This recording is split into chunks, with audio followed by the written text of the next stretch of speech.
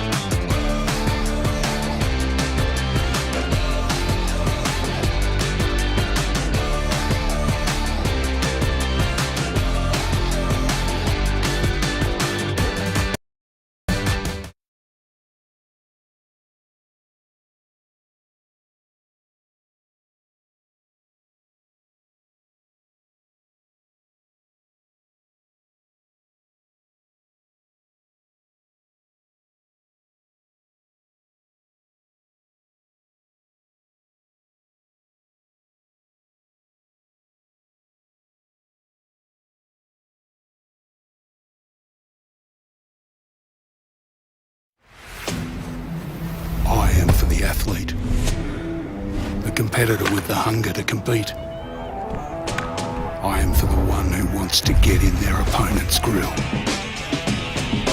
I am the one who brings you the science.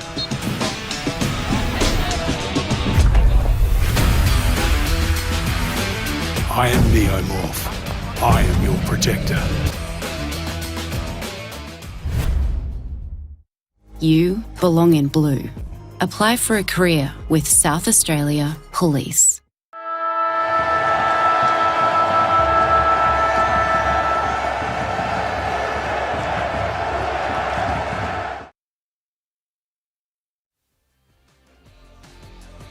St Mary's Park. It is a beautiful day for footy. We are, of course, here for all the grand final action, starting now with the Division 2 Women's Grand Final. I'm Beck. I've got Dinez alongside me in the box. Good morning, Dinez. Good morning, Beck. It's Great weather today, and I'm very excited for the game to come. Yeah, we were just out there before. I needed to come back in here, put on some sunscreen because it's getting a bit hot out there. Yeah, it sure is. The sun is shining. Yeah, it is an absolutely beautiful day for footy. We are just looking at the presentation from the Reserves Grand Final, but what we are here for is Hectorville and Happy Valley in this Grand Final. So exciting times for both teams. Now, if we just have a look to the ladder for this season, Happy Valley, of course, finishing top of the ladder with 13 wins after all was said and done, one loss. So Hectorville finishing second as well. So we are, of course, seeing the top two in the grand final. Probably makes sense for how the season went, Dinez. Yes, it sure does. Both teams have done a great job to be here. Now, if we look at how Hectorville got here, well, they had a bit of a slower start to the season, winning just 2 of their first 5 games. But after that, they got themselves into gear and only dropped 1 game after that, and then really hit their straps in the final series. Of course, they defeated Happy Valley for the first time in that qualifying final to get themselves into the grand final. So a bit of a slower start, but they're in absolutely ripping form heading into the big day. We'll have a little bit of a look at Happy Valley's season now with you, Dinez. Yes, well, Happy Valley ended top on the ladder, entered the finals with 11 wins, but actually lost to Hectorville by 24. Then they went on to defeat Hope Valley last week by 44 points and have now ended up at the grand final, having a very strong game last week. Will be very interesting to see how this game goes. Yeah, it absolutely will, and I think they probably earned some respect back last week with that 44-point win. Now we're just seeing Hectorville enter the ground. I think they'd be very excited because a lot of their teammates just won the grand final in the reserves. We can see what's happening out there, Dinez. It's all very exciting for them. Yes, definitely. Their fans are definitely loving this moment and will be very eager to watch the next game. Yeah, and I think that'll give them some good inspiration. Seeing their teammates there just won a grand final, give them some motivation to win one themselves. Yes, definitely. I can imagine that the vibes are high and the energy levels would be through the roof. Now I can just see Happy Valley here setting up their banner. Now they've got Go Vikings, accountable, relentless and united. There's some good values to have as a team, don't you reckon? Yeah, definitely. Quite inspiring there for them. Yeah, and there's nothing that I love more than a handmade banner. You can see that, everyone's put their time and effort into that. Yeah, definitely. It just shows the hard work that goes on behind the scenes from the club itself. Yeah, so here they go now, and all that hard work just goes to waste. They just straight through the banner there. But that's all right, it's done its job. And see that bright yellow of Happy Valley out on the field. Yeah, definitely. Unmissable right now. And I like the support that they've had around their group as well. It looks like they've got a young mascot out there as well, running with the group, a younger girl out on the field there as well. So that's really nice to see as well. Yeah, definitely. Involving other club members would be lovely for them.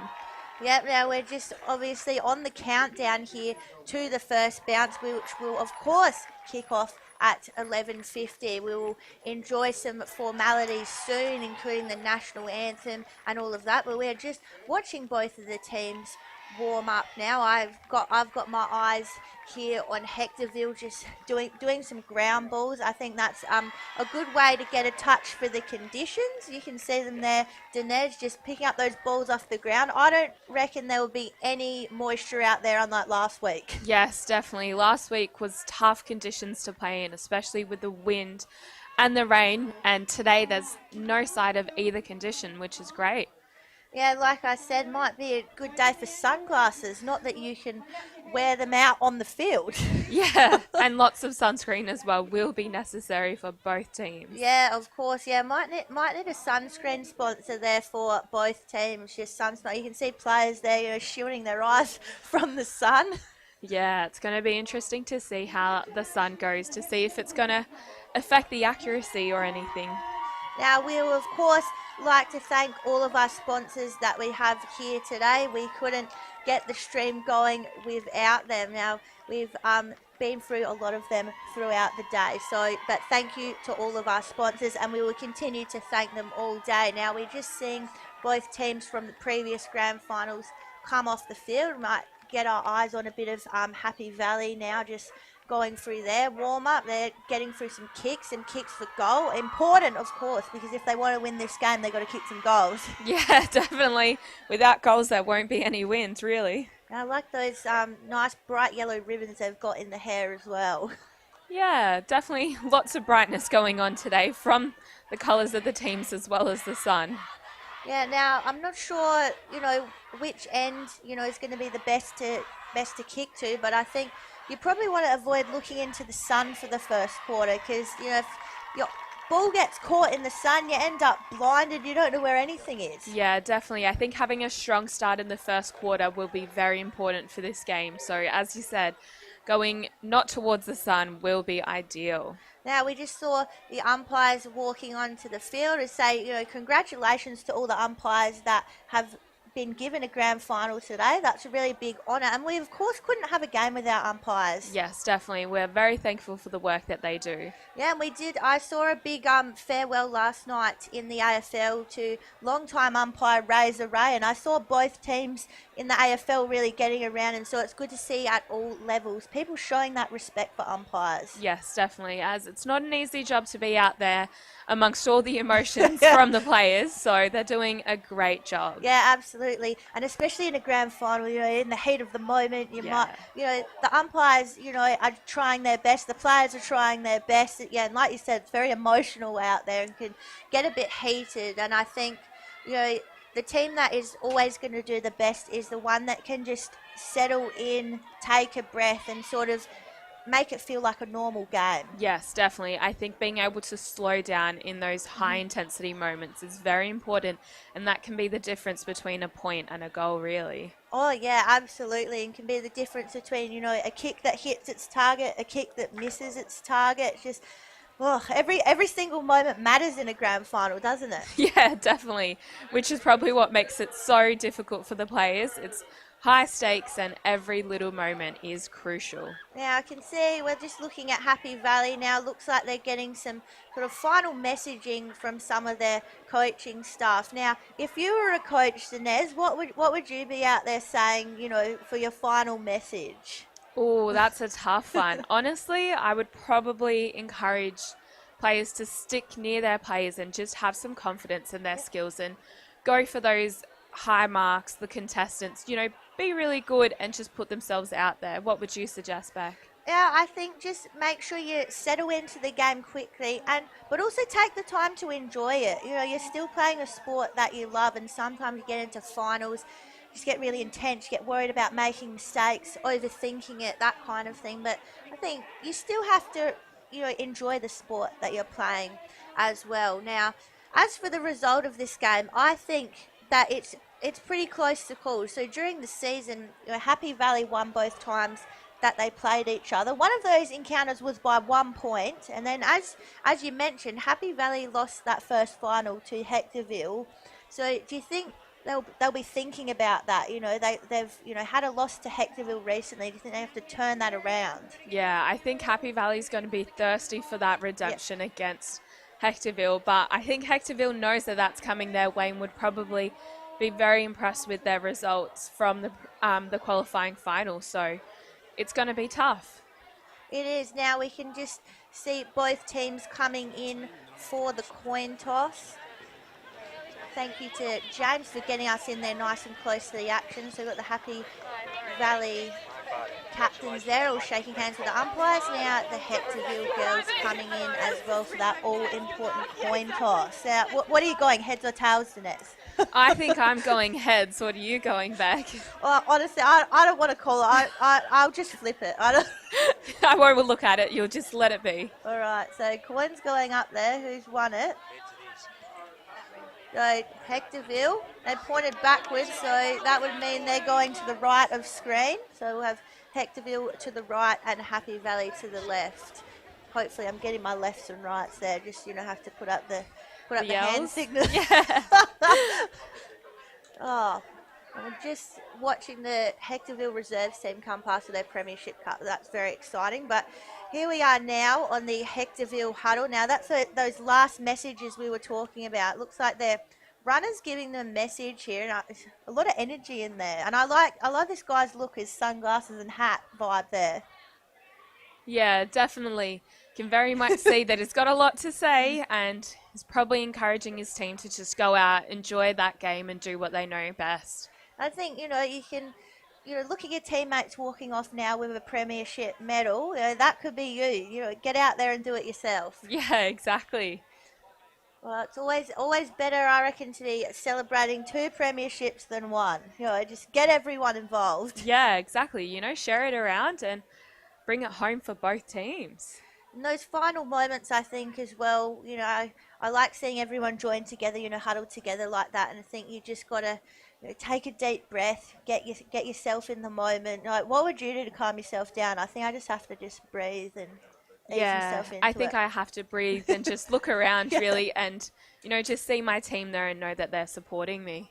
Yeah, that's it. And I think that is very important as well, knowing that your teammates are there for you for that whole game. So now we're moving over to the Happy Valley huddle, and same thing, coming in really nice, tight and close. I think that's always the best way to start a game, supporting each other, everyone's there for you. I think in that Happy Valley huddle they'll be saying, forget about that first final where we lost to Hector, before we can do it again. Yes, definitely. Would just be emphasising that they are worthy of this grand final game, and that it's an even start. Yeah, and as we said, it is the top 2 teams that we've got here. This is the best of the best for Division 2. So I think we are going to see an epic encounter today. Yes, definitely. It's the best of the best in, as you said, Division 2. So it's going to be a great game, but also a tough game.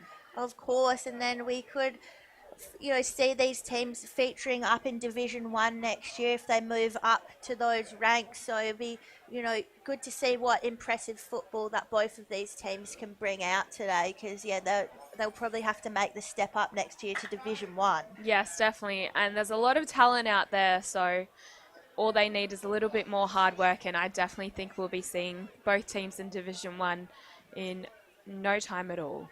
Now we're just seeing both teams move into formation here. We'll have the national anthem and all the formalities coming through, so we will just wait for that to come through. Just waiting for Happy Valley to join Hectorville in line. Always like seeing the teams lined up like that. Very professional. Definitely. And it's always the straight line. It's amazing. So we'll go out to the on-field presentation. Welcome you to the Women's Division 2 Grand Final between Hectorville and Happy Valley here at the wonderful St Mary's Park. Congratulations to Hayley Tahani from Hope Valley from topping the table with 48 goals to win the division leading goal kicker award. We also must extend our congratulations to Hayley, who won the Catherine Mulvihill Medal in the women's medal count with 16 votes. The Adelaide Footy League would like to present its partners for the support during the 2024 season. Principal partner, Channel 9 Adelaide. Platinum partner, Born to Build. Major partners in West End, Sharon, the Police Credit Union, Breakthrough Mental Health and the South Australian Police Force.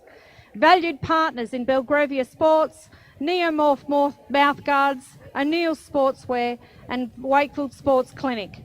The Adelaide Footy League is strengthening footy and strengthening communities through footy. If able, please join the players, the coaches and the wonderful umpires officiating this match this afternoon as we stand for the Australian National Anthem.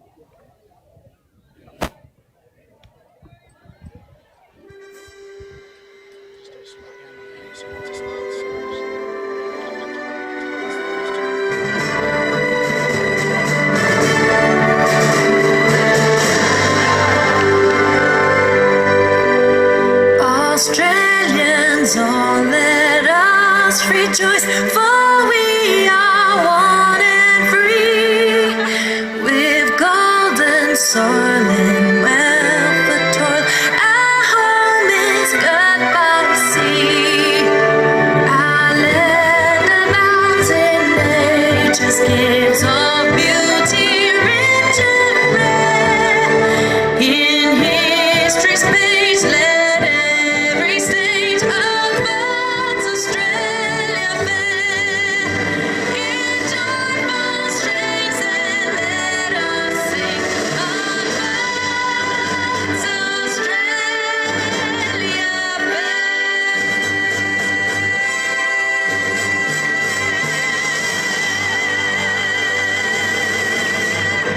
Get ready for a cracking game of football. Let's get it on.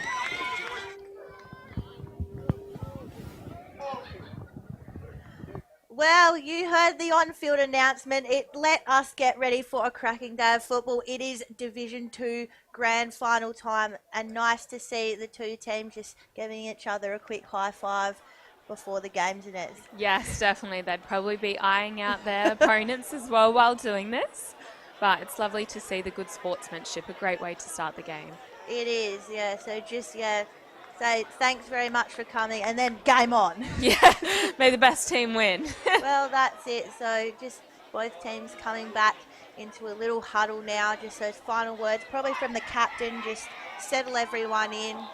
Now Hectorville bursting out, going into their position. Same for Happy Valley. So as we said during the coin toss, Hectorville will kick to the right of screen, Happy Valley to the left. So I think what I like seeing is, all the forwards and defenders coming together and sorting up who's going to match up on who, because you don't want someone really short on someone really tall, vice versa. Yeah, definitely. Have to play it strategic in these moments. Yeah. Well, just, sort out who everyone's on, make sure everyone's in the right place. And as he said, it's usually the team that can settle into a grand final the quickest that will do well. But we are ready to go here. Division 2 Women's Grand Final. Hectorville, Happy Valley. Who's going to take this one out? Obviously, the record for the season was Happy Valley with 2 during the season, but Hectorville came into the finals absolutely flying. It is anyone's game here this afternoon. Got Beck and Dinez here to take you through all of the action. A little bit of a countdown happening here, I think. Definitely works to build the suspense. It might be a long 43 seconds. It's all right. Just finishing off here. But everyone just adjusting to their positions. Taking the last few deep breaths. That's it. Just a few more seconds to settle in. We'll see all of the scoreboard action on that Sportal scoreboard. And look at these fans here, just ready to cheer on Hectorville. They've made those themselves. Umpire just resting that arm a bit now. I think he's got a few extra seconds to wait for the start of the game. I think I'd be getting more nervous, just the extra little bit of a wait here. Yeah, definitely. Definitely builds the nerves much more. See the Viking hat here. It's a Happy Valley supporter. Of course, their mascot is the Viking, which Hectorville's the Hounds. Who I don't know who's going to win in a fight between a Viking and a Hound. Yeah, I'm not too sure there. Might be one worthwhile seeing. It might be. I think we're just waiting for the scoreboard and things to get into action here. We are apparently down to 18 seconds, so might see some girls just doing a bit of a move around here, just keep themselves nice and warmed up. Yeah, we can also see some team members cheering and clapping, trying to get their team excited and ready for this game.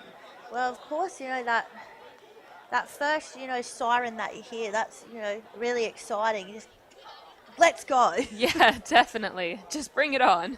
Well, which is, I think, what they'd be saying now. We might be having a little bit of a delay just as all the technology at the ground gets in order, but that's okay. Yeah, okay. happens everywhere. No, we'll get it sorted there, of course, on that beautiful Sportal scoreboard. Now, if you're just tuning in, we are here for the Division 2 Women's Grand Final. It is Hectorville and Happy Valley. Got Beck and Dinez with you. Now you know what's going on. We're ready to start this grand final any second now. Now, if you're wondering how the season went, Happy Valley finished in first, Hectorville in second. We've got a top 2 clash here, and maybe they're just building the anticipation. Yeah, definitely. I think they're building the suspense here. Definitely wouldn't want to be on the field with this pause. It would be killing me inside. Just waiting for things to settle in here. We can see the Happy Valley bench. Now, I can see a player there wearing zinc cream, and I think that is very sun smart and very responsible. Yes, definitely. You do not want to get burnt in these conditions. And staying hydrated is also going to be very important. Now, that is very true because you play a winter sport, you're used to playing in those sort of colder conditions. A day like this can take you by surprise. Yeah, definitely. You know, you get used to the rain and the wind, and here we are with no rain or wind in sight. Touch wood, don't want to jinx it because the conditions are prime. I don't reckon you can jinx it because I can't see any clouds for as far as I can see. That is true. That is true. The sky is very blue. Oh, it is a delicious day for footy. There's that siren that we have been waiting for. Let's build ourselves all up again for the start of this Women's Division 2 Grand Final. Hectorville, Happy Valley, ready to go at it. First, ball up, let's go. No real advantage in that first setup, but there was a free kick pulled out by the umpire, which will go the way of Hectorville. They'll look to go forward straight away. Kick into the pack, ball spills out the back, looking for it was Cowpit for Happy Valley. Little handball just pops out the side for Hectorville. Oh, great dodging and diving in there from Elkie Cameron. The quick kick comes back the way of Happy Valley. Oh, great twisting there from McCormack for Hectorville. She gets the kick out, but it's all yellow jumpers there with Groth. Groth sends it long for Happy Valley. Getting a hand to it was Kennedy. Couldn't get it cleanly, and they're coming back through the middle, the Hectorville Hounds. Another quick handball from Tess McCormack, the captain. Leading well straight away, but it's Happy Valley again in possession. Kick partially smothered of Johnson's. Coming through again was Groth with the punch through. Trying to get hands to it, Bungie. Just no one able to push through at the moment, Dinez. Real hot hands, a lot of tackles. Yes, definitely. It's been a very tough start. You know, players everywhere and really working well to get that ball in their possession. Yeah, that's it. So kick comes out nice and wide now, out to this commentary wing. Hectorville have got space. Kick comes off the boot. It's going to stay in, which will work well for Hectorville, but working better by hands was Happy Valley. Shunshaw gets the kick out. It's pushed as she kicked it. No clean possession here. Bungie goes the bounce. Dispossessed. The ball's just dropped down. No good possession to come here. Was that in the back? Umpire said play on. Just letting it go. Something you can often see in the grand final. Just trying to let that free play go. Now Hectorville trying to go through the middle through Venn. Venn sends it inside 50. Just dropped there in the forward line. That could have been our first shot on goal that we saw. Pressure now, Happy Valley. They're up to the task. There's a free kick for in the back going the way of Hectorville. Yeah, it's going to be a very good opportunity for them if they can play it strategically. Yep, so the kick came out from Egan. Egan kicks it over the head of Whitaker. The ball's just going to almost bounce out. No, it's not. So Whitaker, Soccer's off the ground. She's going to get it through. Bang! That is a goal straight away. Hectorville. Looks like it was Katie Whitaker with a nice little soccer goal through. Yeah, it definitely worked in their favour and has been a good start. 2 minutes, just under 3 minutes in with Hectorville's first goal. Now, that was all very exciting. We just seen the quick replay here, and yeah, it was just Whitaker used her body well. Second, third efforts. That's something out of the Matildas at the World Cup, Dinesh. Yeah, it sure is. But here we are at Footy watching it also. Right, so well done there. I reckon I'll be putting that in the highlights reel for myself there for Katie Whitaker. She gets the first goal of the game. Now we're back in the centre. Now, do you think Happy Valley going to respond here? I do. I think the pressure's going to build even stronger, and I'd dare to say that Happy Valley will get their next goal quite shortly. Oh, making a big call here to dance. Don't mind it. Yeah, we'll see how it goes. And we can see that the players are trying to get the ball in their possession. There's very much a big pack. Happy Valley attempting to kick it out, smothered there. The ball currently... Quick handballs, getting it off the ground. Hectorville are trying to turn this back into their possession. Here we go with a good opportunity to enter forward 50. Just goes out. Yep, so that'll be last touch free kick going the way of Paige Corbett for Happy Valley. Now she's got to settle her defence here. They've been under pressure in the last minute or so. It's a beautiful looking kick. She was looking for Shunsala. Couldn't quite get it. Now the ball's with Bentley. Oh, still in dispute. Egan wrapped up in a tackle. She wasn't getting out of that tackle from Micaiah Willis. So umpire will throw it up. We're just outside the Hectorville 50. Hectorville, of course, leading 1 goal straight. Happy Valley yet to score. Almost marked to Polly Turner. So the kick down towards Happy Valley's end goes from Hope Taylor. Hope Taylor, of course, looking for Georgia Hooper, one of their big targets up forward for Happy Valley. It's all in dispute now. Hooper in that pack as well. We can see the players moving towards that side of the field, trying to build that pressure and make sure that they can get the ball in their possession, really. Yeah, absolutely, Dinez. You could see, when Happy Valley got that quick kick out, that all their players were ready and all pushed down to their 50, which they need that support. Yes, definitely. It's not a one-man show. It's teamwork here, and we're seeing lots of that today. Yeah, absolutely. And just not able to get it out of this stoppage footy at the moment. We might have just crept in or maybe just outside the Happy Valley 50. They probably haven't got a true inside 50 as yet. That's a great tackle from Sandy Groth. She's wrapped up her opponent, just trying to lock it in that Happy Valley half. Good tap work there from both rucks. No real advantage. Shunsella doing her best to get that tap out, but I think both the rucks seem pretty evenly matched. Yeah, definitely. And we can see that with them struggling to get it out of this pack.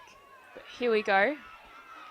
Yep, so Happy Valley now, kicks coming off of Pay, but only as far as the defence. So Hectorville defence really been tested for the first time. They've managed to stand up. The kick came out, just dropped a little bit there by Shunsella, but they're still in possession. Happy Valley, kick comes in. Looking for Hooper, just got a bit caught behind. Now again, that Hectorville defence under the pump, but they've got numbers here. McCormack gets the handball out. Smart play there by Christensen, just kept it moving forward, but Happy Valley, they were onto it, managed to turn it over, and now they've got a mark inside 50.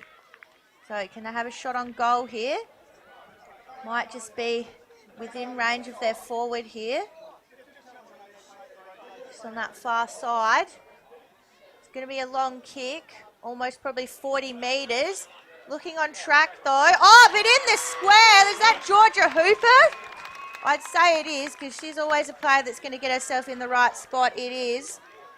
Georgia Hooper, she's played 7 games for the Vikings this season for 11 goals. I don't think she's going to miss from here. Yeah, I don't think so. No, Georgia Hooper goes absolutely bang. So she gets the first one for Happy Valley to even things up here in the Division 2 Grand Final. So 1 goal apiece here. So 1 goal to Hooper for Happy Valley, 1 goal to Katie Whitaker. And we'll just see that here again. And I think it was the mark that really made that. She's got herself in the right spot. Nice strong chest mark. Yes, definitely. It was beautifully marked and played quite strategically. That kick went perfectly to Georgia Hooper, and it's worked in their favour. Their teamwork has been a great way for them to level out the scores.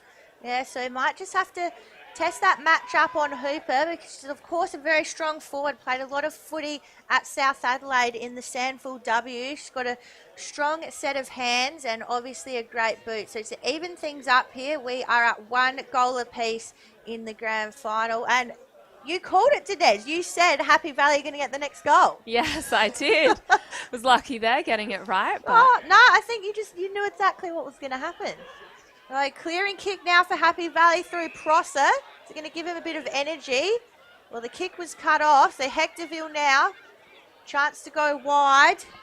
Looking for a mark from Roberts, but great defensive work by Bungie.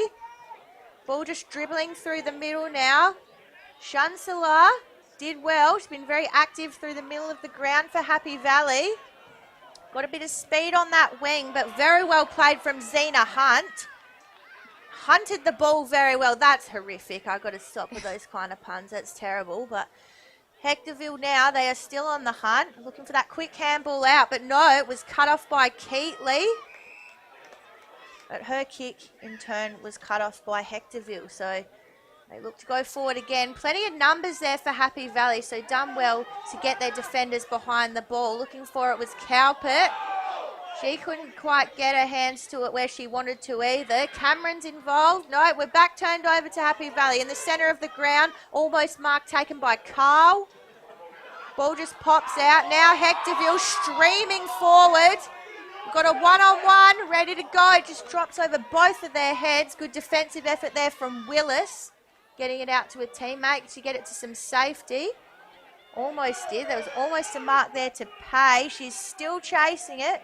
Might just want to seek the boundary for some safety, and she does. So, just a bit of back and forth there. Yeah, that was tough. It went from one side to the other side. It's definitely good play from both teams, working very hard to just turn it around and hold on to that possession. Yeah, absolutely. So Chancellor comes in, starting to get on top maybe a little bit in the ruck for Happy Valley. But another stoppage, but far half forward flank. Again, Chancellor gets the hand out to Bungie. Bungie kicks long. Got two players there, just needed to put on a bit of shepherd. They managed to get it to Ivett. Ball just quickly spilling out the front. And they get that kick away forward. There's Hooper again, getting herself to the front. Just turns her player inside out. Now all on her own back there. She's got Joswa. Going to be under the pump now as the defence. She gets the kick off the boot. Oh, and it's just going to go through for a behind. Now, that was really dangerous. Yeah, it definitely was. And we saw players try and get there, but she was already there. No, that's it. And Riley Joswood is all on her own in that 50, so maybe Hectorville just need to tighten up that defence a little bit. Yeah, definitely. I think it will be crucial, as a moment like that repeated could be the difference of a goal. No, that's absolutely it. So, Happy Valley, though, now, they're in the lead by a point, and they're looking to go back inside 50. Chancellor was almost dispossessed, but just made it look all too easy. They got numbers out of the back, Happy Valley. This is all very dangerous. Quick handball coming out the back now. The pressure is on for Hectorville defence. There's the kick again, and bang, straight into the hands of Georgia Hooper again. Yeah, she's been great in this game, and we can see that she's very good with what she does. And just a very strong target. You can see they're always looking to kick to her when they go inside 50. Yes, definitely. You can see that her team does trust her, and I'm sure that she won't prove us wrong. Well, she's already kicked one for the day. Georgia Hooper on a bit more of an angle this time. She kicked from maybe about 25 metres out, and she's put that straight through. She's celebrating. All her teammates are getting around her. That is 2 from 2 by Georgia Hooper for the Happy Valley Vikings. They move to 2-1-13. Hectorville 1 straight 6, and we're about 12 and a half minutes into this quarter. Yeah, definitely. She's been a very strong player, and I think you're right with what you said of earlier of trying to adjust the matchup to Hooper, as it is going to be crucial for Hectorville. Yeah, maybe just need to put a bit more pressure on here in there. We can see some more Vikings have joined the pack here in the crowd. Very good to see. I think they'd be up and about seeing Georgia Hooper kick 2 from 2. Yeah, definitely. The Vikings are here to support, and we can see that that support's working with that ball going into the forward 50.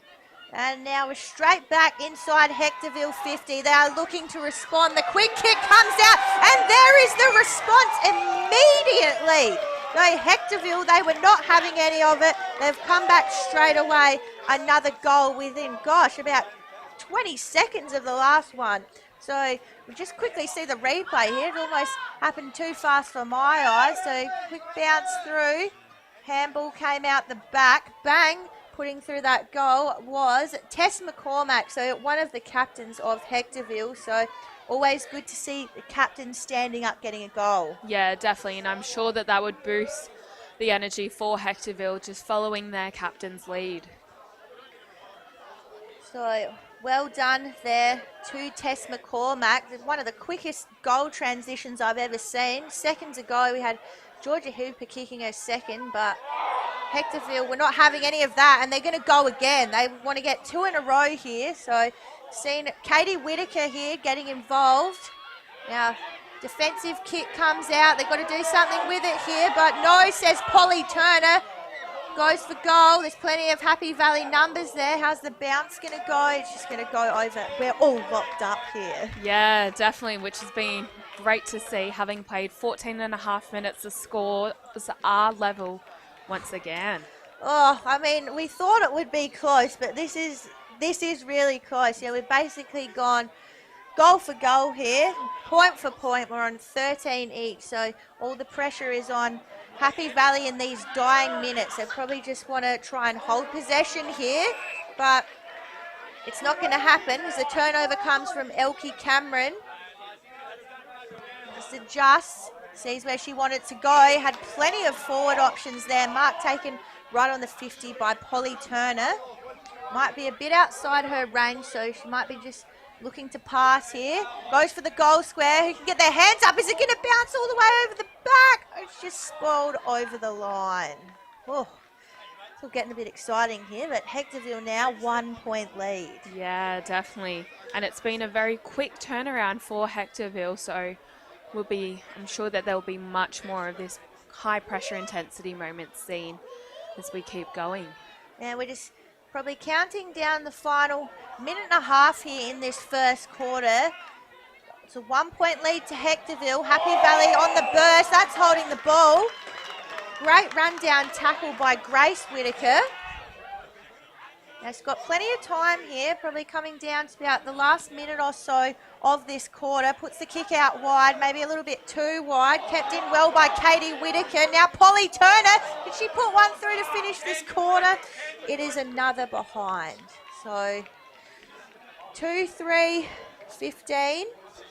Plays 2-1, 13. And if that one went through for a goal, that would have just been a real clutch moment towards the end of the quarter. Yeah, definitely. I think players were feeling probably a bit stressed and heated in that moment.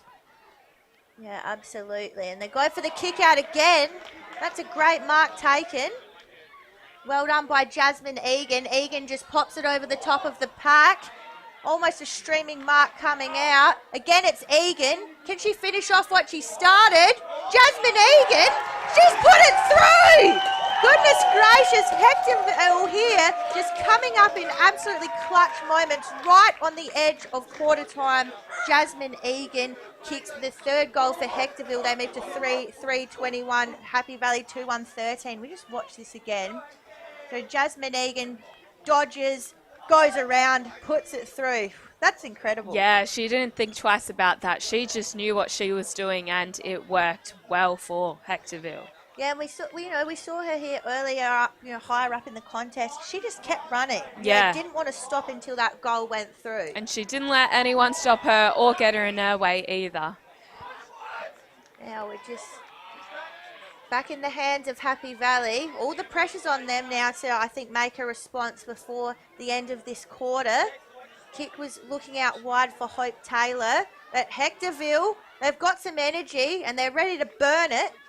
Yeah, definitely. I think Hectorville are looking to just keep going, but Happy Valley will need to respond with a quick turnaround. Yeah, it just feels like Hectorville got the momentum, and when they get it, they're just sprinting. Yeah, definitely. They're keen to hold on to that ball and just get it in their possession. Yeah, see, look at them go again, just absolutely streaming into the 50, looking for the mark there. No mark able to be taken by Grace Mulverhill, but providing a good target. So ball goes up, about 40 metres out from the Hectorville goal. Can they put another one on just to finish off this quarter? Ball still in dispute. That was a little bit too high. And we can see lots of players around this player. That's it. I think probably Happy Valley put some extra numbers back. Oh, over the top. Can they get another one? Socket off the ground. Not to be from Elkie Cameron. Nearly saw another soccer goal there. Yeah, definitely. It was almost the right principle that started off the game, but not quite. Oh, so the shots keep coming for Hectorville. 3 goals for, so 7 shots at goal in this quarter. That's huge. Yeah, definitely. That's massive. Oh, they're looking to go for it again. They're doing really well. They've done really well to lock it in their 50 when Happy Valley have had their kick out. So here they go again. They just cutting it off every time. That hit a little bit too high against Eliza Fenton. They're very much quick to keep it in their half of the field and not let it really move out of that. Oh, that's bang on, Dinez. Like, just so much pressure. Like, they don't want to let it out. They want to keep it down their end and keep getting those scores. Yeah, definitely. They're not in it to risk it. They're willing to just keep it safe in their 50s. And you know, that's what's going to work for them, because we've seen both times it's gone down Happy Valley's 50s. We've got those 2 goals to Georgia Hooper. So if they can keep it, you know, in their forward half, that's obviously going to be to their advantage. And here we go, quarter time. So what an absolute crazy first quarter we've seen. Hectorville 3-4-22 leading Happy Valley 2-1-13. And yeah, what a quarter, Dinez. Yeah, definitely. We saw lots of quick turnarounds, and I'm sure that we'll see more of them to come. Yep, so we will be back with all the second quarter action after this break.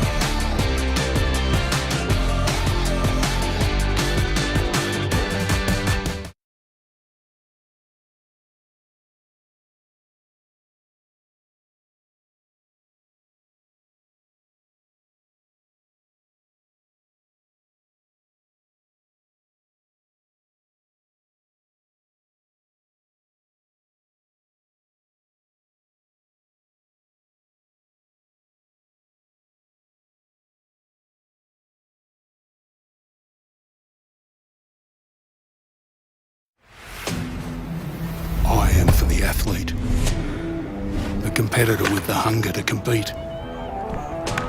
I am for the one who wants to get in their opponent's grill. I am the one who brings you the science.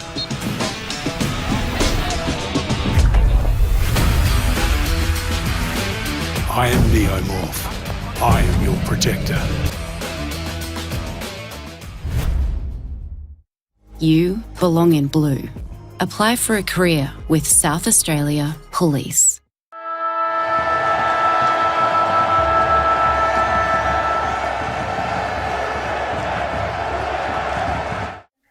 Welcome back to the Division 2 Women's Grand Final between Hectorville and Happy Valley. We've just seen an intense first quarter times for Hectorville 3-4-22, Happy Valley 2-1-13, with goals from Hectorville to Katie Whitaker, Tess McCormack and Jasmine Egan. On the Happy Valley side, 2 really strong goals to Georgia Hooper. Now, we saw the last probably 7 to 8 minutes of that quarter really dominated by Hectorville.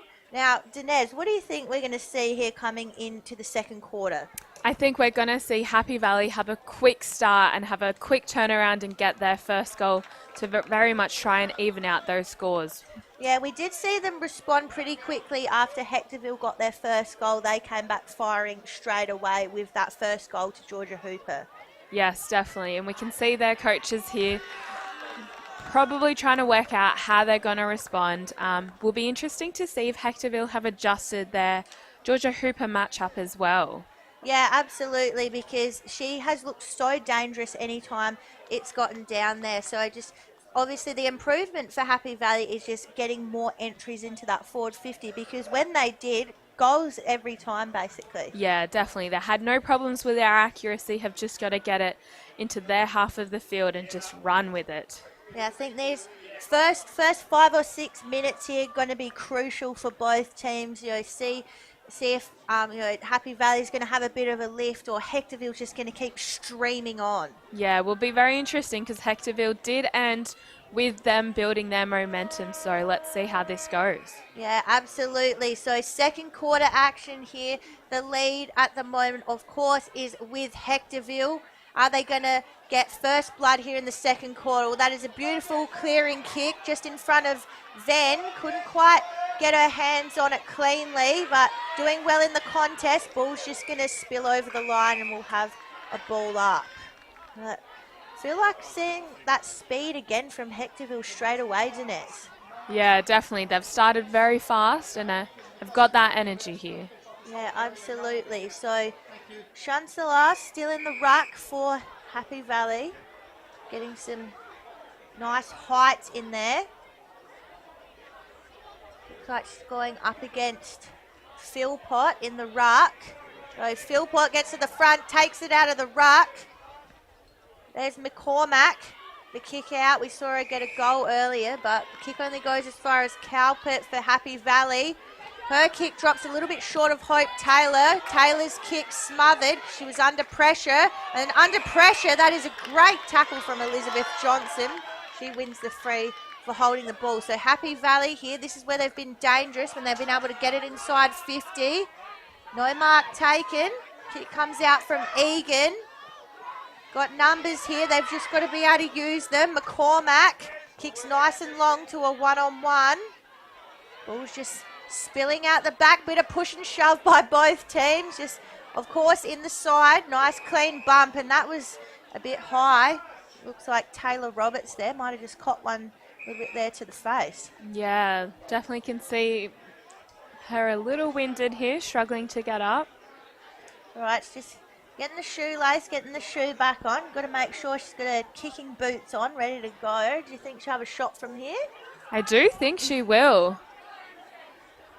Looks like they're talking a bit of strategy, so we will see what she decides to do. So Taylor Roberts, so won a free kick here for too high. Just a little bit of an awkward defensive move there in the contest. So Taylor Roberts winds herself up. It's going to take a long kick, but that is a beautiful kick. Might just be touched through. We're on the goal line here. Trying to spill it over. Ball is still very much alive. Pressure is all on Happy Valley defence. Kick comes out very high. Nice ball came from Cole. But here Happy Valley go. This is more their style of football. Great hands by Taylor. Taylor can have a look now. She's got that kick in the centre. It's going to have to be precision. It pretty much is. Abby Pay now taking on Elkie Cameron. Who's going to win that one? It's holding the ball. Now, we saw this last week. Umpire's very hot on holding the ball. Yeah, definitely. And it does affect the play, but with them staying consistent, it's even for both. Oh, absolutely. So, straight into the 50. Here's Hooper lurking around the pack. But that was too high against Hectorville. The play on straight away. Now, this is where they have looked so dangerous with that play on football. Happy Valley have got the numbers here, but ball just spills past everyone. It still is. No one can get clean contact on the ball. Going in again is Roberts. Roberts just jostling for position there against Bungie. Happy Valley came out a little bit stronger, but goes straight into the hands of Philpott. Philpott, she's got a paddock to run into. She goes in long, and that is the perfect kick. And that play from Hectorville was just beautiful. Yeah, definitely. They worked to build their momentum and get it to their side of the 50. Yeah, so it went into Mulverhill. Mulverhill did the quick kick off to Elkie Cameron. So it looked like Elkie was in a bit better of a position. Elkie Cameron have a shot on goal. There's a Hectorville junior, plays in the SA under-16s side, but that one's just sprayed a little bit to the left. So first score of the quarter, though, goes the way of Hectorville. They move to 3-5-23. Got a 10-point lead now on Happy Valley 2-1-13.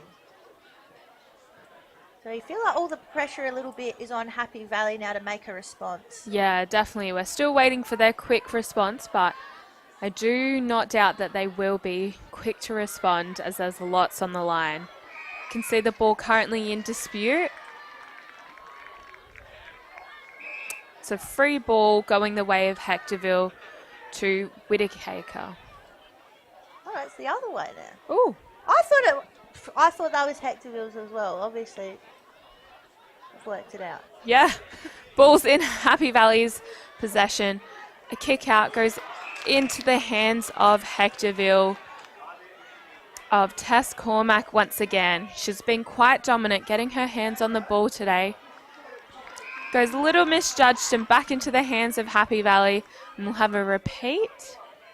Goes for a quick little kick to Johnson. Johnson takes her time a little, weighs up her options, decides to go a bit down the line. Lots of hands go in the air, but just spills out of the boundary. Almost out the front of the commentating. Well, it's always good to have the action right here where we can see it, Danette. Yes, definitely. It's great to have the action in front of us and not on the other side. Can see the ball coming back in. Both ruckmans quite dominant. Happy Valley grabbing hands on that ball quickly and getting it into the forward 50. Looking for some players there, but Hectorville intercept with Happy Valley back in control. Hooper going for a kick and delivering. Georgia Hooper for a third goal of the day. And we just saw her there all on her own in the goal square. She just got that ball in her hand. She was never going to miss it from there. Yeah, definitely. And once again, it was just her. And she was there at the right time and just did what she does best. Yeah, and she saw she got that little bit of a smother there on the kick. Played it well with Nikita Shunsala. Got herself free in the goal square. And Georgia Hooper is going to make you pay if you leave her all alone like that. Yes, definitely. And she very much did, bringing the scores to 23-19 with Hectorville holding on to their lead. Just 4 points in it now, though. Just feel a little bit more tension in this game now, Danette. Yeah, definitely. The pressure's building. Now we'll see which team is going to respond here. We've almost seen, the teams going a bit goal for goal. And point for point, so. Yeah, true that.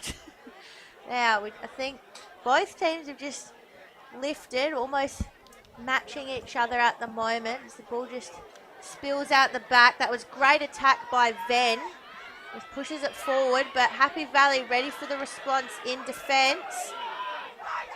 A lot more attacking in the last 5 minutes or so. There they go. Going in strong with her head there was Hope Taylor. She won the free. Players wanted 25, and that is 25. You have to give the ball back. And players should unfortunately know that, especially in a final. You just have to give it back to the player whose free it is. Yes, definitely. Don't want to be messing around with such high stakes here. Yeah, absolutely. So Hope Taylor from 50 metres just pops it out in front of Hooper. Hooper tried for it on the second grab, just couldn't quite get it. All the pressure now on Ferrari. She sends it long and high in the direction of Cameron. Push out there was against Cameron. And you just got to, you've got to make sure you're facing the ball in those situations. As soon as you take the eye off the ball, umpire's going to pay the free the other way. So now it's Zena Hunt. Making a little bit of an assessment. Goes down the line. That's a precision kick to Cameron. Cameron, we've been seeing a lot of her in the last few minutes. Oh, free kick goes the other way. Oh, it must have gone out of bounds. So just gone over the line. Yes. Hope Valley, Happy Valley bringing it in, going into their forward 50, but Hectorville just intercepting and doing quick handball there with a quick kick out. Looks like it may have gone out once again on that same far boundary. Ball comes back in and for a quick mark there, taken by Hectorville. Just trying to clear it out of that forward 50 here. So trying to get numbers round on the ball for support, Hectorville. Grace Mulverhill was under pressure. Always see her at the bottom of the pack. Set up now for the tap, just right at the top of the Happy Valley 50. This is where they've been dangerous all afternoon when they've been able to trap it in and score. Both players just bustling for position. The quick handball comes out the back for Hectorville. Kick comes out from Roberts.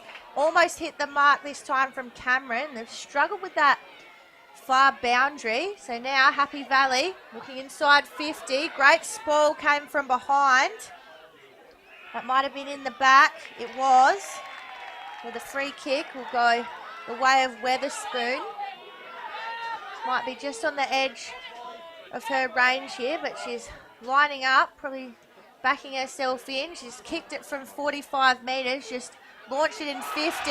Hooper yet again, and the players claiming touch here, but Hooper, she's walking straight back and says, no, this is my mark, my goal. Yeah, Hooper knew what she was doing, and we just saw great strategic play there, just setting it into the hands of Georgia Hooper. She's so dangerous. And there she goes. Believe it or not, that is 4 goals from 4 by Georgia Hooper. No other Happy Valley player has scored a goal today, but one for Hooper is one for the team as well. So she's got 4, 1-25. They have taken the lead from Hectorville by 2 points. They're on 3-5-23. And something's got to be done about Hooper. Yes, because she is dangerously good right now. Just absolutely dominating there in the 50. So Happy Valley feels like they maybe just got the edge. Yeah, and it's their first lead for the whole game, really. Just good to see them take control. Who's going to take control of this next passage of play? We've seen Hectorville come absolutely bursting out of the blocks and respond when they need to, but the response this time is coming from Happy Valley. Hope Taylor sends it straight back into Hooper. Hooper's strength. She's got herself all on her own again. She's just got to pick up that ball off the ground. Georgia Hooper, can you believe it? That is her 5th goal in a half of footy for this grand final, and she is just having an absolute day out down there. She sure is. That was 2 goals in less than a minute. That's talent when I see it. Just watch how it all happened. That kick came in from Taylor. The strength of Hooper there just to stand up in the competition.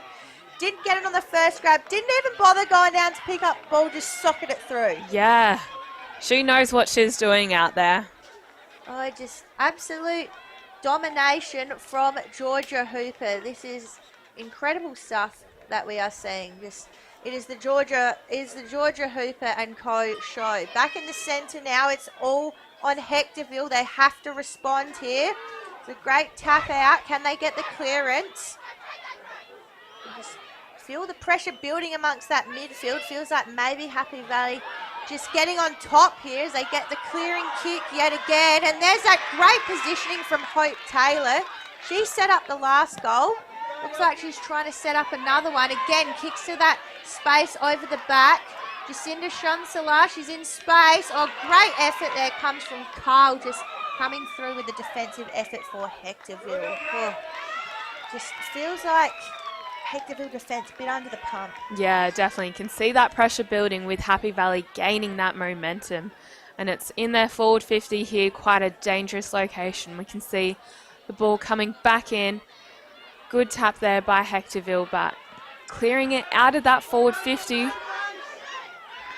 and goes into the hands of Jozawa of Happy Valley, who sets it back into that forward 50. 2 hands go up from both teams there. So now Happy Valley just feels like they're getting on top here. All the balls with them trapped in their 50. We said they played their best footy when they allow it in, but here comes the response from Cameron. Cameron goes through the middle. That is a beautifully weighted kick straight into the hands of McCormack. McCormack hands it back off to Cameron. She is everywhere at the moment. Pops the kick over the back. Almost went straight into the hands of Zoe McCormack. Couldn't quite hang on to it, but finally back down in the Hectorville half of things, probably for the first time in this quarter, because it's been all down Happy Valley's end. Yeah, definitely. Happy Valley were quick to respond and just flipped it compared to the first quarter and kept it in their half of the court, or the field, really. Yeah, so all up to Hectorville now to just lock it in their half. They need a score here. They're down by 8 points at the moment.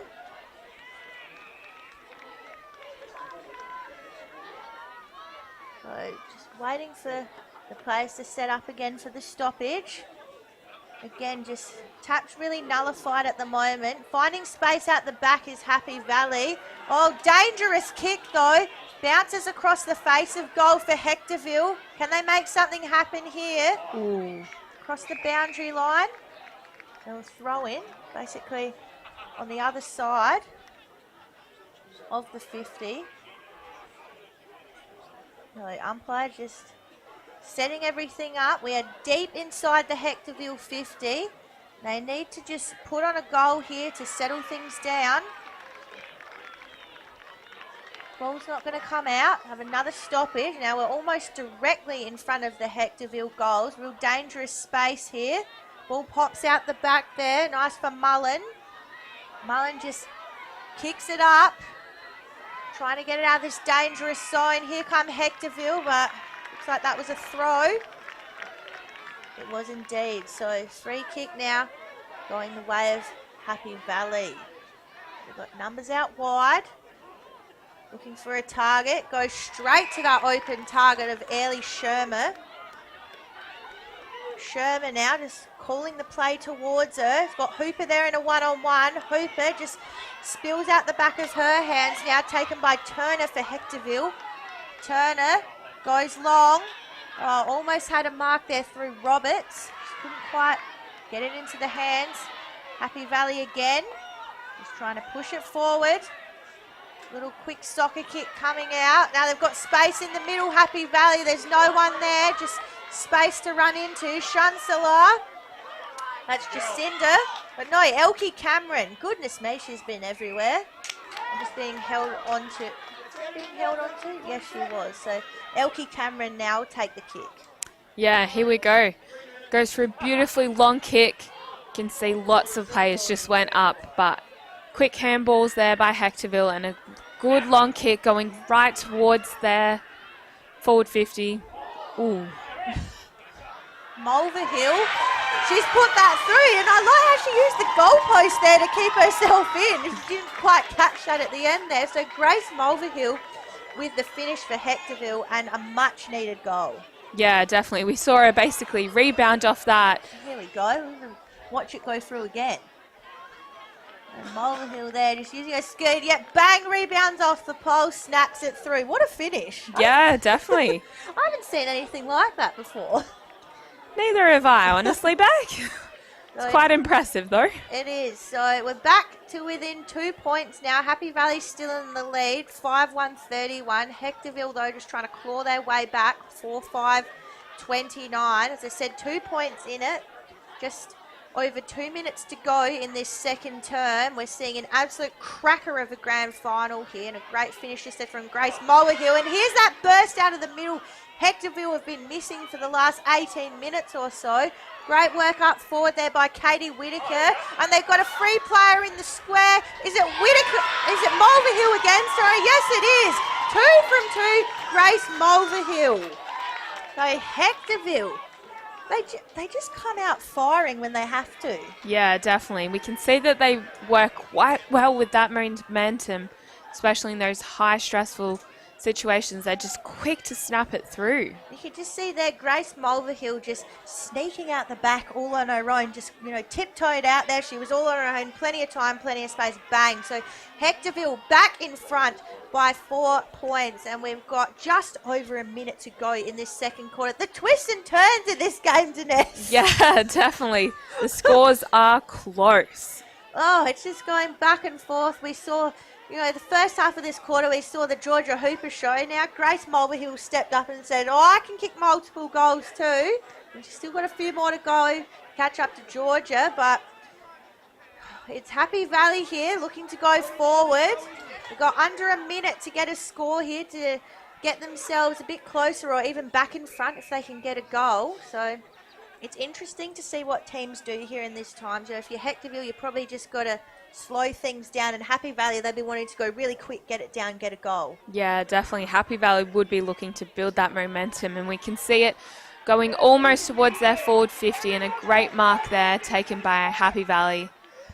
Oh, so not much time to go, but getting herself out the back there was Taylor. Taylor, can she put it through? She goes bang. Hope Taylor has had an absolute perler of a quarter, and she puts one through in the absolute clutch time of this quarter. We are going to see the end of this quarter here, and Happy Valley just getting themselves in front. So we'll see the replay here. Shansalar just pops it over. Hope Taylor gets herself into space, puts it through, and what an absolute finish. So at half time, in the last 20 seconds, Hope Taylor gets Happy Valley back in front 6-1. 137 to Hope Valley 5-5-35. What an end to the quarter. Yeah, definitely. We saw lots of goals that quarter, and the accuracy was amazing. So just 2 points in it. We are going to be back here with all the second half action after these messages.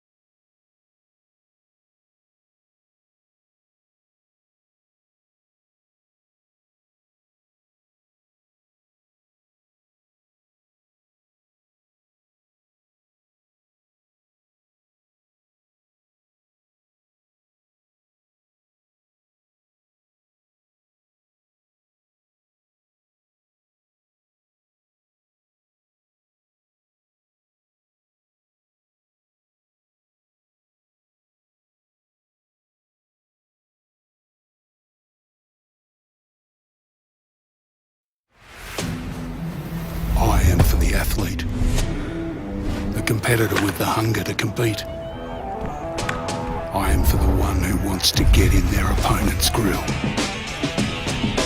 I am the one who brings you the science.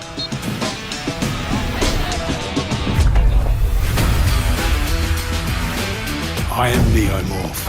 I am your protector. Life is all about having dreams. Maybe you want a brand new car or choose to venture afar. You might meet someone new. And surprise, there's more than two. Life changes. Your home needs to expand.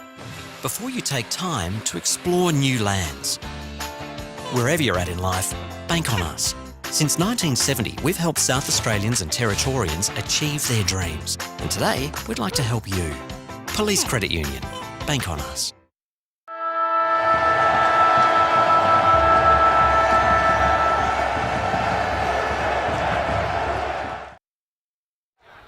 Welcome back to the Division 2 Adelaide Footy League Women's Grand Final between Hectorville and Happy Valley. After an absolutely crazy first half, the scoreboard reads with a 2-point lead to Happy Valley. Now, we saw a whopping 11 goals in the first half. It was incredible. Where did all these goals come from, Dinez? Yes, well, Hectorville had Katie Whittaker, Tess McCormack, Jazz Egan and Grace Mulvihill kicking 2 for their team, with Happy Valley responding with Hooper kicking 5 goals and Hope Taylor with 1 goal. Honestly, that quarter was wild. We just saw so many ups and downs. We were just talking a little bit off air, and it looked like maybe Happy Valley were going to break away when Hooper just started off that second quarter firing. Yeah, definitely. Kind of thought they'd build that momentum and we're going to bring it home from there. But Hectorville were very quick to respond and brought home some quick 2 goals in a row afterwards. And it's very much brought the scores to a 2-point difference entering into the third quarter. Yeah, I think it was Grace Mulvihill really brought them back into that game. She, got that goal where she used the goalpost to keep her in, and then the next one got herself out the back free. And well, the teams are just keen to get started because they're already back out on the field. And I have no idea which way this game's going to go, because we've seen absolute shifts in this game. We've seen periods of domination by both sides. Yes, definitely. I think both teams have been quick to respond, so it's hard to tell at this point. So third quarter gets underway here. Hectorville and Happy Valley, just 2 points separates them at the moment, with Happy Valley in the lead. The kick comes out from Christensen for Hectorville. Ball just spinning around on all sides. Handballing to herself was Roberts. Roberts sends it inside 50 and just popping out the back for the mark. There it was Carl. So Carl sends it into the goal square, and that is a beautiful pair of hands by Grace Whittaker. Oh, see how she came in from the side there and just took it? Yeah, definitely. And it's 30 seconds in and already a good, strong chance at goals. Well, so Grace Whittaker, not much distance and only a little bit of an angle to speak of. We're seeing a little bit of dancing on the mark here as a bit of a distraction. Yeah. See all sorts of things there, but Grace does not let that get to her. Grace Whittaker gets herself on the scoreboard, gets the first of the quarter to Hectorville, and they are back in the lead by 4 points. Hectorville 6-5-41, Happy Valley 6-1-37. And that is just the start that they would have wanted, Dinez. Yes, definitely. We can see them back in front now, so it will be tight. They were very quick to respond and get a hold of that lead. This game has just had so many ups and downs. There's so many stories from this grand final. It's just been an epic encounter already, and we've already seen in the first minute of this game that immediate response come from Hectorville. So we'll be back in the centre now. We expect, again, that reply to come from Happy Valley. They try and push it out of the centre. Here they go. Just those one-on-one contests. Hectorville this time trying to burst through the centre. Ball just pops over the back. Running onto it was Pay from Happy Valley. She swings around, gets it on the boot. pushes over to where Hope Taylor is, but might have just bounced out of bounds, so that'll be a free kick for last touch. But Hope Taylor, she has been a real star for Happy Valley in that first half. Yes, definitely. We've seen her everywhere, and she even brought home a goal for Happy Valley. Oh, that goal in the last, 30 seconds of that second quarter was just great. But Hectorville now on the attack. Got numbers out the back. Working with her hands well, there's Jasmine Egan. But handball couldn't quite find a target, so trying to come back through the middle now, Happy Valley. Running onto it for that was Mullen. Trying to push through is Groff. Again, just using their strength. Got Pay. She sends it forward. Defender held well in front for Hectorville. Now Turner tries to use her speed to move the ball on, but that's a nice solid tackle from Groff. So I think just seeing the teams suss each other out here for the start of the third quarter. Yeah, definitely we have. It's been quite strong tackles as well, with Hope Valley grabbing a hold and clearing it out. Currently running after that ball and grabbing a hold with that ball. Now entering into the forward 50. Georgia Hooper's there trying to grab hold and get out of that pressure. She does a quick kick. Hectorville's there though, trying to usher the ball out. That's going to be a free kick, I reckon, because that came off her boot. No? Okay, it's going to be a throw. I thought Happy Valley might get the free kick there because it came off her boot. Yeah, but here we are with the umpire throwing it in just out the front of the Hope Valley goals, really. High stakes, Georgia Hooper, just a quick kick there. Grabs a hold. Hooper swung around on the boot, coming through the middle. Happy Valley forward, streaming through, but just goes through the wrong side of the post. So it's a behind to Happy Valley. Just crunching down on that lead by Hectorville. It's down to 3 points now. All important kick in now coming from Hectorville. Long and high, a little bit of a pack, but plenty of numbers there. Mark almost taken back Cowpit for Happy Valley. A real desperation here from Hectorville just to get it forward. That's a beautiful kick. Can it go to the advantage? Mulverhill's there. So is Carl. All still involved. Mulverhill just jostling for position. She does well. Mulverhill, she's still there. She's going to have to go again. Bit of a 2-on-1, but just spill over for the stoppage. So we will get a great view of this throw-in just on the centre wing in front of our commentary position here. It's a 3-point lead to Hectorville in a game that has seen about a million lead changes already. I'm just going to go with that. Ball comes in. Contest there will come back. Yep, the ball just dropped a little bit short of the contest, so we're going to throw that one in again. About 5 minutes into this third term. Have another go at this throw in. See the rucks just jostling for position there. And great work in the centre here from Hectorville. This is where they've excelled all day. One-on-one setup, getting out to the side was Carl. The ball going to spill out? No, it's not. She's going to go over the line. So a bit of safety there for both teams. So deep inside Hectorville's 50 now. Do you think they can score out of this? Oh, I'm not sure there. I think Happy Valley's going to be quick to respond and to try and smother that ball and not let it go in. Yeah, they've had their defence has held up pretty well. So we're deep in the pocket now for Hectorville. On out of the ruck, Egan. Egan snaps around. The contest in the goal square, but that's going to be a mark. Hectorville might have had first hand to that, but umpire saw it differently. Now it's going to be a 25. They've got to settle themselves here, Hectorville.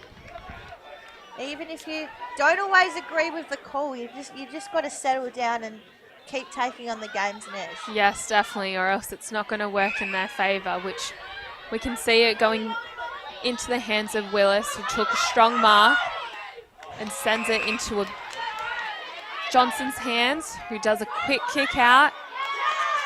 Hectorville quick to turn it around. Turner grabs hold and is just running with that ball and currently unstoppable.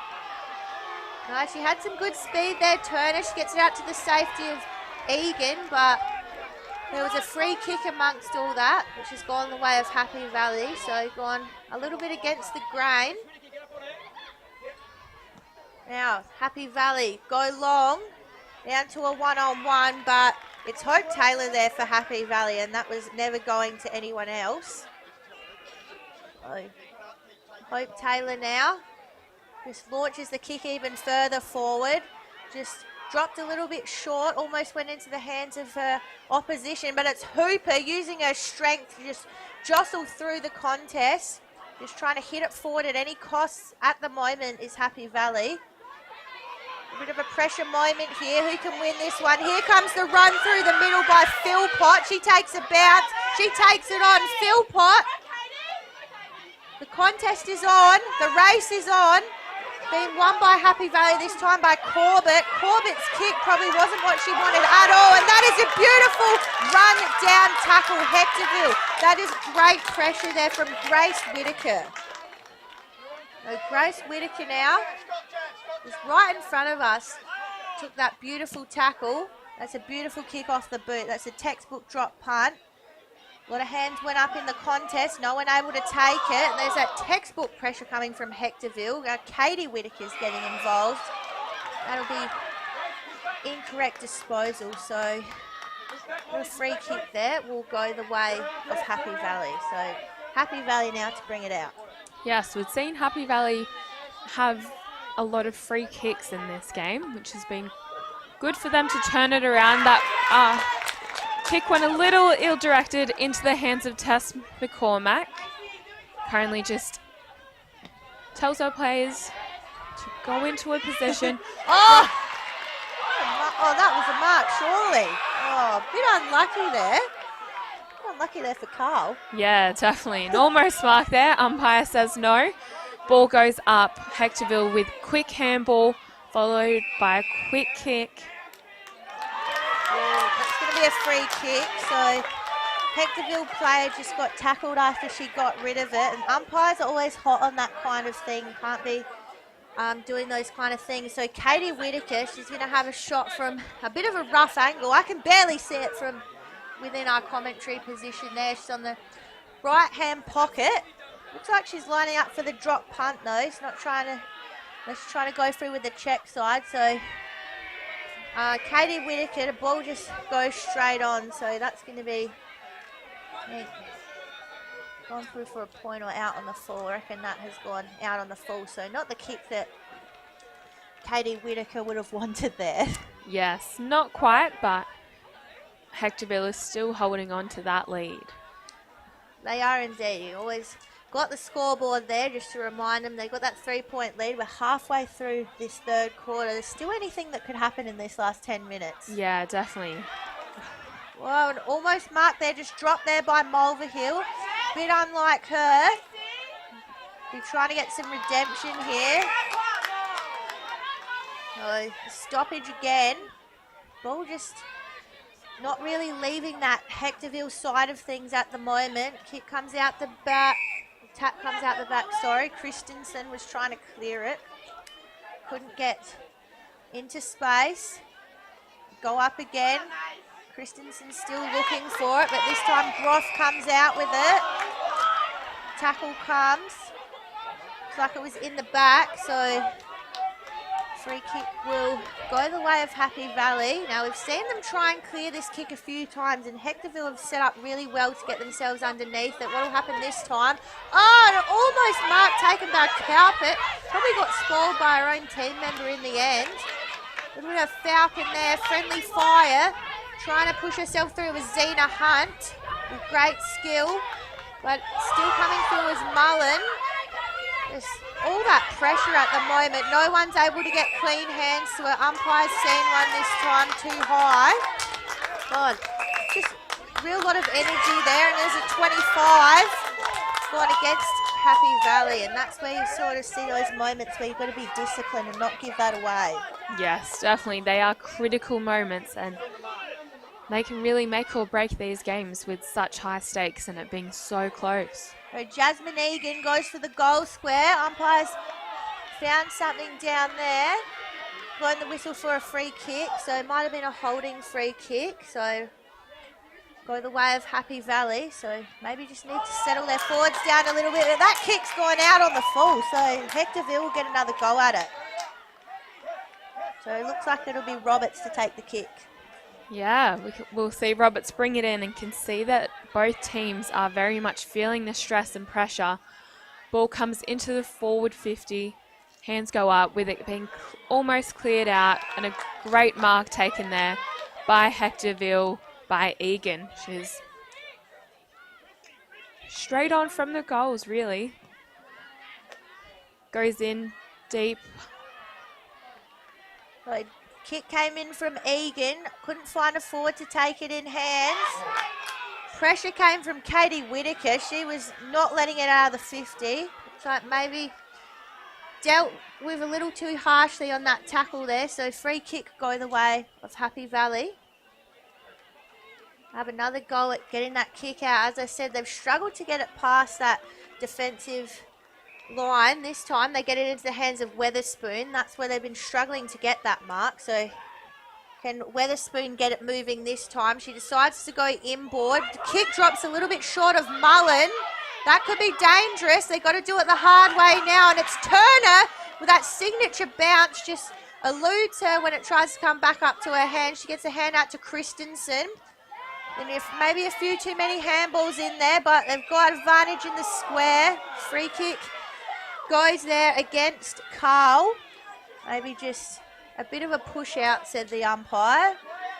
So free kick in the hands of Bungie. Just standing up very well back there in that final line of defence. Bungie sends it out, but goes straight in the hands of her opposition, Philpott. Plays on straight away. This time the one-on-one contest. Umpire says it's fine. Whitaker's in there. Ball spills out the back. And the free kick this time goes the way of Hectorville. So they probably earned one. All those free kicks that went against them, this time they've got one. It'll be with Tess McCormack. Yes, and we've seen Tess McCormack be quite accurate throughout this game with the ball going where she wants it to. So McCormack now line up. She kicks from about 20 metres out.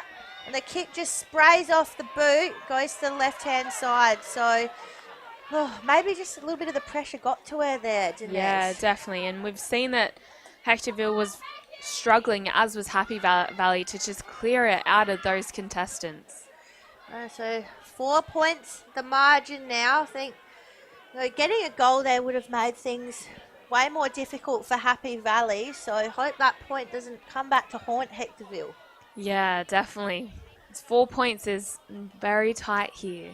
That's it. So can they get the clearance this time? Happy Valley looking for is Weatherspoon. Oh, and just came off the head there with the smother. God, I don't know if I'd smother it with my head. Yeah, I definitely know I wouldn't, but I guess you got to do what you got to do for a grand final. Danae, spot on. Just put your head in there, put your arm in there, put your leg in there, whatever's closest, because you've got to get that smother. Now there's a little soccer kick in front. Hectorville, that was Roberts. She's been really active in the forward line. Kick went nice and deep to Philpott. Philpott, you can just see her trying to decide whether she wants to pass it or put it through for goal. These are those moments where you get a bit nervous about what you think you should do. Definitely, as it is quite important, as Hectorville would be wanting this goal. Tight angle from Philpott. No, looks like just gone through for a behind. It has, so there's a few behinds piling up here for Hectorville. They do have the 5-point lead, but they've had so many more shots at goals. 6 goals, 7 behinds. Probably had a chance to maybe wrap this up a bit earlier. Yeah, definitely. They would be thirsty to change those behinds and get a goal, I'd imagine. Yeah, for sure. Now, Hope Taylor, she's been lively. She's been up and about. Her kick goes wide. Just almost kept it in there, did Mullen. Pops it back out the back to Taylor. Taylor goes long. That one is going to go out on the full. So only got about 3.5 minutes here to go in this third quarter, but it is just 5 points between these teams. I mean, this game is going to be a fight to the finish. Yes, definitely. We've seen that the pressure has intensified in this third quarter. Yeah, and I think both teams have just really levelled. In the first couple of quarters, we've seen both teams have their moments being up, down, up, down. I think they kind of just settled and really levelled at the moment. No one can get that advantage. Yes, definitely. They've kept it consistent and have both very much worked quite hard to just keep turning that ball around. Just jostling for possession at the moment. Just hitting the almost 17.5-minute mark here in this third quarter. The pressure dial is turned up all the way. Stoppage now. The outside, the Hectorville 50. Can they come through and just get a goal to finish off this quarter, or can Happy Valley make something happen? They try to through Weatherspoon, but her tackle was smothered. Mulverhill getting the quick handball out the back. They enter back into the 50. Ball around comes out the back. Which way is it going to go? Umpire's whistle says Happy Valley, so a bit of confusion here about who that free kick was going to, but maybe just a little bit of stuff happening off the ball. Players just going in a bit too high, a bit too hard. But again, this time Hectorville, they're going to respond. Kick goes towards the goal square. That has gone straight through, and that is very much what they needed. So straight through the centre there for Hectorville. I just have to wait for the replay to see who that was that got it through. But Hectorville, they got their 7th goal of the game. So we'll just watch this happen again. Quick little handball to herself, put it through. I reckon it might have been Taylor Roberts. We'll give it to her for now. But she's done well there. I like how she did that clever little handball to herself, got herself some extra space, extra time, put the goal through. Yeah, definitely. She got that ball moving, and then she got moving with it and bringing home that goal for Hectorville. Now, if I see her after the game, I'll check that it was her, but I'll give it to Taylor Roberts for now. Now we'll be back in the centre again, so the lead now just been pushed out by Hectorville. Out to 11 points. If either side can get a goal in this last 40 seconds, it's really going to make a difference. Hectorville will just be wanting to hold now. We saw what happened in the second quarter. They let Happy Valley get that quick goal in the last 20 seconds. They won't want that to happen again, Danette. Yeah, definitely. And we can see the coach telling Hectorville players to push back to try and ensure that that does not happen again. And you're bang on here. We can see the coach right in front of us. He's just saying, get the numbers back. They don't want to see a mark here to one of the forwards for Happy Valley. The seconds tick down here. We've got about 5 or less seconds to go. It's a free kick. And that'll be a settler now for Hectorville. Right on time, right on target. So here at the 3-quarter time break, it is Hectorville with an 11-point lead. That was a great quarter. Yeah, definitely. It was much slower than the others with the quick goals. It wasn't as quick, but we'll be right back after a quick ad break.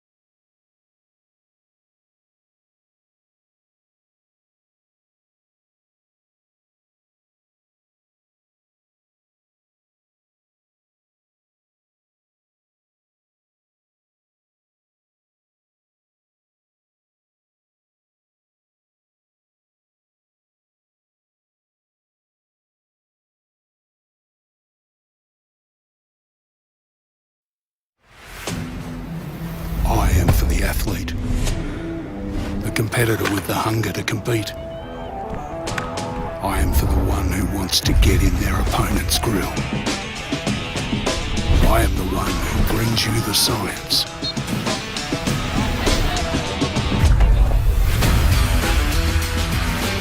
I am Neomorph. I am your protector. You belong in blue. Apply for a career with South Australia Police.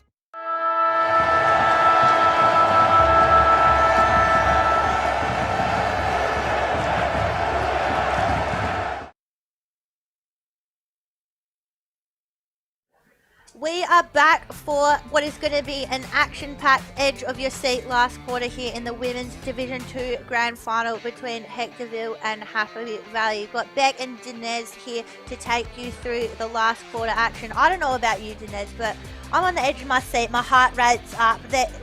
It's so stressful but so exciting. Definitely. What an emotional roller coaster it's been. Oh God, we've seen ups and downs from both sides. We've seen moments where we thought one team was going to run away with it, the other team was going to run away with it. I still don't know how this game's going to end. Yeah, neither do I. It's been jam-packed and very quick with their responses, so it's hard to tell who's going to bring it home, especially with the scores being so close still into this final quarter. Yeah, and we didn't see any goals from Happy Valley in that quarter, so they'll be hungry to get back on the scoreboard. I'm sure Georgia Hooper would love to add to her 5 goals, but then again, we know that Hectorville aren't going to want to let them get any goals either. Yes, definitely. I think both teams are very thirsty for this win, and we've been seeing that all throughout this day. Now, the first, 5 or so minutes here are going to be crucial. Yes, I think they will make or break the final result of this game. Yeah, I think the first goal here is going to be very important. So it's 11-point lead at the moment to Hectorville. A goal to Hectorville here just, pushes them out to that 3-kick margin. One from Happy Valley here. Well, it puts all the pressure on. And here go Happy Valley. They've got numbers, but that is a beautiful smother from Elkie Cameron. And just those little smothers, those big tackles, those real moments are going to make such a difference in this last quarter. Yes, definitely. We've seen them continue to make a difference, and it'll be very critical here. And this last quarter, you've got to throw everything you've got at it. You want to leave the field knowing you did your absolute best. You made every contest, did everything you could. Definitely. You want to be putting in 110% as you've got nothing to lose but so much to win. So, well worked out of the contest by Zena Hunt, but no advantage to either team at the moment. Here goes Cameron, and she dodges and twists and turns so well. Kick dropped a little bit short of her target. All the work there will be with Mulvihill. We could see the Happy Valley players very much outnumbering Hectorville there just before. Good observations, Inez. They've pushed back really well for this whole game. Definitely ran really well through the field. Kick just goes through the hands of Cowpit there. She does her best to get it forward. This time it comes through Groth.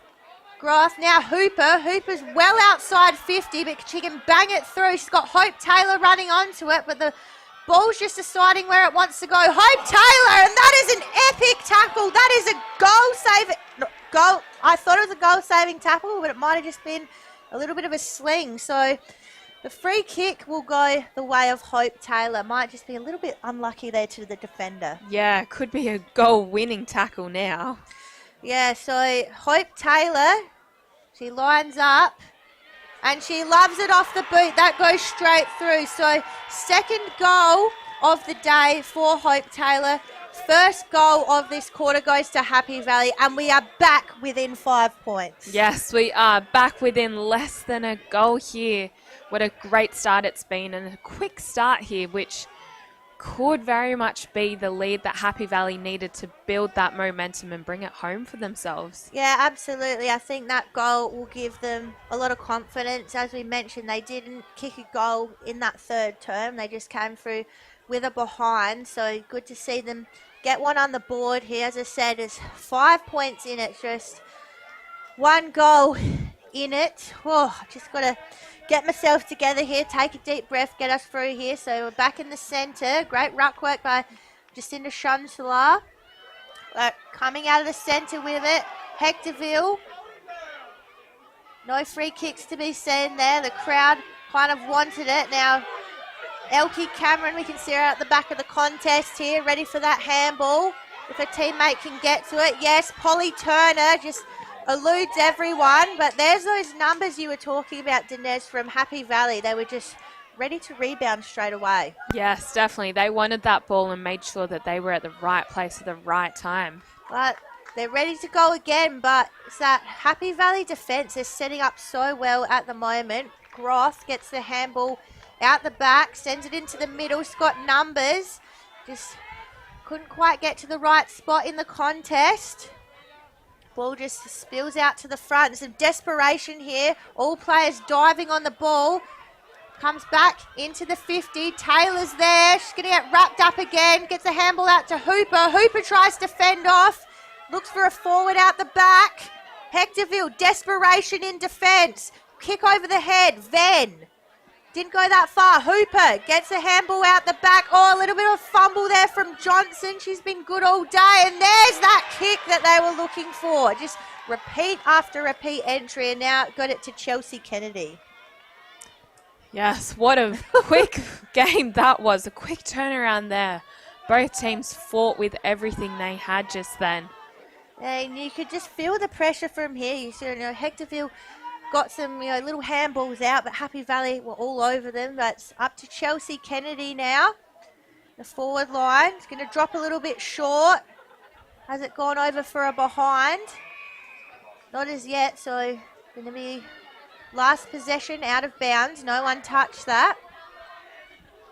So probably the best result there for Hectorville, but they've got all the work to do now. They've got to go coast to coast here, get themselves some breathing room. Although they're in the lead, it's probably not going to be enough. Here they go again.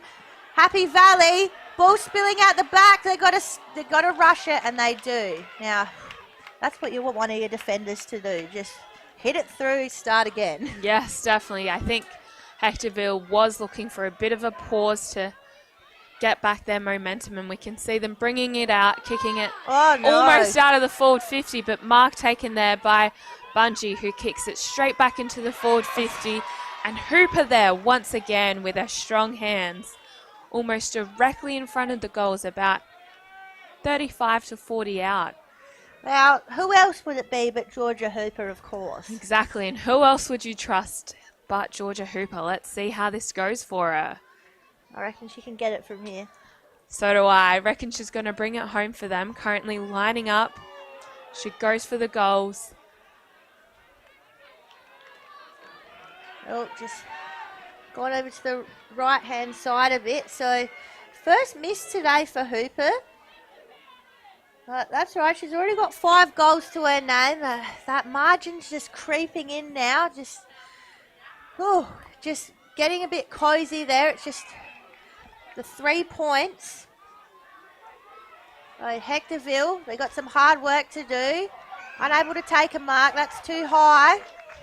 Now we've seen those free kicks paid all day, so that is consistent from what the umpires have been saying. Hectorville now, it's probably the furthest they've been out of Happy Valley's half, but it's not going far.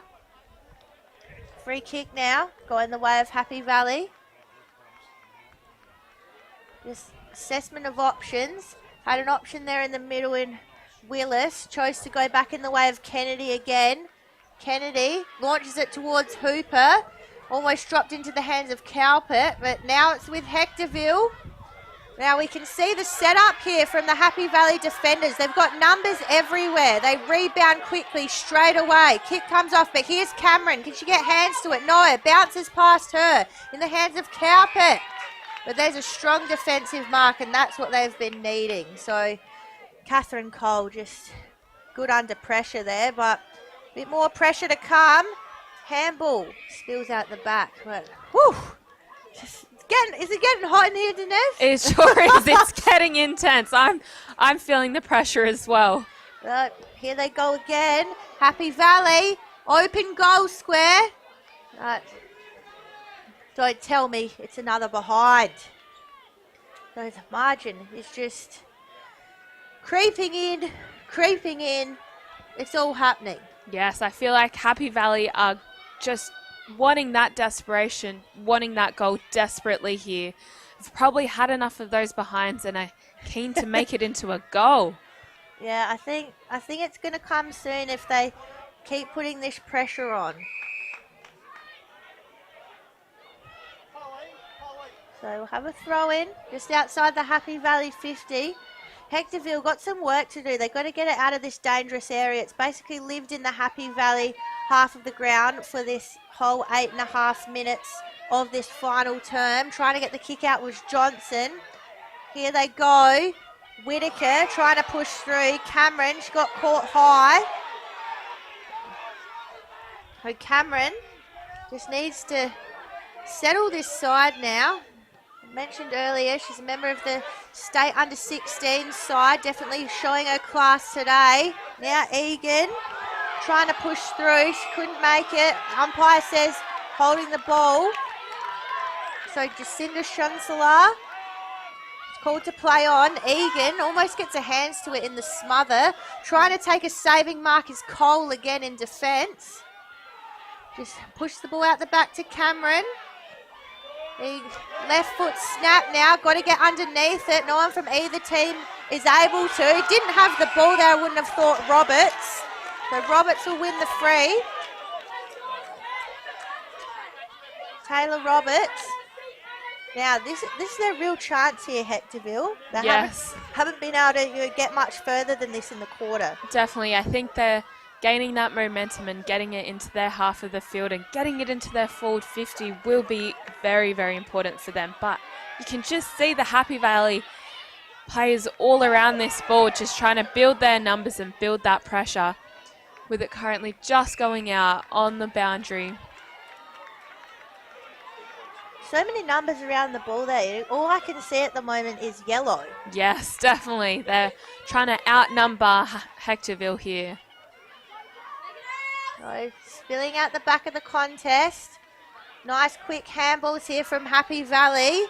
Oh, that's well played. Catherine Cole just juggles it into her hands. Now, got a player on in the centre. Has to take the mark. Just the pressure was a little bit too much for Philpott. Got a lot of work to do now. Kennedy just launches it. You'll never guess who's out the back. It's Hope Taylor. Can she get a boot to it? She's got time. She's been dragged over the line. And she's got the goal. Hope Taylor. So, that was the moment I think that has been building up for the last 11 minutes. Yes, definitely. I reckon that's what Happy Valley wanted, and they finally just got it over that line between the right goalposts. Yeah, so we're seeing it now. Just a bit of a boot to it. It might have actually been the player beforehand that launched it. I don't know if she even got a boot to it in the end. It might have just gone straight over. Either way, Happy Valley, they've hit the lead, and we're 11 minutes into this final term. So 8-5-53, the 4-point lead to Happy Valley. Hectorville 7-7-49. The response, it's up to Hectorville now. Now we've seen what they can do when they get a clearance. Here they go again. Almost called it just as it happened. Taylor Roberts got that clearing kick straight away. Onto hands of her forward. This is when we've seen the best footy from Hectorville. They almost seem to play better when they're under pressure, Dinesh. Yes, definitely. They seem to just come out of that dark intensity and just bring it home for themselves. So, free kick has been won. Looks like it'll be Polly Turner. Now, she's shown a lot of speed today. We've seen her try and do a lot of bounces, run around a lot of plays. She's been very active. Yes, definitely. She's tried to get herself around that ball or around the players. So, Polly Turner lining up for Hectorville to get them back in front in this grand final. Just, has she got it? No, it just drifted off. So, it will be a behind to Hectorville. But they've been waiting a while to get a score in this final term. That is actually their first score of this quarter. So, they really just have to lock it down their end now and work on this 3-point deficit. Yes, definitely. And I think they would be very desperate to get a goal, having not yet scored a goal in this final term. So numbers around the ball. So we'll have a stoppage on the far wing. Yes, we can see the ball coming back in. Hectorville tapping that beautifully. But again, Hectorville's got it again. Quick handball there. Well, looks like the free kick was spotted there in between by the umpire. So looked like Hectorville had got themselves on the run, but it's Happy Valley in possession. Decent kick, goes nice and long. Great spoil came from behind from the Hectorville defence. Now, the defender out the back has got time. She elects to go into the middle of the ground to Cameron. Great contest against Cameron by Joswa. Cameron again ends up with it, wrapped up. No prior there. The umpire's Footy. Lead is with Happy Valley by 3 points, so some work to be done by Hectorville if they want to take the prize in this grand final. We're going forward now. There's no one really in that next band of players, so Happy Valley all the time in the world to just send it back to their advantage. Got defensive numbers back. We've got to help each other out here. Egan's involved for Hectorville. The kick goes long by Williams.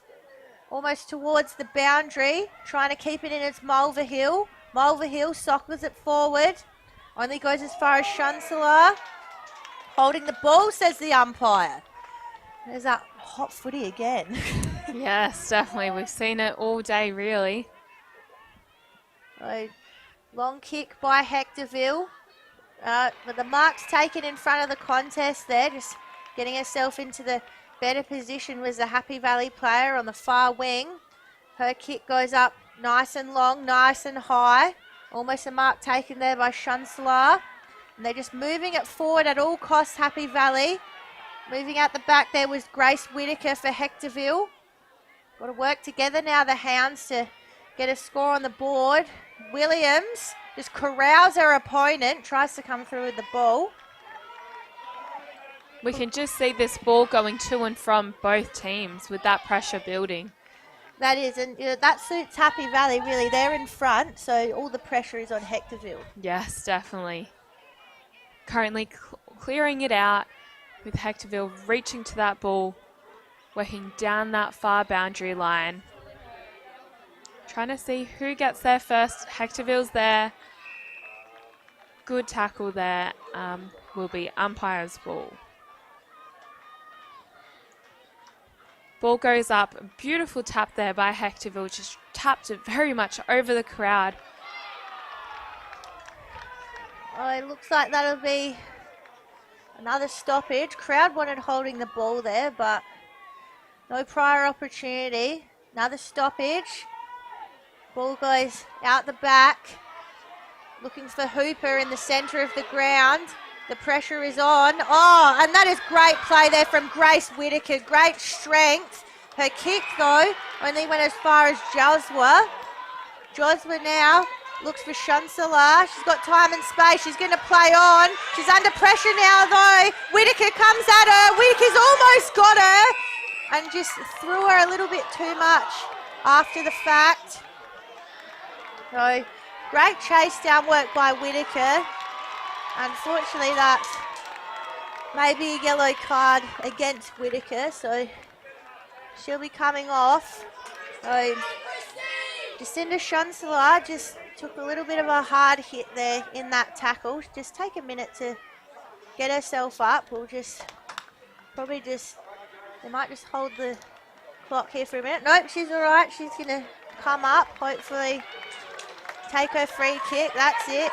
So, up and ready to go. She might just come off and get looked at after she takes this, but could this be a turning point in this game? We're over 17 minutes into this final term. The lead is with Happy Valley. It's 3 points, but not if Jasmine Egan has anything to say about it. She pops that kick up.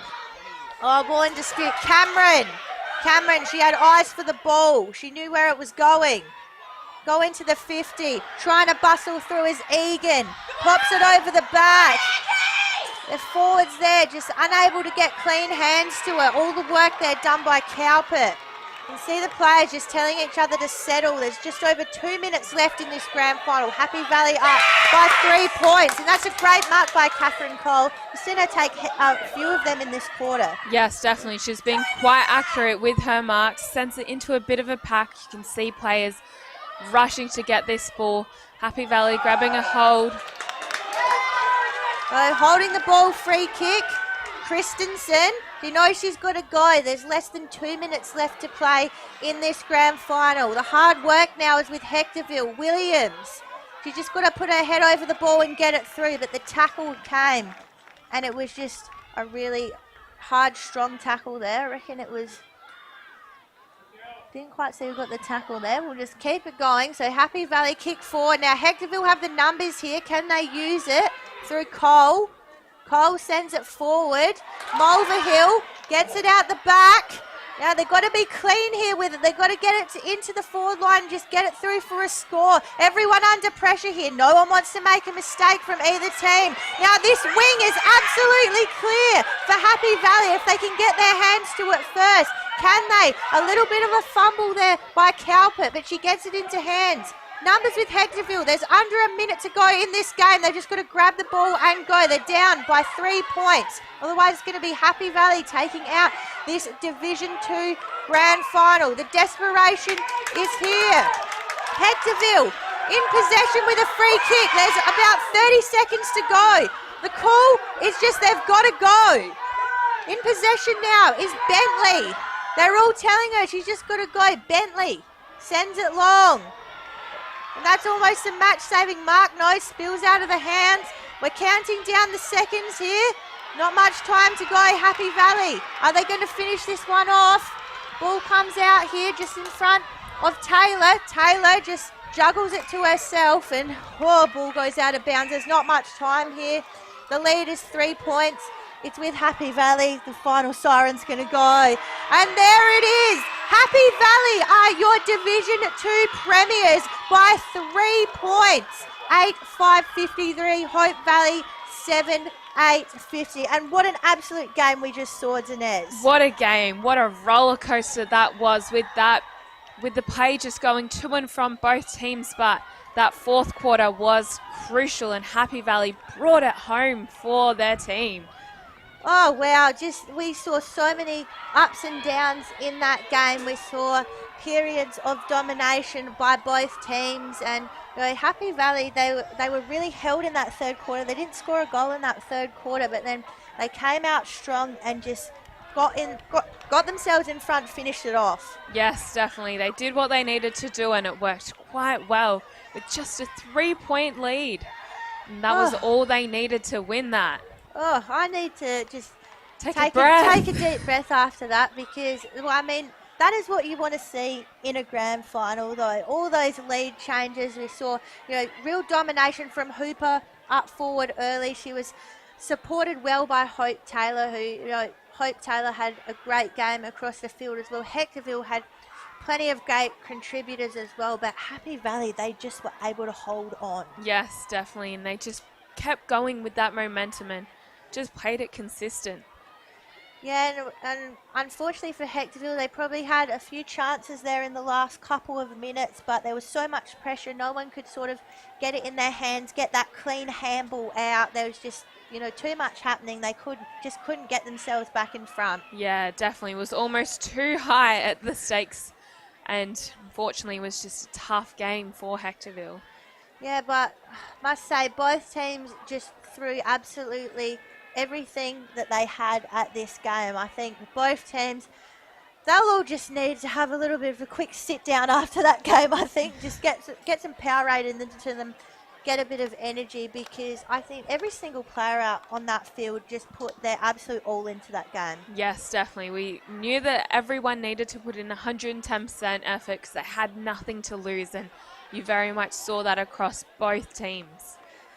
Yeah, so wowee, if you're just tuning in, our Division 2 premiers are Happy Valley by 3 points. So Good day for Happy Valley fans if you've just tuned in. Hectorville, well, they did see success in the Division 2 reserves, but we're probably looking to get the double premiership today. It wasn't to be, and Happy Valley, well, they're in for a big night of celebrations down at their club. Yes, definitely. I can imagine celebrations will go on for a while, and it's well deserved. Yeah, and just the real effort for a lot of players in there. Shonsala in the ruck, and then she cops that really, strong tackle late, which left her a little bit shaken, but she was really great all day. I think Hope Taylor was really good with her speed and stuff up forwards, and of course Georgia Hooper as well was a real standout up forward. Hectorville, I think they shared the load quite well. They had a lot of players who did really well. We saw in that last quarter, Catherine Cole, she took about 3 marks in defence. She tried her best to stand up for them. Yes, definitely. She put in all she had, and it was very crucial for them. Probably helped to keep that margin lower with it only being 3 points, but yeah, what a game. I know, and I think it started off really attacking. We saw, in that first half, we saw 11 goals. It was goal for goal, it was kick for kick, and then the game turned really defensive, as you just mentioned. It just went, trying to hold on to territory, trying to not let the other team score. It sort of flipped around from that first half. Yes, definitely. We saw that ball just struggle to make it out of that forward 50 line. It was quite a defensive zone for Happy Valley, and it just kept working in their way. Yeah, that's it. So we're just going to watch here as everyone sets up for the presentations. So we'll cross out to that shortly as everyone just sets up for the medal presentations. Of course, the flag presentations, we'll see the best on ground, and we'll see the team presented with that Premiership Cup. Yes, definitely. And you can see all of the Happy Valley supporters in that crowd with their Vikings out there as well, just supporting their club. I just trying to get that Happy Valley team under control. They want to start celebrating now. They're like, what, Yeah, definitely.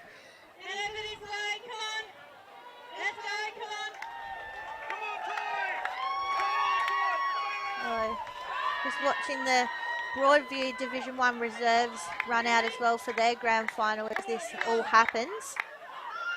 And they might have to get the Hectorville players to maybe round up Happy Valley and just get them in position for the presentations here. Yeah, they definitely might need to. Happy Valley just seem to be over the moon right now and just stuck in the moment, really. That's it. They're just enjoying it. But we, of course, have got plenty more grand finals to get through today. So they're going to have to sort themselves out. And all right, so we'll probably throw down to the presentations now and just watch it all unfold in front of us. Just here, that's it. Don't worry, I don't bite. Don't disappear. Get here. Down, you can cry on the ground. All right, Wade's still going to cry. All right, get it together.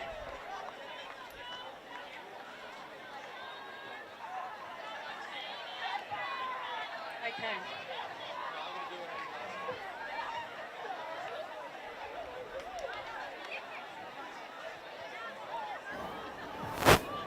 Congratulations to both teams on an absolutely fantastic game this afternoon. Had us all on the edge of their seats. The best on ground for today's grand final between Hectorville and Happy Valley is number 30 from Happy Valley, Georgia Hooper.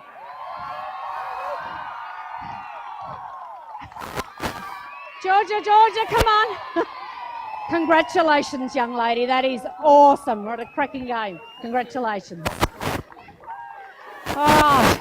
I'd like to invite Sean McNamara from the Hectorville Footy Club to say a few words. And if you can face the camera. Thank you. Okay, thank you. First of all, thanks to the Adelaide Footy League for your commitment to community footy and in particular women's footy throughout the year. It's a magnificent competition you put on and we're very grateful to be a part of it. Thank you to Kenilworth Footy Club for your magnificent hospitality today. The facilities are great and you've put on a really good show for us, so we do appreciate that. To Tea Tree Gully for having their side in the Div 2 Reserves Grand Final, congratulations. And to the other 5 clubs, so Hope Valley, Old Iggy's, Westminster, Lockleys and Flinders Park, thank you for a magnificent Div 2 and Div 2 Reserves competition this year. To Happy Valley, yeah, you're the best side all year. Well, whilst it does suck to lose, there's no shame in losing to a great side like you guys. You really helped us elevate our effort. We're grateful for that. We're grateful to have had the opportunity to play against you, and we hope maybe we will next year as well. So I hope you enjoy yourselves tonight. You're brilliantly coached. You're a really good bunch of humans. Thank you very much. To my guys, all my support people, will go through names back at the club tonight. You know who you are, but you've been fantastic in supporting the girls in both grades, and I'm really thankful and grateful for your help. And to my girls, we might have stumbled at the last step, but we were playing Div 4 last year, girls, and your effort today has been stunning. The story that you're writing is an absolutely incredible one, and I'm really humbled to be part of it. So thank you very much, girls. Thank you. Okay, I'd like to invite the now premiership winning coach, Wade Phillips, from the Happy Valley Football Club to the microphone.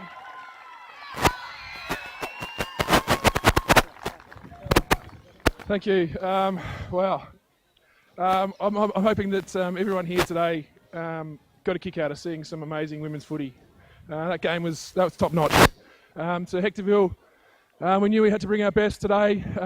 Sean and the crew, amazing effort. Just even coming from Div 4 to contend and be, one kick behind at the end is amazing effort. So well done. I'm sure we'll be back again next year.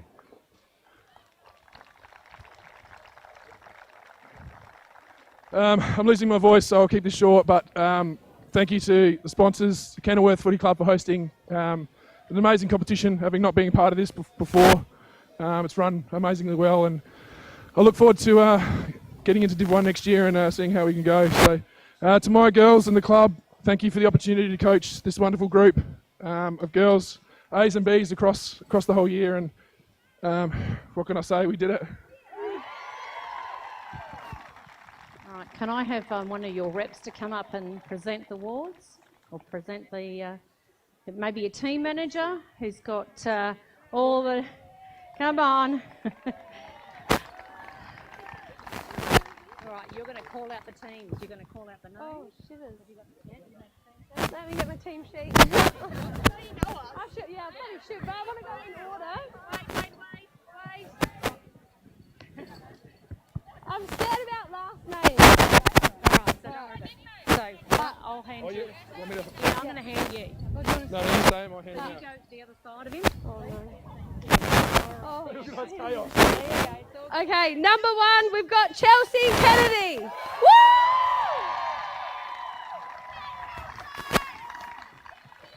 Number 3, we have Tabby Prosser. Number 4, we got Georgia Spoon. Woo! Number 5, Brooke Clark. Number 7, I'm going to go with Patty. Oh, I forgot number 6. Oh, shit. Okay, all right, sorry. No, don't worry. All right, number 8, we got Elizabeth Johnson. Number 10, and happy birthday to Liz. Number 10, Nikita. And then skip Sandy. Yep. Number 11, our vice captain, Sandy Groff. Number 12, we got Jacinda. Number 13, Josie.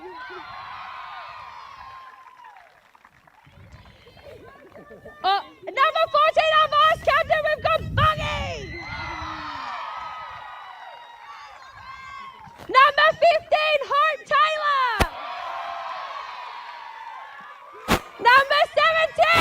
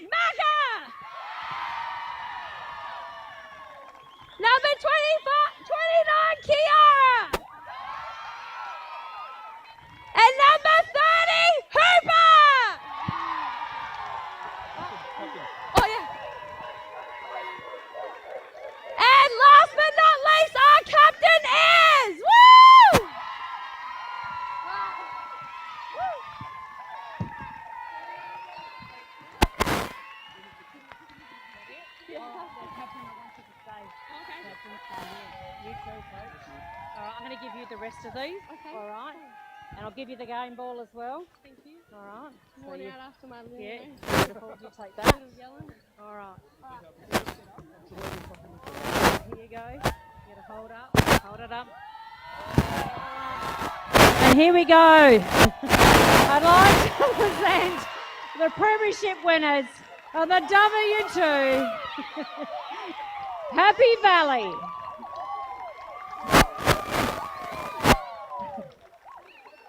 Well done, well done. Congratulations, girls. Now what we'd like to do is get you in front of this. Lovely. Come here, so we can get a photo of you all. Hold the cup up high. Congratulations. Get in, get in. Ready? Who are the premiers? Happy Valley. Well done.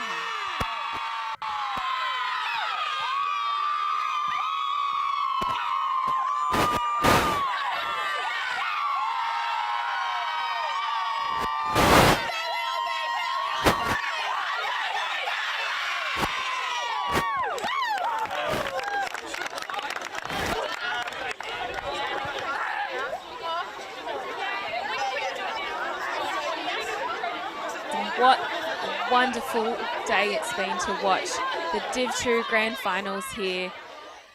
We heard from both the coaches, and as the Hectorville coach said, he spoke beautifully. Definitely this Grand Final brought out the best of both teams and brought out so much talent. It was such a good game to watch, just on the edge of the seat all day. Just not knowing which way it was going to go, but Happy Valley were able to bring it home just to that last mark. I'll throw over to Beck on the field.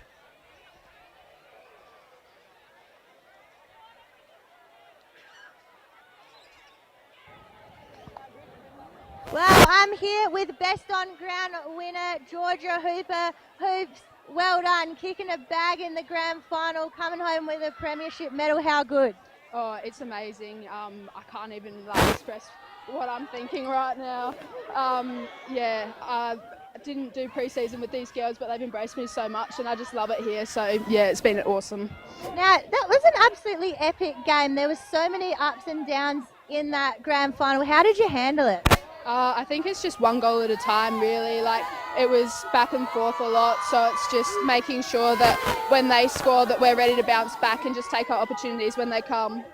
Now, some of those marks you took were absolutely iconic. What was going through your head when you're just ready for that ball to come down to you? Honestly, it's just watching the ball, like just trying to make sure that I'm in the right spot to take it, and then just watching the way that it's coming in. So making sure I'm in the right spot for them, I guess, yeah.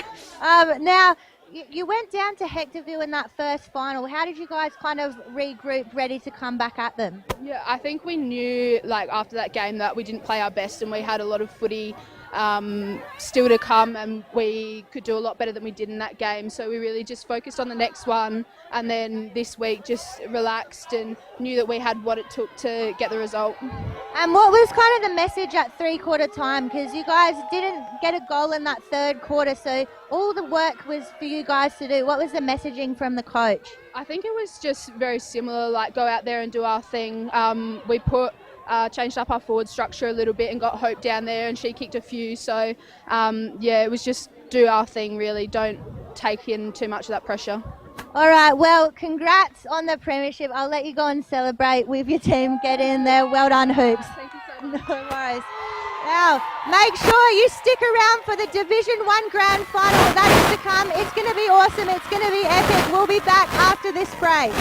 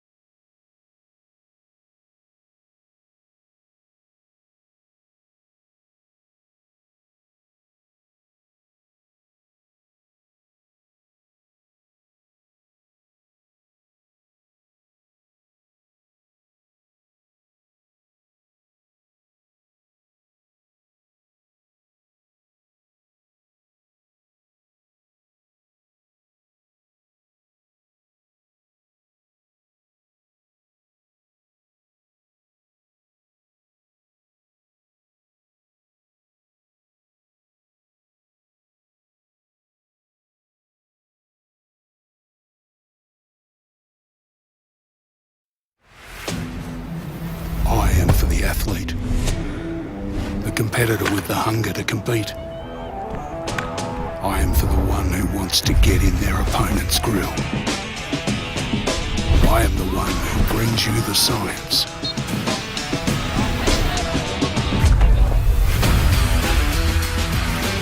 I am Neomorph. I am your protector. Life is all about having dreams. Maybe you want a brand new car or choose to venture afar. You might meet someone new. And surprise, there's more than two.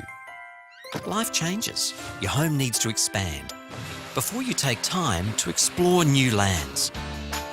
Wherever you're at in life, bank on us. Since 1970, we've helped South Australians and Territorians achieve their dreams. And today, we'd like to help you. Police Credit Union. Bank on us.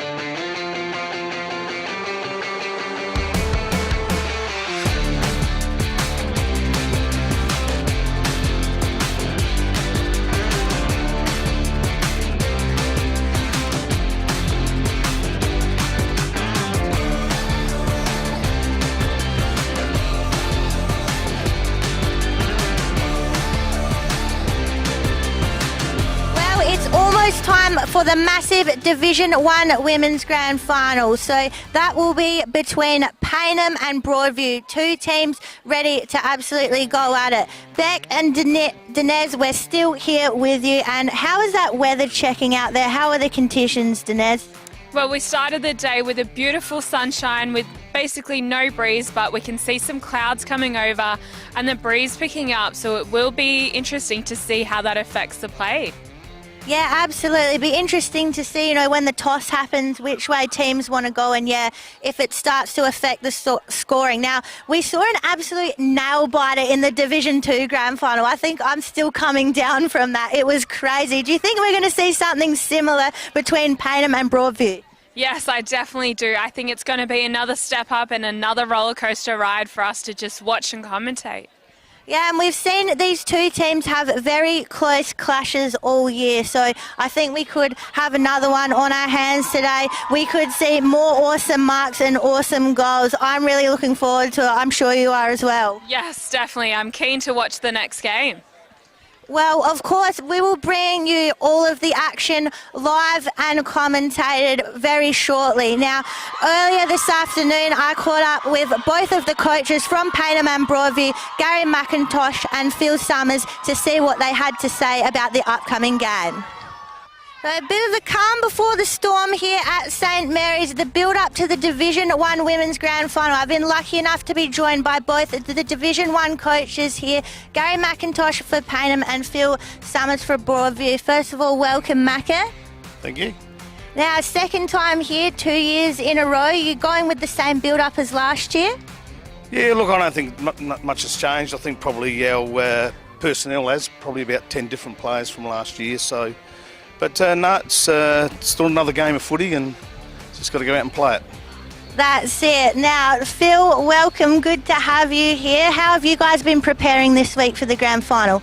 Yeah, as Macca said, it's another game of footy that we've got to win. We've been playing elimination finals now for a while and a tough game of footy, but we're just out there to win. That's it. I'm sure that's what you're both here to do. Now, you've had a lot of focus on Payneham recently. Abby Claby, getting some good accolades and that kind of thing. Has that brought good energy to the girls? Yeah, but I think, look, Abby will tell you she's not one for the individual awards. She's pretty low-key and she's really level-headed. And, after the win, that was it. And now the girls move on and they really haven't spoken about it since. Yeah, and 2 squads into the grand final. It must have been a great vibe down at Payneham this week. Oh, I'd say it's no different to Broadview. You were 2 squads as well. So, look, to get to the last game, and the last game of the year is probably is always the aim, and then just hope for a really good performance on the weekend. Now, have you spoken about last year a bit with the girls and what happened there, or have you used that at all as motivation? No, it's a year gone, so there's no point in talking about what's gone, just worrying about what's coming. Yeah, now, Phil, you guys have really turned your season around, as you said. What do you think was behind that? It took us a while to understand our game plan, work that out. I've said about the girls, trusting each other, trusting themselves, getting confidence. That step from being to getting to confidence, hard work and voice, that sort of thing. Now, we know there's a lot of big stars in the Payneham side. How do you balance sort of maybe trying to shut some of them down, but then also letting your players have the freedom to play as well? Exactly what you said then. We don't go out worrying about them. We'll play our game. We think our game's a good game, so we'll worry about that first. Of course, if someone's dominating, we'll tighten up on them, but we want to play our game of footy. Yeah. Yeah, and what do you think your sort of final messaging is going to be the girls today before they run out? It's what I've said all season, intensity and work rate and our game plan. If we put all that together, we're a decent chance. And for yourself, Macca, what's kind of going to be that final statement before they go out? Go out and enjoy yourself. So I think that's the thing. Go out and enjoy yourself and just know how we play, be disciplined and play the way we played all year. Well, thank you so much for joining us, Macca and Phil. Appreciate your time. I know there's a lot going on in the lead up to the grand final. So good luck, Macca. Thank you. And good luck, Phil. Thank you, Beck. Well, we'll be back soon with all the action for the game. We absolutely cannot wait to get into it. We will see you soon after this break.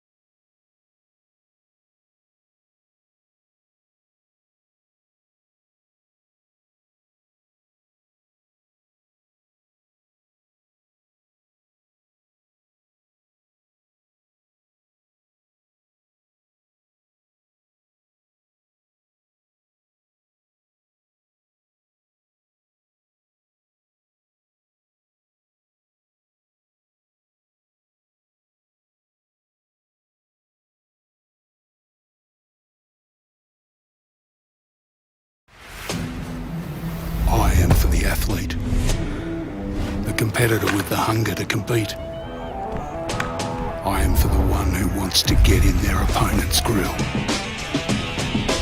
I am the one who brings you the science.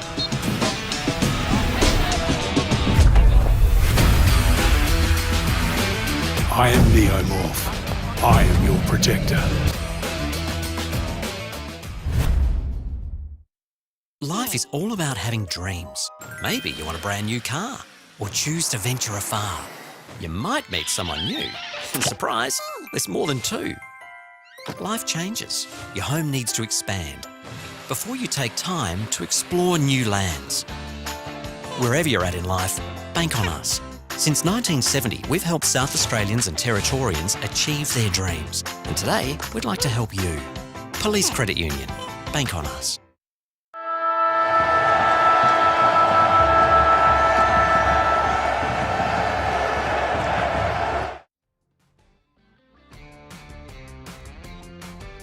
Welcome back if you joined us on the Div 2 stream earlier today. We have Beck and Denise with you this afternoon to take you through the Women's Division 1 Grand Final. Day back, Denise. Thank you. It's lovely to be here. We've had some great footy all day and one more game to go to end the day. Yes, we sure do, and it is the massive Division 1 clash, as we said, between Payneham and Broadview. This one is going to be an absolute ripper if their previous contests are anything to go by. Now, we've seen Payneham enter the field a little bit earlier, and Broadview will just be coming through their banner shortly to enter the game. Broadview, of course, up and about. We've just seen their reserves take out the Div 1 Reserves Premiership. Yes, exactly. It'd be interesting to see if they can do 2 wins for the day. Oh, just had a little bit of trouble getting through the banner there for Broadview, but another beautiful banner, and just look at the absolute excitement out there, getting around their teammates who have just won the reserves flag. Yeah, you can see lots of smiles around from both the team and the supporters. It's great to see the support they have. It's very exciting, but getting into the game ahead of us, of course, Payneham and Broadview facing off again. Now, if we look how the season ended, well, Payneham, of course, finished on the top of the ladder with those 10 wins and 2 losses. They were very strong all season, did really well. Broadview, well, they've come from third to make it into this grand final. Henley Sharks were up there in second, but were just unable to make things happen for them in the finals during this season. But if we take a little bit of a closer look at Payneham and how the season panned out for them, well, they had a pretty strong run coming into the finals, had the 3 wins, just dropped 1 game there, and really they only dropped those 2 games for the season, which was against Goodwood and 1 against Broadview. So they're coming in here, as you can see, with good form into the finals. They got that good win against the Henley Sharks to get them into the grand final. But we'll have a bit of a look at Broadview now. And Dinez, how did Broadview go this season? Yes, well, Broadview were third on the ladder with 6 wins and 5 losses. They had a bit of a rough start to the season, but then just brought it home and have won all of their games consecutively since round 9. They did lose to Payneham in round 4 by 5 points, but more recently in round 11, Broadview did win against Payneham. So it'll be interesting to see how this game goes. Yeah, I think that's what I'm really excited about as well. Yeah, there's only been 5 points and 4 points separating them. Like there really is nothing in it between these two teams, and honestly, it's really hard to call because we see Payneham had, that really consistent season, but then Broadview, I mean, look at that. They've come home so strong. Yes, definitely. They've definitely had some key things to improve on and have just kept improving and building. So they will be a strong opponent today.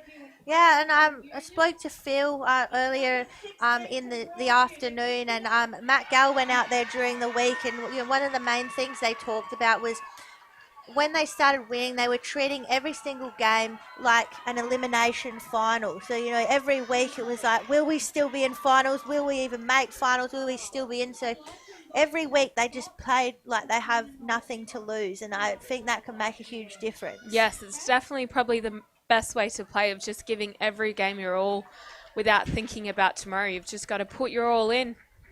Yeah, absolutely. So, but then of course we look at Payneham. Well, they were in the grand final last year. They went down by just 1 point. So you think that'd probably be there a little bit in their heart, that disappointment from last year, and just have that real urge to win it this year. Yes, definitely. Would have been very tough on them with it being such a close game, and to be so close yet so far. I think they will be almost desperate to win it this year and bring it home for themselves.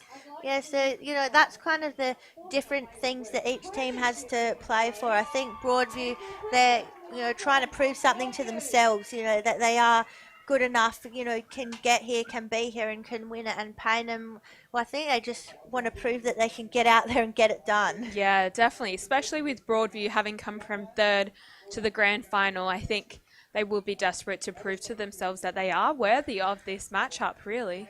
I mean, Dinez, I'm not sure if I've got another close game in me, though, because the game we saw in Division 2 earlier, it came down to the wire, and I was pretty much out of breath. My heart was racing by the end of it. Yeah, so was I. It was tough. It was so close and just so nerve-wracking. It was very interesting to watch, though. Like, what a great game it was. Well fought for. Yeah, and we've seen so much great footy today, and it's awesome, I think, to have just this whole day just dedicated to women's footy, and look at the amount of support that's out here. It's huge. Yes, definitely. It's lovely to see so many supporters in the crowd. Those that have probably travelled to be here, it's so important to support these teams, as the crowd might be what gets them over the line today. We, of course, thank everyone for tuning in to the stream who couldn't be with us today. We're glad that we could bring this game to you. If you're a Broadview fan, if you're a Payneham fan, if you're just a women's footy fan, we are going to bring you every single second of the action from this Division 1 grand final. So just having a bit of a look at Broadview warming up at the moment. They're just sort of going through their warm-up routines, you think? Yeah, definitely. And we can also see Payneham on the other side doing the same thing. They're both warming up. Looks like the vibes are quite high from Broadview, having just watched their club win a premiership, really. Yeah, and we saw how much there was that celebration and energy when the Div 1 team ran out. All those girls just absolutely huddled through them. So, Payneham might have to bring their own energy a little bit, because unfortunately their reserves team didn't quite get over the line. So they're going to have to bring their own fun, bring their own vibe. Yes, exactly. But they might also be thirsty to win it for their reserves and for themselves now. There's some great footage here of Broadview just practicing their ruck taps in the centre. I really like to see that, just get their midfield set up. Now we're moving over to Payneham, just getting through those ground balls. Now, I mentioned when we were just out on the ground earlier, the weather's kind of changed a little bit. When we got here this morning, not a cloud in the sky, blue skies as far as the eye can see. Now, what's going on here, Dinez? Yeah, we can see lots of crowds coming over, and the crowds are starting to get more and more grey, unfortunately. The wind's picking up as well, so it will be interesting to see if it gets better or worse from here.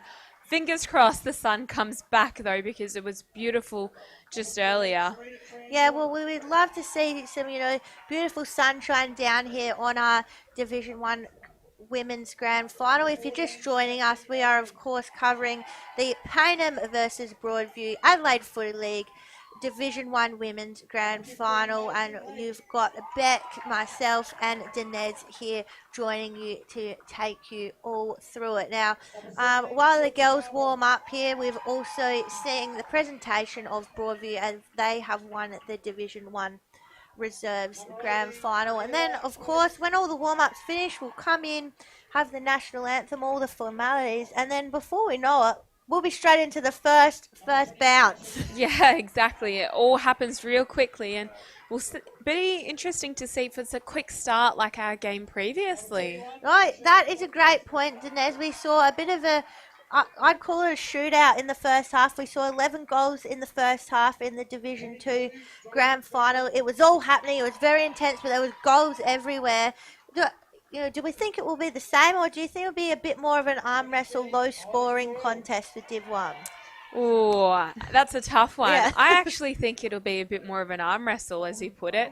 I think it'll be tough to get those goals, and both teams will just give it their all and to stop them from happening, really. What are your predictions? Oh, I just think we're going to see a lot of intensity in the midfield for both teams. I've talked about Abby Claby a bit previously, but we can't not mention her. She's wearing the number 99 for Payneham. She won the Dutchke medal, which is the best and fairest for a player in Division 1 women's competition. She also won the leading goal kicker with 25 goals. She plays through the midfield. It's probably someone that Broadview will have to keep an eye on. Yeah, definitely. Well, 2 awards went to just her. Just, goes to highlight how talented she is and how hard she probably works throughout the season to maintain the consistency to be awarded those awards. Now we're just coming into the centre here for the toss. So we've got the captain of Payneham, Jess Meachin here, just trying to calm those nerves, I reckon. Just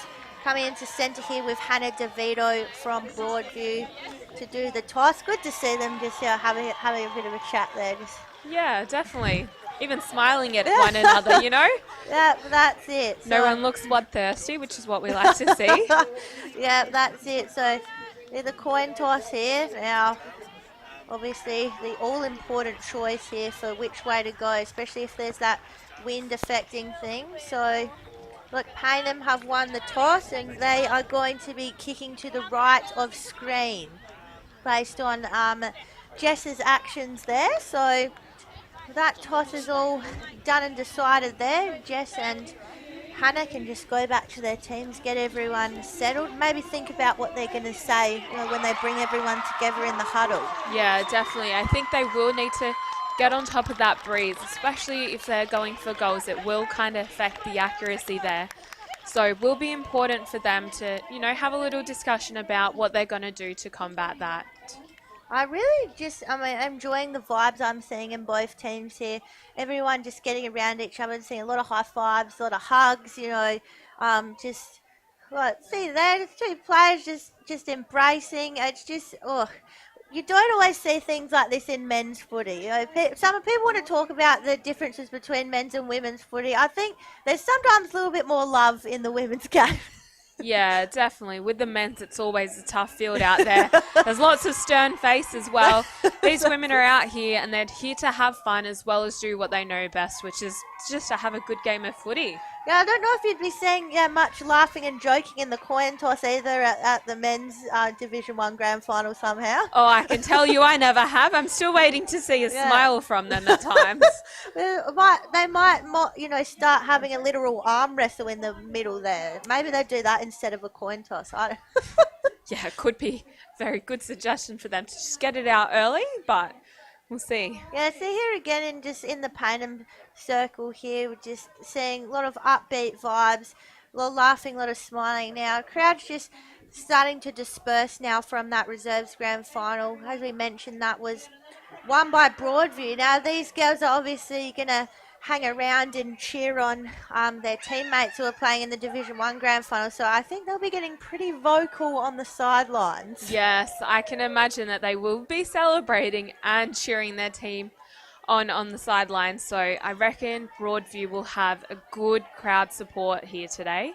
Yeah, and we've talked about this when we're watching the Div 2 grand final, but getting 2 grand finals in one day would be pretty exciting. I think that would be pretty motivating for Broadview. Yes, definitely. I think they'd be keen to actually go 2 for 2, which would be incredible. But in saying that, Payneham definitely want to make up for last year and would probably love to bring one home this year.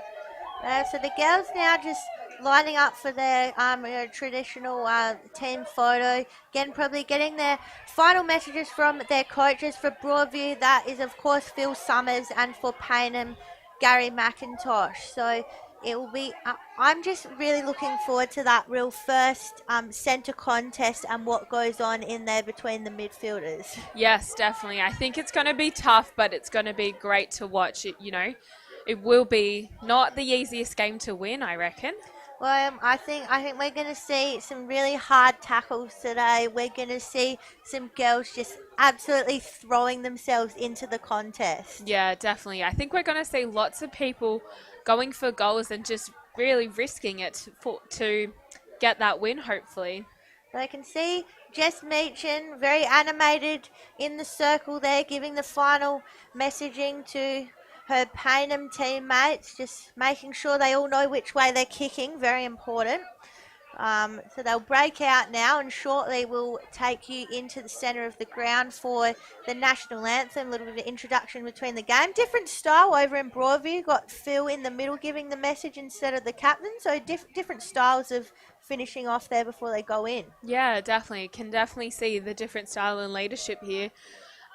He looks much more calm as well, and just keen to get the message to him and let them have a good game of footy. Well, I think at this point, especially with a late afternoon game, you kind of had enough of waiting all day for the game. You just want to get out there, get started. Yeah, definitely. I think these players will all be keen to just get out there, get it done, and bring it home for themselves.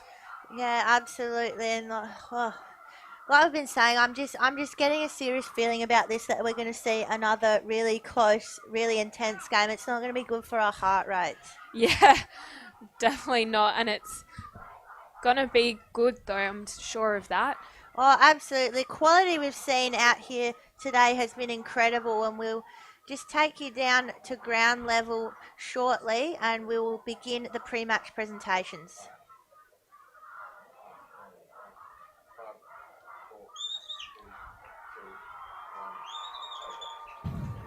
Welcome to St Mary's Park. We've got one more game to go, the Div 1 Grand Final. So the Adelaide Footy League and its principal partner, Channel 9, welcome you to the Women's Div 1 Grand Final between Payneham Norwood Union and Broadview here this afternoon at St Mary's Park. Congratulations to Abby Claby from Payneham Norwood Union for topping the table with 23 goals to win the division-leading goal kicker award. Congratulations again to Abby from Payneham Norwood Union, who won the Gina Drusky medal in the women's medal count held with 22 votes. Well done. The Adelaide Footy League would like to thank its partners for their support during the 2024 season. Principal partner, Channel 9 Adelaide. Platinum partner, Born to Build. Major partners in West End, Sharon, Police Credit Union, Breakthrough Mental Health and the South Australian Police. Valued partners in Belgravia Sports, Neomorph Mouthguards, O'Neill Sportswear and the Wakefield Sports Clinic. The Adelaide Footy League is strengthening communities through footy. If you're able, please join the players, the coaches and our officials as we stand for the Australian National Anthem.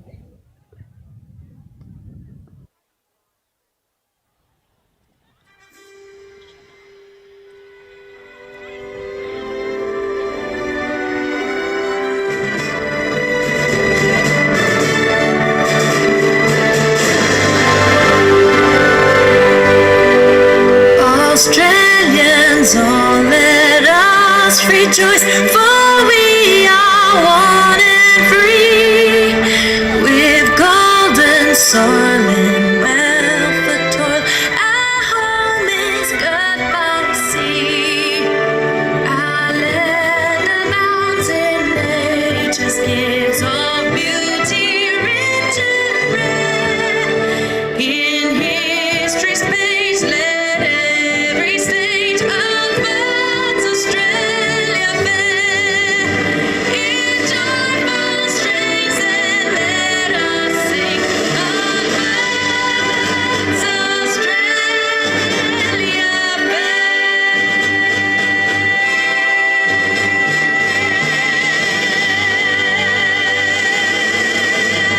Let's get this cracking game on! Go! Hey!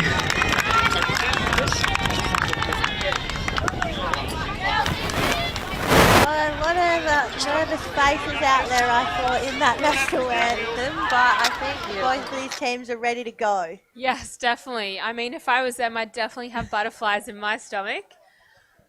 Well, I know, it's just, I've said before, just those final minutes, final seconds, just waiting for it all to begin. I think you just want that first siren to go, just get out there, get your first touch of the ball, you know, maybe get your first tackle and just get yourself into the game. Yeah, definitely. I think the suspenseful build-up in the last few minutes is almost killing, but would also probably bring out the best talent.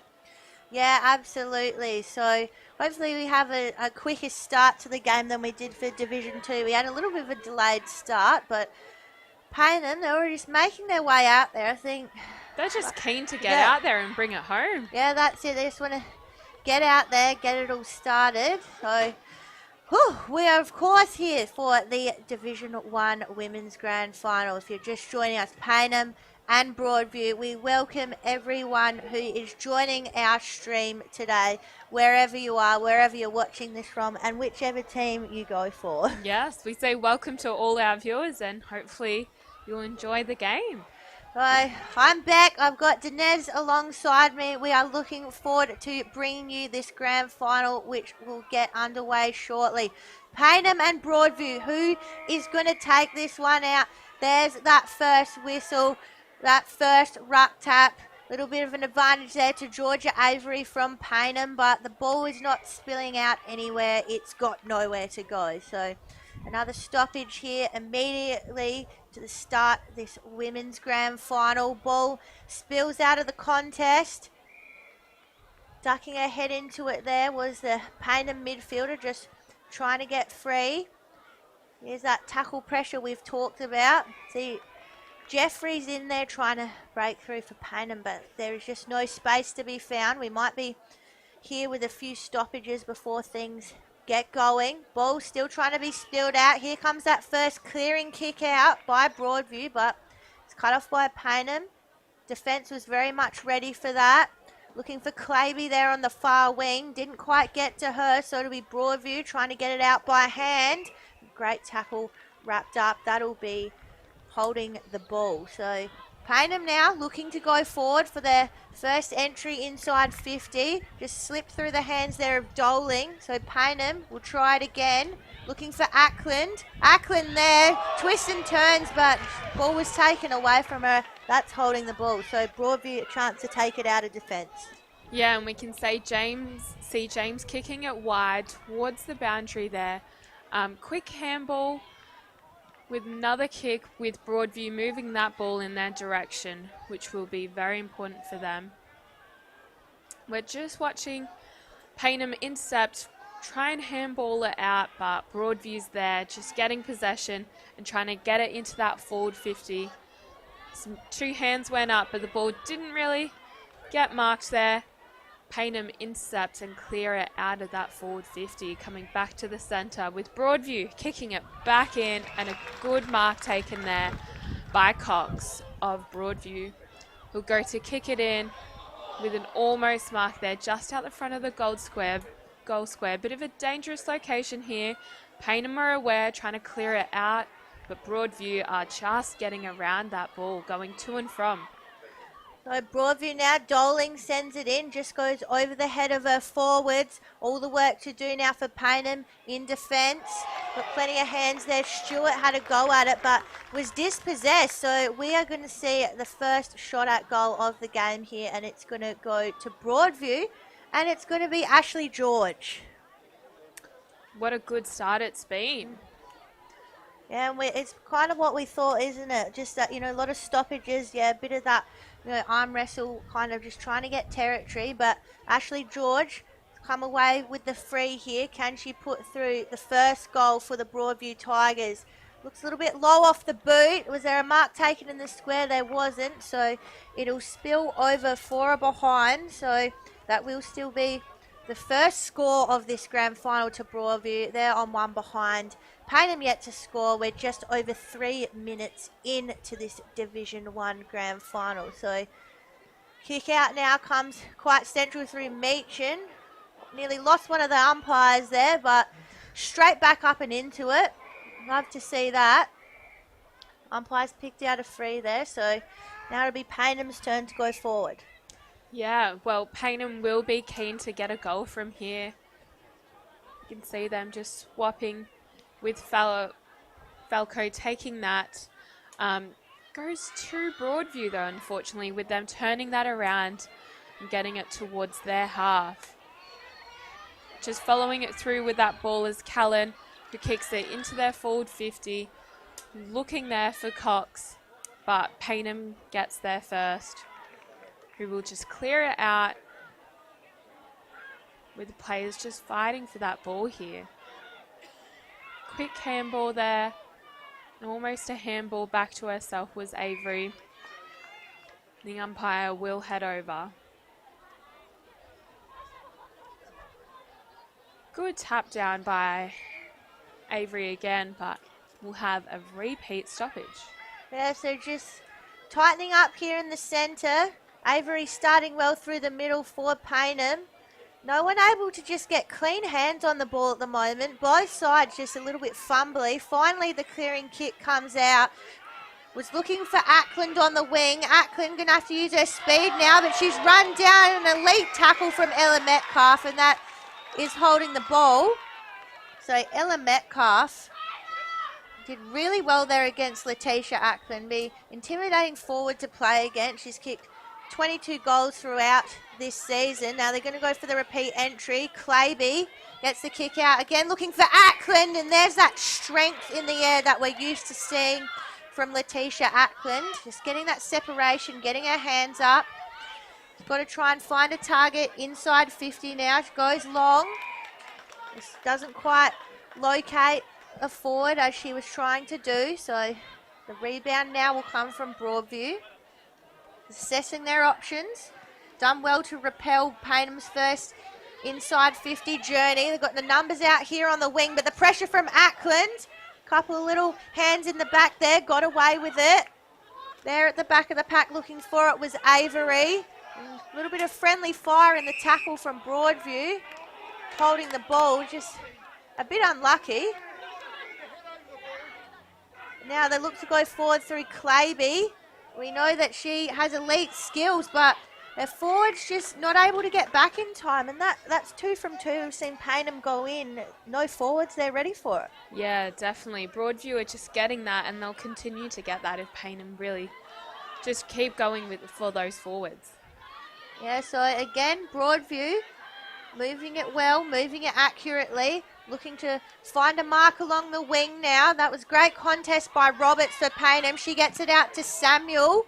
Samuel sends in the beautiful drop punt looking for Packer. Packer just throws it on the boot, tries to keep it in. It's still in, bouncing ball. It's going to drift out, so that'll be a last touch kick in. And that will go the way of Amy Jones for Broadview. Yeah, and we did see the forwards get there that time, which was good to see. See Broadview weighing up their options. And just... It's James currently in possession, going for a wide kick towards the far boundary, and another mark taken. With them not risking anything, working down the line by the looks of it. Going to another Broadview player, but we can see Paynham just outnumbering her. Quick handball there, goes a bit misdirected. And a good tackle being applied. Yeah, probably just that handball from Gadecki there. She probably just needed to hit Claby. She was right there. If she got it to her, Claby would have been off. Yeah, definitely. And we've seen her speed already, so there'll be definitely more of her to come. I think we just see everyone settle into the game, and then the skills will start to sharpen up, I think, in the next couple of minutes. Yeah, definitely. Once the nerves are out. And here we see Claby just going for it. A good kick almost towards the forward 50. Well, now Samuel, she turns around, sends the kick in, looking for Packer. Packer was got high. And now this is a dangerous kick because Chelsea Packer, she's got range, she's got accuracy. I reckon Chelsea can put this one straight through. Yeah, I would think so too. And the breeze isn't seeming too bad either, so... Would be the first goal of the day if she can bring it home. So Chelsea Packer, she's new to Paynham this year. Of course, not new to footy, but she's kicked 17 goals across this season. Can she add one in the grand final?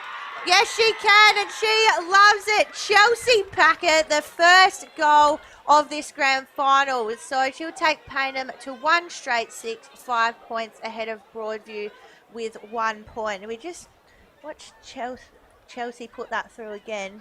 She's just so composed. Look at the way she just lines that up, puts it through, never in doubt. Yeah, exactly. And we can see the umpire not even moving out, just looking straight above and watching it go beautifully through the middle there. What a great start it's been, having played 9 minutes already and having seen the first goal. Yeah, absolutely. So you can see a bit more movement now through the centre. Players getting a bit more separation, just settling into this game. Free kick now going the way of Broadview. Having a look at what's ahead there was Zara Malloy. Now, she's had a great season for the Tigers. Expect to see her pop up a fair bit today.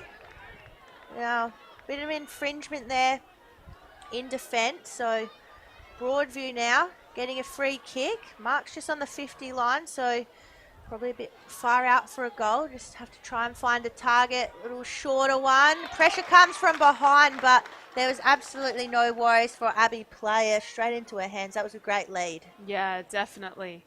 It was well played. Yeah, and she just made a nice straight lead, got in front of her player, got her hands out, took it in the hands. So straight out of a textbook, really. Oh, it absolutely was. So Abby Player, can she make the response for Payneham, or for Broadview, sorry, but it's Payneham who take it out of defence. Almost made a little mistake on the kick out. It might be. It's coming straight back into the 50. We've got defenders there. Couldn't quite take the mark for Payneham. All diving on top of the ball now. Umpire's going to have to get involved. But I feel like Broadview just want to get one back after that goal from Chelsea Packer. Yes, definitely. And we can see that it's in a danger zone. Now that quick kick comes out again. Ackland did well there just to spoil, keep it moving forward, but Price Smith was under it for Broadview. Chases on now. Samuel versus Powell. Samuel and Powell still absolutely chasing after it. Samuel just elects to soccer forward, just keeps it moving down that wing. On some good metres gained there, and we'll have a stoppage on the far wing. So Payneham did well just to keep moving it forward there. Yeah, exactly. They were just trying to get it towards their side of the field. It was quite strategic, really. We can see a few more handballs and them just clearing it out. Looks like a free kick in there. Yes, a free kick is paid to Falco. Decides to just send it into the forward 50, but we can't see the Payneham forwards getting there in time, unfortunately. Broadview grab possession and just clear it out. And another mark taken there, who look like Jeffries. Weighs up her options, works down the line. No mark is taken, however. Quick handball there by Payneham, and another quick kick, just trying to get it out of Broadview's hands, really. You can see it just stuck on the ground here. Now I think we've picked up a few times when Payneham get on that quick burst, their forwards are really pushing up to be defensive, but they probably need that two-way running, need to get themselves back into the 50 for those options. So we can see a couple of forwards back in there now, ready for it. See Claby trying to get on top of it, couldn't get hands to it. Kick comes out to the advantage of Broadview. Plenty of hands in there. Again, no one able to take it well. Payneham player was dispossessed. I think it was an incorrect disposal. So Broadview now looking to go long. Plenty of black and white there, and that's where it goes. Straight into the defender's hands. They look to go through the middle of the ground, looking for Falco, but she's outmarked. Her Broadview defence is just like an absolute vice right now. Ashley George has taken a great mark. Plays on well. Finds a player on the wing. Short kick was too short. Cut off by Chloe Samuel. Samuel just pops the handball over the top to Khalifa. Khalifa's there. Ackland's there. Now Chelsea Packer, she's all on her own in the goal square. Packer, she get hands to it. The mark isn't taken, but Packer can put it through. She looks over her shoulder and says, "None of you are catching me." And that's me, Chelsea Packer. I have got 2 from 2. Paynham, 2 goals, 12 to Broadview, 1 point. Yeah, it was almost as if she was eyeing out her opponent just there and going, hey, look at me. Yeah, there we go. Like, where are you? Nah. Not stopping me. Oh. You can just see the smile on her face, happy to, get Paynham that lead. And just, I think that real confident attitude as well. Look at Packer. She's up and about now. It's going to be hard to bring her down, and that can be hard for a defender to shut that down as well when a forward's just going so well. Similar to what we saw, from Georgia Hooper in the Division 2 grand final. Yeah, definitely. Broadview might need to adjust that matchup to make up for it, as it will likely affect the game as it did in Division 2. Oh, absolutely. And now we see just another classic burst by Abby Claby. We see that all day, every day, but the rebound from Broadview here is excellent. Go to handball through the middle. That's much better ball movement through Cullen. Cullen sends it in. Ball drops short of the contest. Meechin trying to support her defenders in that 50. Here comes the run through from Broadview, but the goal square is not as empty as we saw down the other end. So a nice settling mark taken by Paynham. I love how they're going straight through the corridor, and why wouldn't you when you got Abby Claby there? But looks like she might have just a bit of a cheeky push out there. So free kick now this time to Broadview. Paynham again, they were ready to defend. Everyone's on top of it. A lot of players just missed the ball as they tried to go through there. Jeffries get her hands to it. Pushes forward. Now we've got Packer here in the one-on-one. It's a great tackle by Packer. Umpire said play on. Now there, great work there from Sally Arnold, and she's rushed over the line. So Dinez, take us through this stoppage right in front of us here in the box. Yeah, we can see the ball about to come in straight in front of us. You can see lots of players out here. Good tap there by both ruckmans. Quite an even match-up, and Paynham just took that ball and let it go into the forward 50. Looks like it goes out on the boundary there, just deep inside that pocket. Will be last touch for Broadview. Bringing it in and trying to get it out of that forward 50 is hard, but Claby's there just trying to get it towards the goals, and Auckland takes a beautiful mark there, just comes flying in and just marks that ball beautifully. And that is just two players that know each other very well. Claby knew exactly where to put it for Ackland straight into her hands. Yeah, exactly. And we can see her lining up and putting it through for Paynham, being 3 goals in a row. So, Letitia Ackland, someone we were talking about before the game in terms of her goals, as we were for Chelsea Packer, and there's no surprises that they're the two ones on the scoreboard here, and just the action there from Ackland, that was never in doubt. That was always going straight through. Yeah, exactly. And those players, as you said, knew what to do with one another. Will be hard to stop that kind of teamwork for Broadview, I'd imagine. Yeah, absolutely. I was thinking about those Paynham forwards in the lead up to this game. How are they going to be stopped? We can see Phil Summers there with his assistant coaches. They might just be moving some of the magnets around, seeing how they can change the influence here. That was a great tap out from Georgia Avery in the centre there. Of course, plays for Central Districts in the Sandful W as well. Just has elite skills, which will go up there. That beautiful tap down looking for Jeffries, but clearance there coming from Broadview. Doesn't get far though. Kick just comes out in front of the forwards. Clearance from Price Smith. Just tries to kick it out in front to the advantage of her teammates. Oh, but look at that tackle. Absolute rundown from Bryant. Well, not rundown, sorry. Just grab and got rid of it. Yeah, that's it. That's what I meant. So looking for Ackland again. There's Claby, of course. Got dispossessed that time, though, but just Claby looks scary when she gets going, Tinez. Yeah, exactly. We can see Claby and Ackland actually just going all around and getting everywhere, trying to work well to hold on to the possessions. So we can see Broadview just clearing it wide, almost marked there by Khalifa of Paynham, but ball's currently in dispute. Claby gets there, gets it into the forward 50. looks like it might have gone in for a behind there. Right. Oh, she's just starting to look like she's getting started, Clavey. Yeah, it took her a while. Well, not a while, but I think she was just warming herself into the game, and now it just looks like she's ready to explode. Yes, definitely. You know, once she's warm, it looks like she's going to be tough to beat. Oh, Broadview just trying to keep it in, but I don't think. Oh, they might have just saved it. You wouldn't want a free kick there for Payneham right now. No, you sure wouldn't.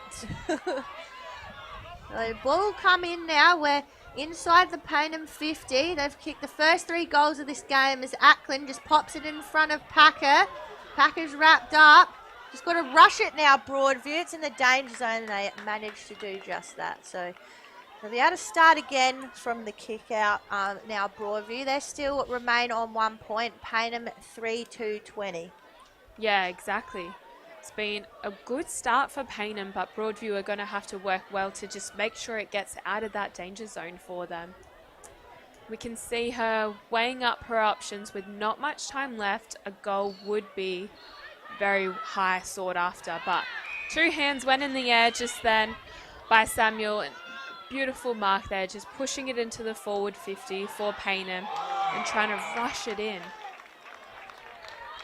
Not much time to go, so fair enough that Arnold just tried to have a go at it. They're caught holding the ball. I don't think Macca will mind that too much, but my God, that quarter went really fast. We're already at quarter time here in this Division 1 Grand Final. Payneham 3-2-20, fast out of the blocks. Broadview just the single behind, and well, Payneham, they've come to play. Yeah, they sure have. They've brought their A game, and here we are with such a big lead. We'll be right back after a quick ad break.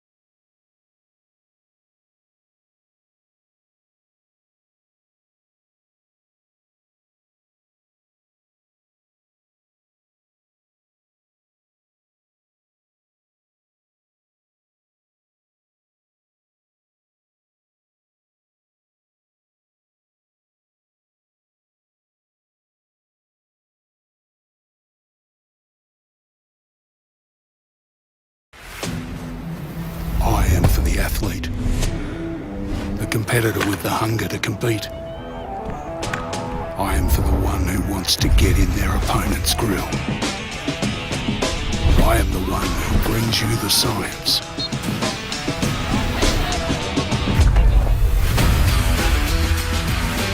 I am Neomorph. I am your protector. You belong in blue. Apply for a career with South Australia Police.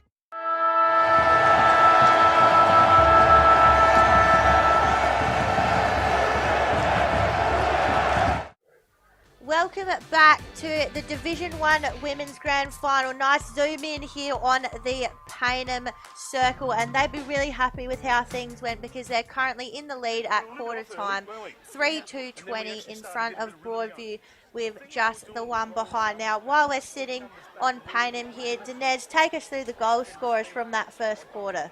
Yeah, well, we saw Payneham get 3 consecutive goals with Packer, having the first two, then Ackland, which just furthered their lead into that first term. Yeah, and we saw, players sort of jostling for position, little bit of, wrestling in there, trying to get the upper hand. We didn't see a lot sort of go on, a lot of movement for the first couple of minutes, but it feels like Payneham just started to get the upper hand, started to win the ball a bit cleaner. Yeah, definitely. I think Payneham started to pick up their momentum towards the end and just were working well to get those clearances and just get it working to their direction of the field. Now, it'll be interesting to see what happens this quarter. We did notice it's a little bit breezy out there, so we'll see if, that's what was helping Payneham with all those goals, and if we see a few more down this end for Broadview. But Payneham, I think, just looked a little bit cleaner and looked like they settled in a bit quicker. Yeah, definitely. I think just their movement of the ball was much more smooth than what Broadview's was. I think that would have been some feedback that their coach would have given them to just get those clean pickups and the marks and, hold on to that ball with their two hands.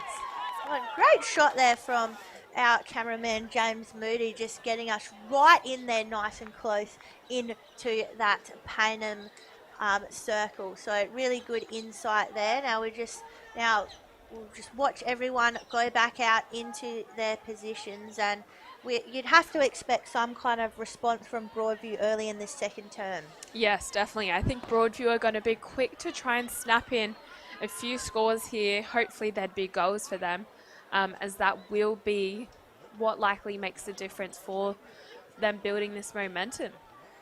Oh, we're just waiting for everyone to line themselves up now. See Macca giving his final directions from the bench there to his Payneham side, and I'm sure Phil's doing the same with Broadview. But I think we are all ready to go here for this second term of the Division 1 Women's Grand Final. Lead is currently with Payneham by 19 points. Will we get a response here from Broadview? Now clearance coming through Jeffries. Really good work there. Samuel gets the kick out. Finds a target straight away in Gibson. Gibson wants to get the ball on the move. It's a 2-on-1 there with Ackland, so she's a bit outnumbered there. But all the work to do now for the Broadview defence. Claby just chasing down one of her opponents.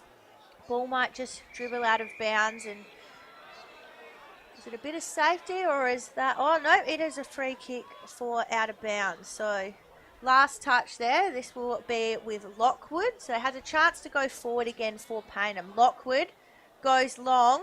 Mark there was almost with Claby. Had two to beat. Bit of pressure on, and there comes that pressure again, because that is going to be a last touch free, and it is going to go in favour of Broadview. No, it's not. It's a throw-in. What are you talking about, Beck, honestly? Dinez, take over here. I'm in all sorts. We can see the ball coming back in. Payneham are just dominating in the ruck here, as we just saw, and just grabbing a hold with a quick handball and a quick kick into their forward 50. You can see players rushing towards it. With another quick handball to Samuel. Broadview intercepting and just clearing it out of that forward 50, which is exactly what they need to do. And we can see them running with this ball and just getting it towards their forward 50. Ball bounces back just in favour. Goes into a bit of an open field here. So running in through goal now to Mika Cox, and she'll finish off very strongly for Broadview, and they finally get a major for their first of the game. But I don't think that was Cox. I'll have to wait for the replay on that one. Give the goal to the right person here. So we see that kick coming in, just over the top, nice and into space. Turnaround comes. It wasn't Cox, sorry, it was Player. So Player puts that through for Broadview's first goal. So they move it to 1-1-7. Payneham 3-2-20. Will this be the spark that gets Broadview going?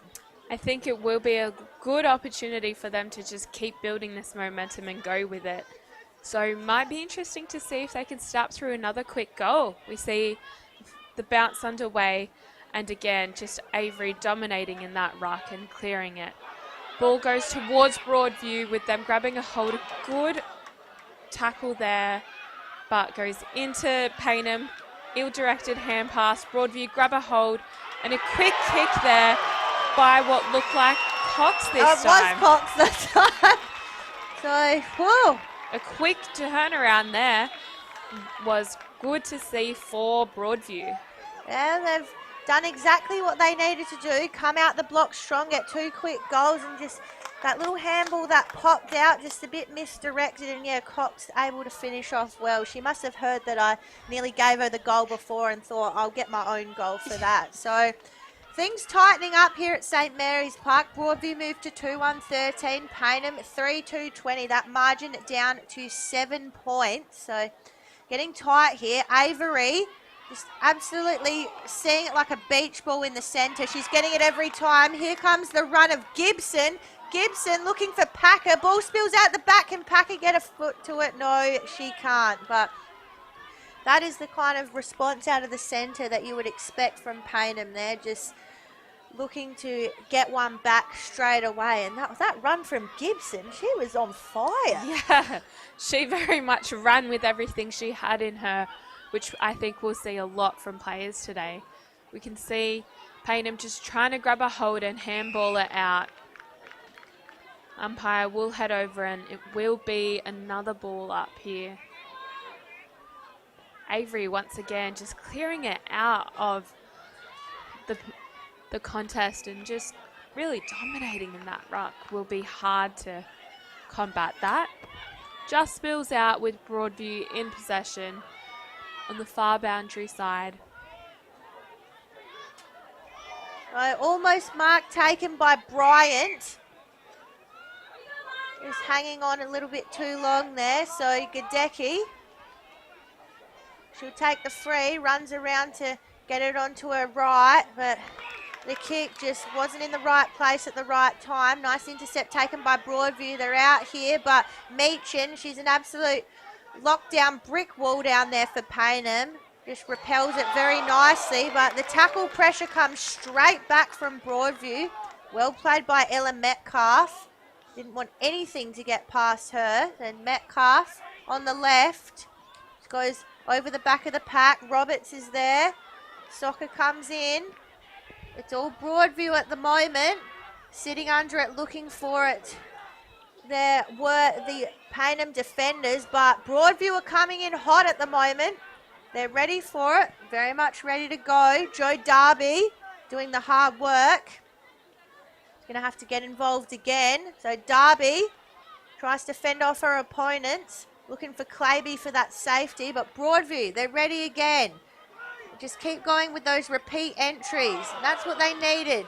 Paynham come out with that quick kick. A little bit too quick. Straight into the hands of Captain DeVito for Broadview. Gets the handball on quickly. Now Paynham, they've got numbers there, but they've got to be clean with it. And it's not happening. I'm going to be wrapped up in the tackle. So, Paynham are getting out of jail here a bit. All those repeat entries, I think they've just been lucky Broadview haven't been able to get first hands to it. Yes, definitely. I think Broadview have done well to just grab possession as they've done here, which we can see Metcalf, who just took that mark, who worked to get it into their forward 50 and hopefully get a goal for help her team get a goal. Goes into a bit of an empty space here. Paynham intercept, clearing it straight out. Again, Broadview's there and another mark taken. Quick to send it in with another mark, and Broadview's working quite quickly here to get that ball into their forward and closer to the goals, but has just spilled out in the deep pocket here. Well, it did well to just keep it in and get the stoppage there, Broadview. Very much in their territory at the moment as Avery comes through on that ruck. He's going to have to work hard here on the Shepherd. You can see all this hard work here. Great desperation from Abby Player. It does not want that ball to get out of their attacking 50. That's what you'd want to see from your forwards. Just working hard to lock it in. Ball up just inside the Broadview 50. There's Avery again. Takes it out of the ruck. Repeat stoppage. A lot of hard work for the rucks at the moment, and that's too high against Avery. So well done there to draw the free was Cox. We saw her kick a goal earlier in this quarter, just calling for her teammates to settle. So Looks like she's going to have a shot, or at least try and put it to the top of the goal square. Cox, plenty of Payneham jumpers there. Can't take the mark, but it's Meechin with the clearing kick. Great spoil from Ackland just to stop the mark happening. But again, there's that repeat entry from Broadview. Avery takes the mark. She's played on. That's going to be holding the ball. Oh, and it's not holding the ball, sorry. It's a stoppage. So Avery looking for some redemption after what just occurred. Quick hands coming from Broadview. Strong tackle laid by Gadecki. Ball spills out. Handball out the back from Jones. Heading towards the goal square. Well, ideally it was heading towards the goal square, but went in the wrong direction. So the kick will come out from Roberts. Yeah, well, we can see lots of Payneham jumpers just getting around their Broadview's forward 50. You know, Broadview's got the right idea, just need a few more players there to outnumber Payneham. Auckland just spoiled that mark there. Kicking it, goes into the forward 50 here for Broadview. Payneham doing some quick handballs to try and get it out. And another strong mark taken there. Oh, and that's going to be holding the ball. So that's rough spot to give away the free. So Lucy Mussolino going to be called around to the correct angle, but this is a huge kick in terms of where we're at in the game. Goal here, bring that margin down.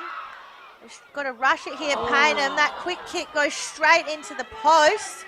But Cox was looking dangerous down there. Payneham will get away with just a behind, but Broadview, just inching closer, 2-2-14. They still trail Payneham at 3-3-21, but it is just a 7-point margin between these teams as Ackland pushes herself up the ground.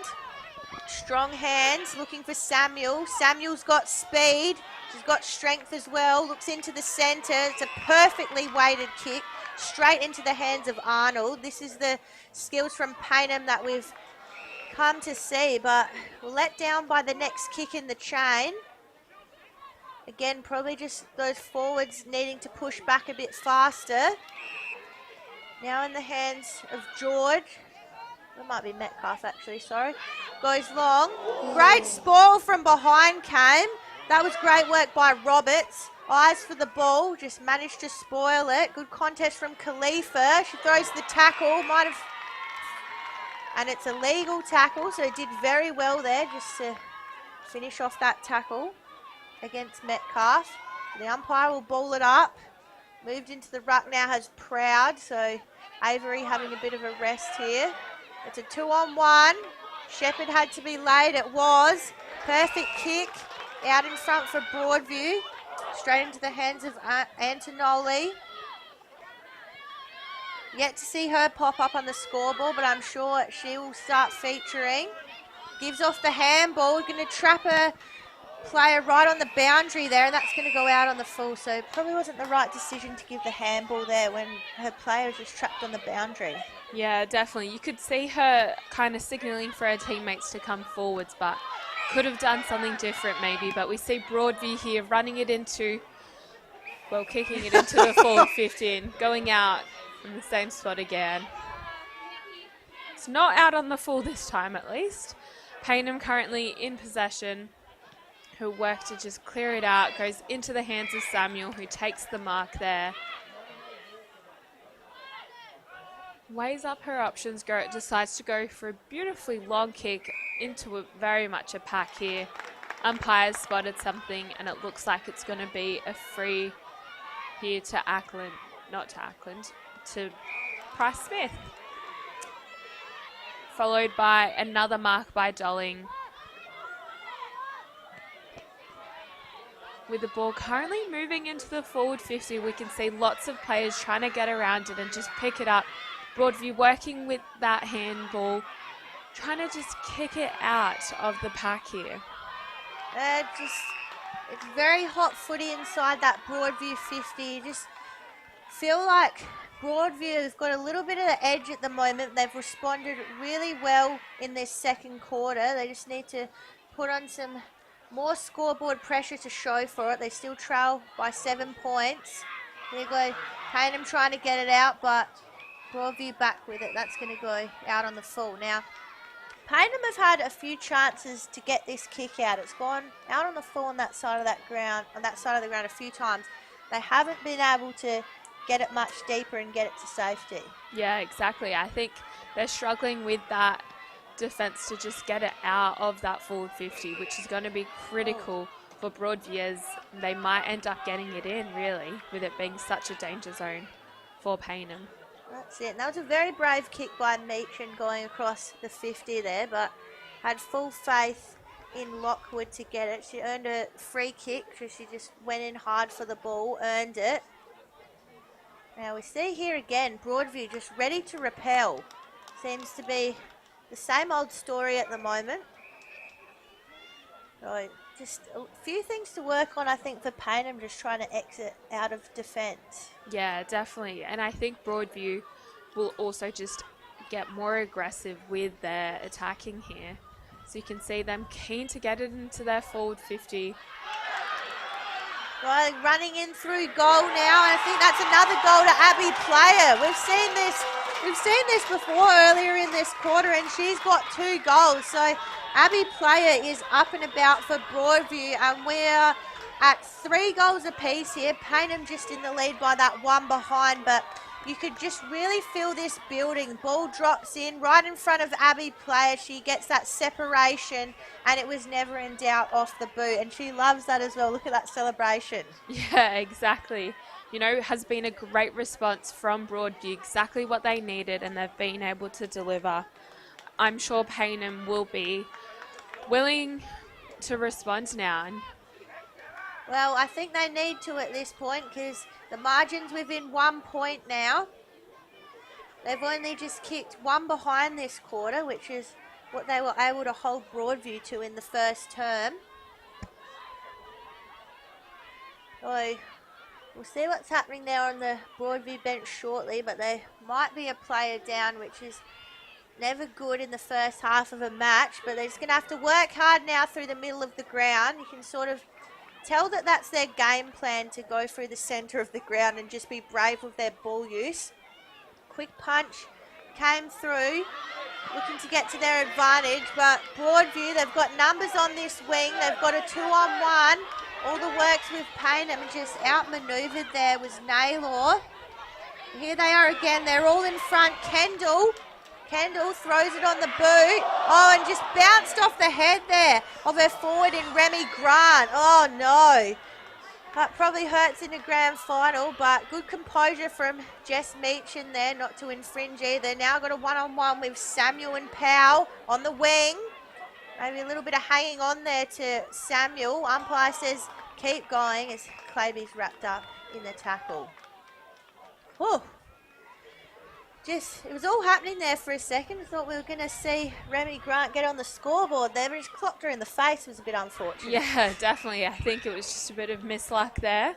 The right idea, just needs a little bit more luck, and I reckon we'll see her soon redeem herself. Yeah, absolutely. I mean, the kick was right on target where it needed to be. Umpire says nothing to see here. We're heading to 17 minutes in this second quarter, and there's only 1 point separating these teams. It's just a day for close games, Dinez. Oh, it sure is, you know. Both teams have responded quite well. So a ruck infringement, so go in the favour of Proud, who has come in to the ruck for Avery. Bit of a rotation there. Proud's kick only goes as far as Metcalf for Broadview, that is. So Broadview now working well, getting in front of their players, getting good separation. Here's Player again, gets it into hand, twists and turns on the boot, but Meachin with a settling mark. Just needs to find a teammate here. He's looking for Ackland. Just a bit forceful in the contest was Ackland. Gives away the free. Not what they needed at that moment. No, definitely not. It was a bit unlucky. Yeah, probably just a bit forceful there in the contest. Just needed to put the hands up, take the mark. I think Ackland would have had that one in the hands. Looking for player again. Now they're getting that clearing kick again. Can they get it to hands this time? See Packer pushing up the ground for some support. So their forwards again are going to have to work back. Here's Ackland again, and there she goes. She's perfect with the mark when she just has eyes for the ball, goes up for it. Ackland launches it. It's a 3-on-1 down there. Worked really hard to get numbers back, have broad view. Paynham will just want to shut this down. Here's Claby, dispossessed. That was a throw, said the umpire. But a player who's just been caught in the crossfire, which is Price Smith for Broadview. Been a little bit unlucky. It just maybe got caught in the head or something in the midst of that contest, but we almost just saw Claby sort of bursting out of the contest there, but the ball spilled out, so it was holding the ball, but just felt like if she got that, it was on. Yeah, definitely. She seemed like she was keen to grab a hold and just run with it and be unstoppable. Just pausing the game here. Always important to make sure the player's okay. Looks like the stretcher might be coming out, so hopefully Charlie Price-Smith is okay there. So ticking towards the end of this second quarter here. Now there is just 1 point in the game at the moment, so I guess losing a player at any point in the game can make a real difference as well. Yes, definitely. It will impact their gameplay and even just their spirit. Wouldn't be easy to watch one of their teammates, be stretched off the field in a grand final. Yeah, well, we saw that happening in the showdown last weekend. Rankin took a big hit. He was stretched off. The Crows were right in the game, and then after that, they looked like a completely different team. Port ran over them. So these things can really affect the players out in the field and how they react mentally. Yeah, definitely. And we can see Paynham here just doing a huddle really and having a chat about what they're going to do to keep going with their lead. So had a siren here for half time. Not if they might have a bit of extra time because of the stretcher. Yep, but we will just leave you here with half time. So the score 3-3-21 Paynham to Broadview 3-2-20. We will be back with you with all the second half action very soon.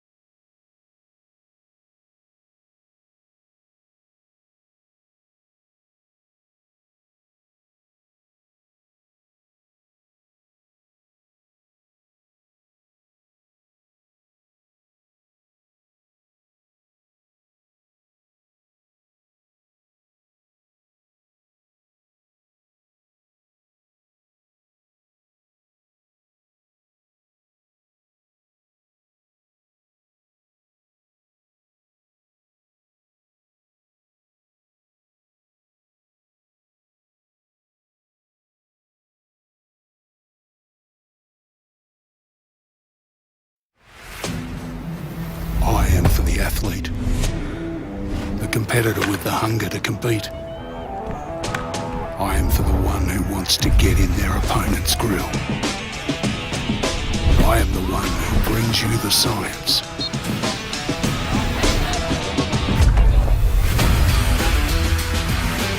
I am Neomorph.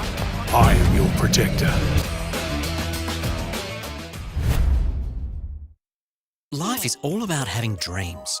Maybe you want a brand new car or choose to venture afar. You might meet someone new. And surprise, there's more than two. Life changes. Your home needs to expand. Before you take time to explore new lands. Wherever you're at in life, bank on us. Since 1970, we've helped South Australians and Territorians achieve their dreams. And today, we'd like to help you. Police Credit Union. Bank on us. Where do you belong? In a role that drives you? In a community that makes you proud? In a team that brings out your best? Sounds like you belong in blue. Apply for a career with South Australia Police.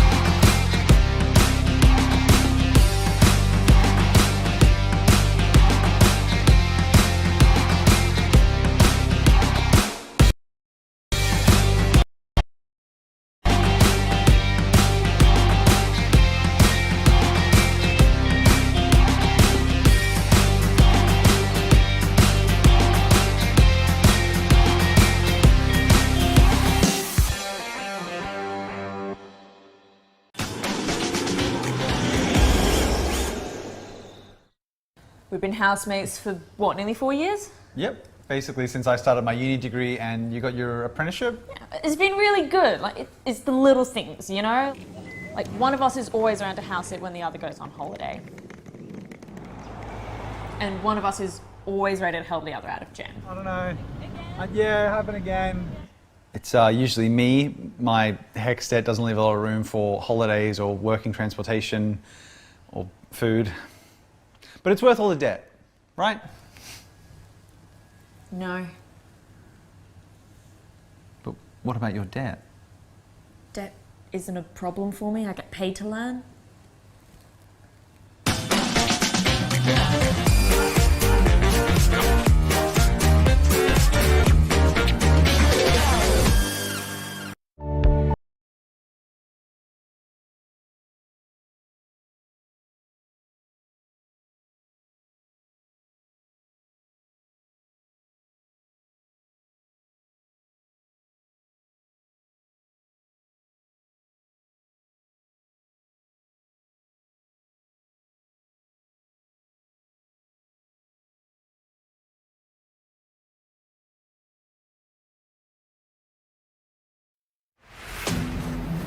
I am for the athlete, the competitor with the hunger to compete. I am for the one who wants to get in their opponent's grill.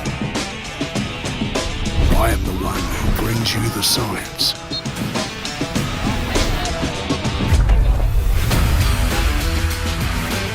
I am Neomorph. I am your protector.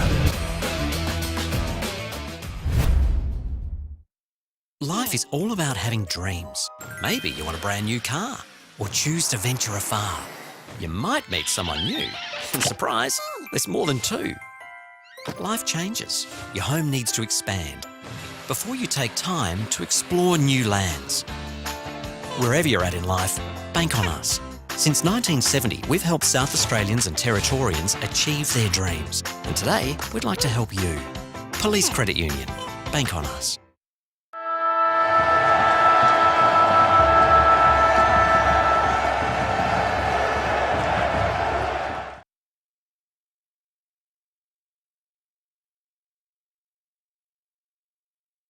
Park. We are at half-time of the Women's Division 1 Grand Final between Payneham and Broadview. Apologise for the extended delay, but there was a medical incident on the field, and so we just had a little bit of an extended break there as we ensure all player safety. So both teams now back out on the field. We just reset to where we were before the break, and that was at half-time, Payneham 3-3-21 to Broadview 3-2-20, and after that, sort of extended, unexpected break there, it's going to be interesting to see how both teams come out, Dinez. Yes, definitely. I think you're right there, Beck. It's going to be very interesting to see who can respond first to get those quick little goals and get that advantage, as that's probably what's going to get that team over the line here.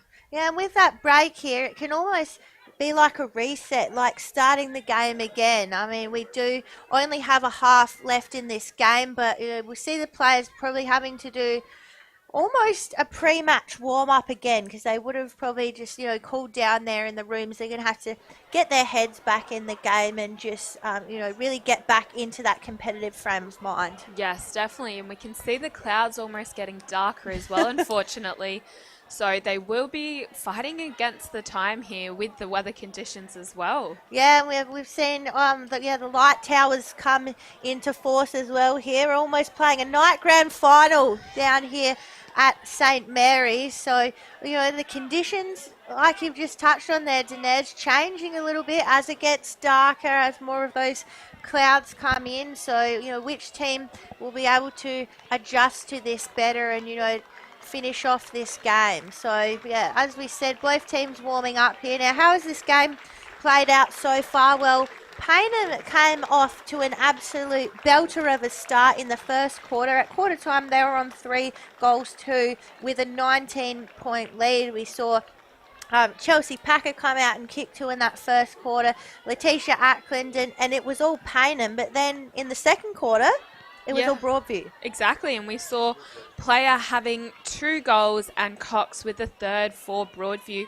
Just very much snapping those quick returns back and putting them almost at level here, only 1 point behind. So will be crucial to see what goes on in this third term. And it definitely does seem like to the right of our screen here, that's the scoring end of this ground. We haven't seen any goals to the left of screen at that end of the ground, so it looks like really the pressure is all on Payneham this quarter, I think, because they came out of the blocks really strong start and then really quiet in that second term with only a point.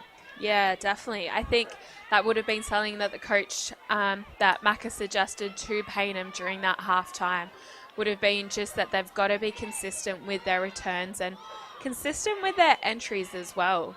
And just looking at the crowd here, it's good to see the fans still hanging around. Obviously, as we mentioned, we had a little bit of that extended break just to ensure player safety, but all the fans are still here. They're ready to get this second half underway, and we're just waiting now as the players all get into their respective huddles. I think in the Broadview huddle, they'll be really getting around each other. I mean, it's one of their players that went down with an injury, but I think they'll just, want to band together and really get around each other as a team.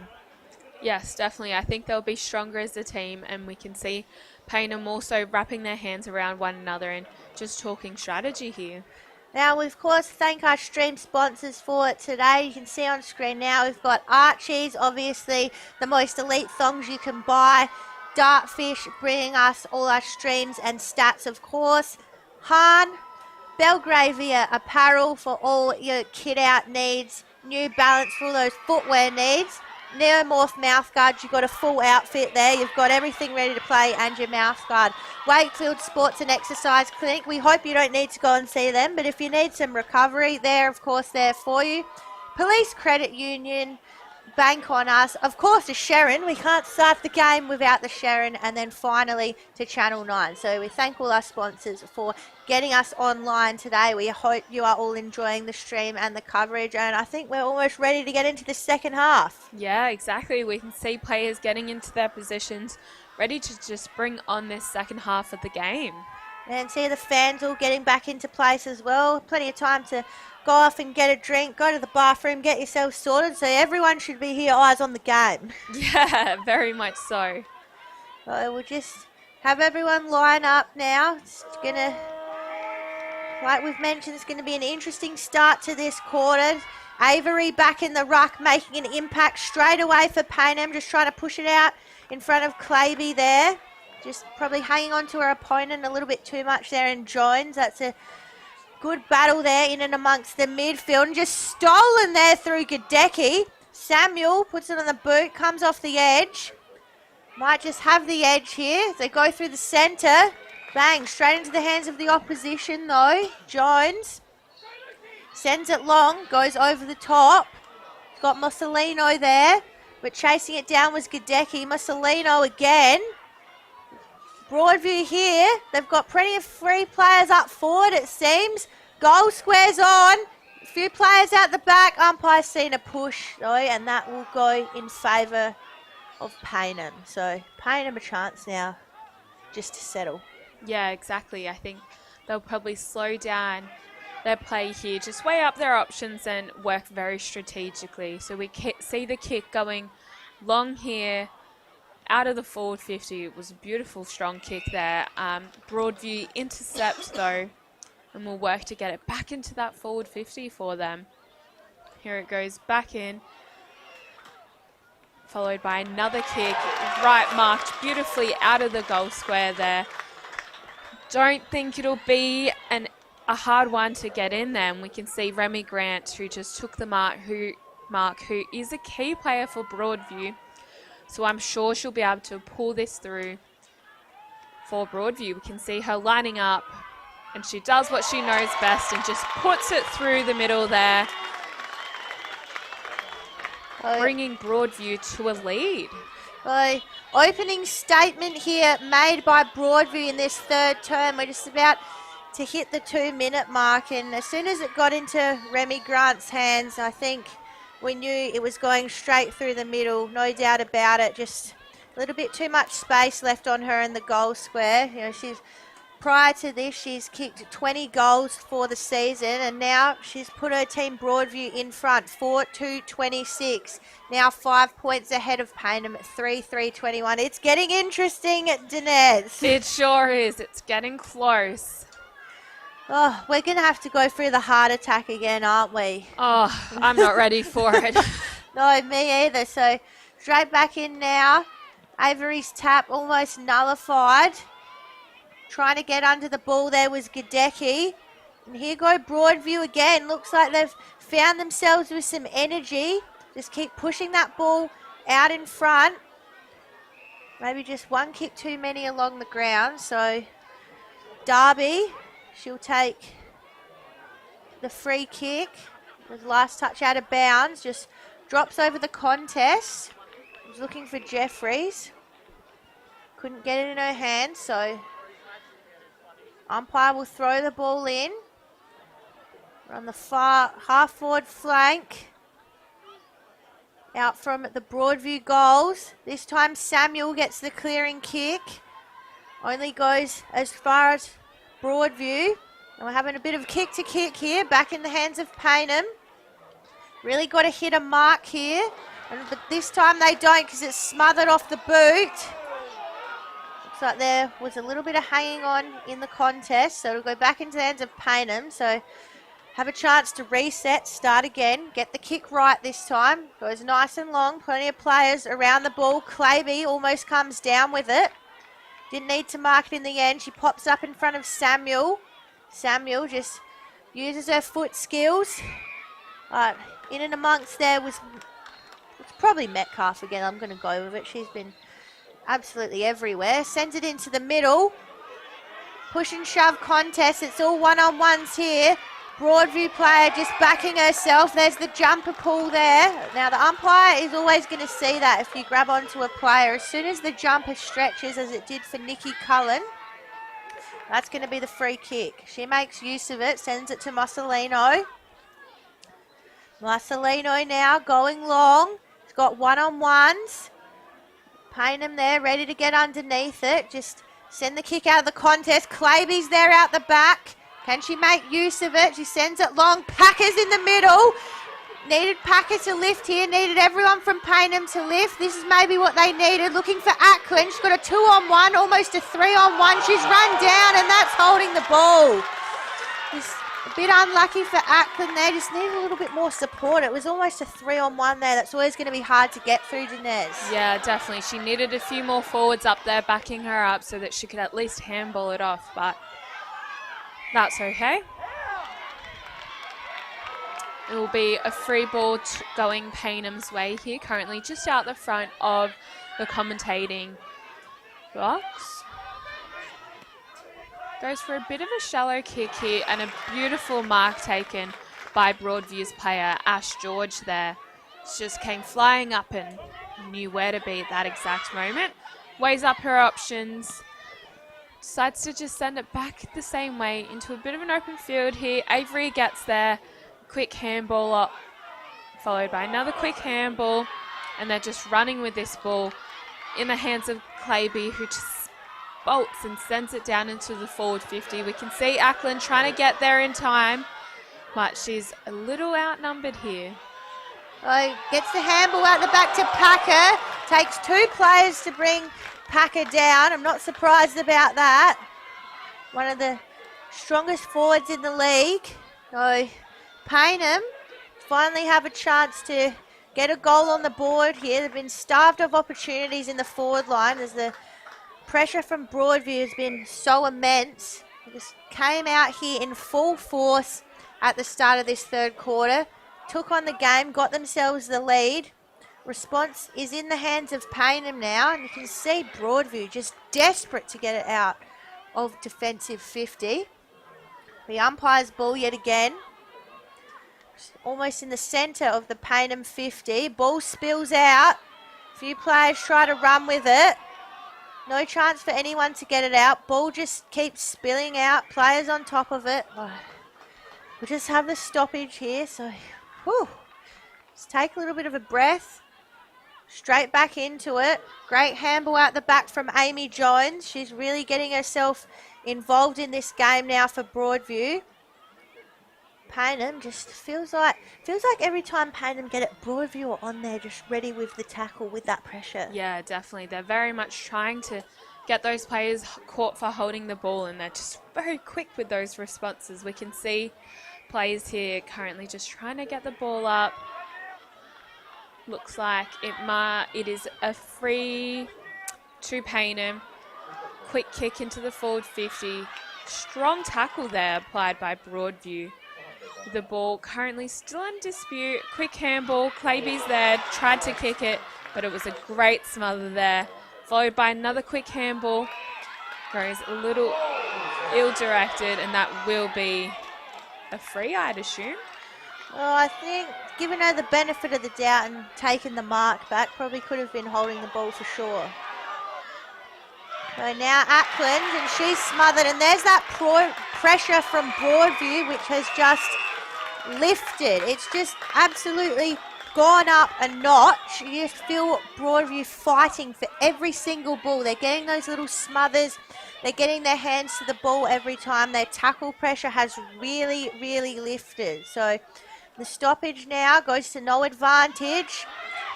A few one-on-ones, just quickly out the back there was Avery. Avery pops it over the top. That was a little bit awkward and probably a little bit high. Oh, it went against Broadview. They're now in the hands of Jeffries. Jeffries goes to the goal square. The ball bounces out the back. No one's touched that. She's put that through for a goal. Kairi Jeffries for Paynham. Casual as you like. Just went back, put it through. Missed them all in the pack. Went through for a goal. Paynham are back in the lead by 1 point. What a start that's been. Almost halfway into this third term, and the margin is 1 point. So well done there by Jeffries, just to take the free kick, take the composure, and they get themselves just in front by 1 point. So next goal going to be massive here in this Division 1 Women's Grand Final. There's Avery. They've been dominant in the ruck, but Broadview seem to be set up well behind the ball for it. They're ready for it every time. Chasing the ball down is Cox. She goes for it a second time. Just a little bit fumbly there. Under pressure now from Darby. Darby does well to take her down. So, hot start here from Broadview after that goal from Paynham. Looking to respond. Had no opposition in the ruck, but luckily Jess Meechin was there, so reliable down back. That last line of defence. Got a beautiful long kick. Was looking for the goal scorer in Jeffries. She's got plenty of run coming out the back. They need to take the mark here. Managed to do it through Pedersen. And Pedersen now. Got to find that next link in the chain. Oh, and that's a beautiful mark. Just held on to it with one hand in the end. Well done there, Amy Jones. She's really lifted in this quarter. Yeah, definitely. She didn't let go of that ball. You can see her just doing a short kick to her right, followed by another short kick. They're playing it strategic here, just trying to move the ball forwards with their accuracy of these kicks. Just finding those open plays, followed by another kick to George. Again, another kick that's marked. They're working beautifully with this ball. Currently Malloy in possession just out the front of the 50, inside 50. So Malloy looks to play on, looks to go around the mark. Just wanted to get a bit more distance in there, but that's a beautiful kick off the boot. Almost got there as well. So Malloy, don't mind that, just ran around, tried to back herself. So the result is a throw-in just near the left-hand goal post in the Broadview 50. The umpire throws it in, drops a little bit short. Weren't quite ready for the contest. There comes that long kick. Broadview have done really well to cut off that kick out every single time. Desperation from Atkin, but just can't quite connect with Menz. And there is those beautiful hands in the forward line. Now we'll check who that is, but it looks like Antonoli. I've been waiting for her to pop up. I said she probably would. Kicked 16 goals for the season, and here she is. Yes, definitely. She's had a fabulous season, and this could be a good way to just get Broadview in a lead. Sarah just taking a nice deep breath in here, taking in the moment. Not much of an angle to speak of. It's just going to be the distance. She kicked from about 30 metres out. Antonoli just drifts a little bit to the left-hand side. So we are all tied up here at St Mary's Park. 4-3-27 apiece. It's all locked up, it is. Yeah, it sure is, you know. What a close game it's been already, and we can just see that the ball goes back and forwards, back and forwards. Oh, where's it going now? Back in the hands of Broadview, so they're going to get a repeat entry here in the 50. We see Avery coming to the bench, so ruck change has been activated for this quarter at Paynham. Umpire said that was a throw. So free kick, and it'll go to Antonoli again. So this time, see if she can put it through. Yeah, she's got an opportunity to redeem herself and put Broadview in front. So Liana Antonoli, as I said, 16 goals for the season. And this time, she makes absolutely no mistake. So Broadview, they go a kick ahead. 5-3-13 33 to Payneham 43-27, and that was just a real reflection of how Broadview have been playing in this quarter. Every time Payneham have tried to get it out of defence, Broadview have set up so well and just sent it straight back in. Yes, definitely. I think Broadview are working well to just outnumber Payneham and to just be in the right location to get those balls, to get the ball really, and just work quite well as a team to grab possession. So, trying to push themselves out into a lead now, but Payneham, they're not going to go down without a fight, you wouldn't think. Just over 5 minutes left to go in this third term. Payneham will be looking for a response here late, you'd think, but Broadview, their pressure has just been elite in this third quarter. They've really stepped up as Falco clears the ball out, and there are those numbers again, back for Broadview. Set up so well in the 50. That was a throw. Oh, one there against Proud. So here goes Broadview. Switching to this nearer wing. Got player all on her own there. They use her well, Doling.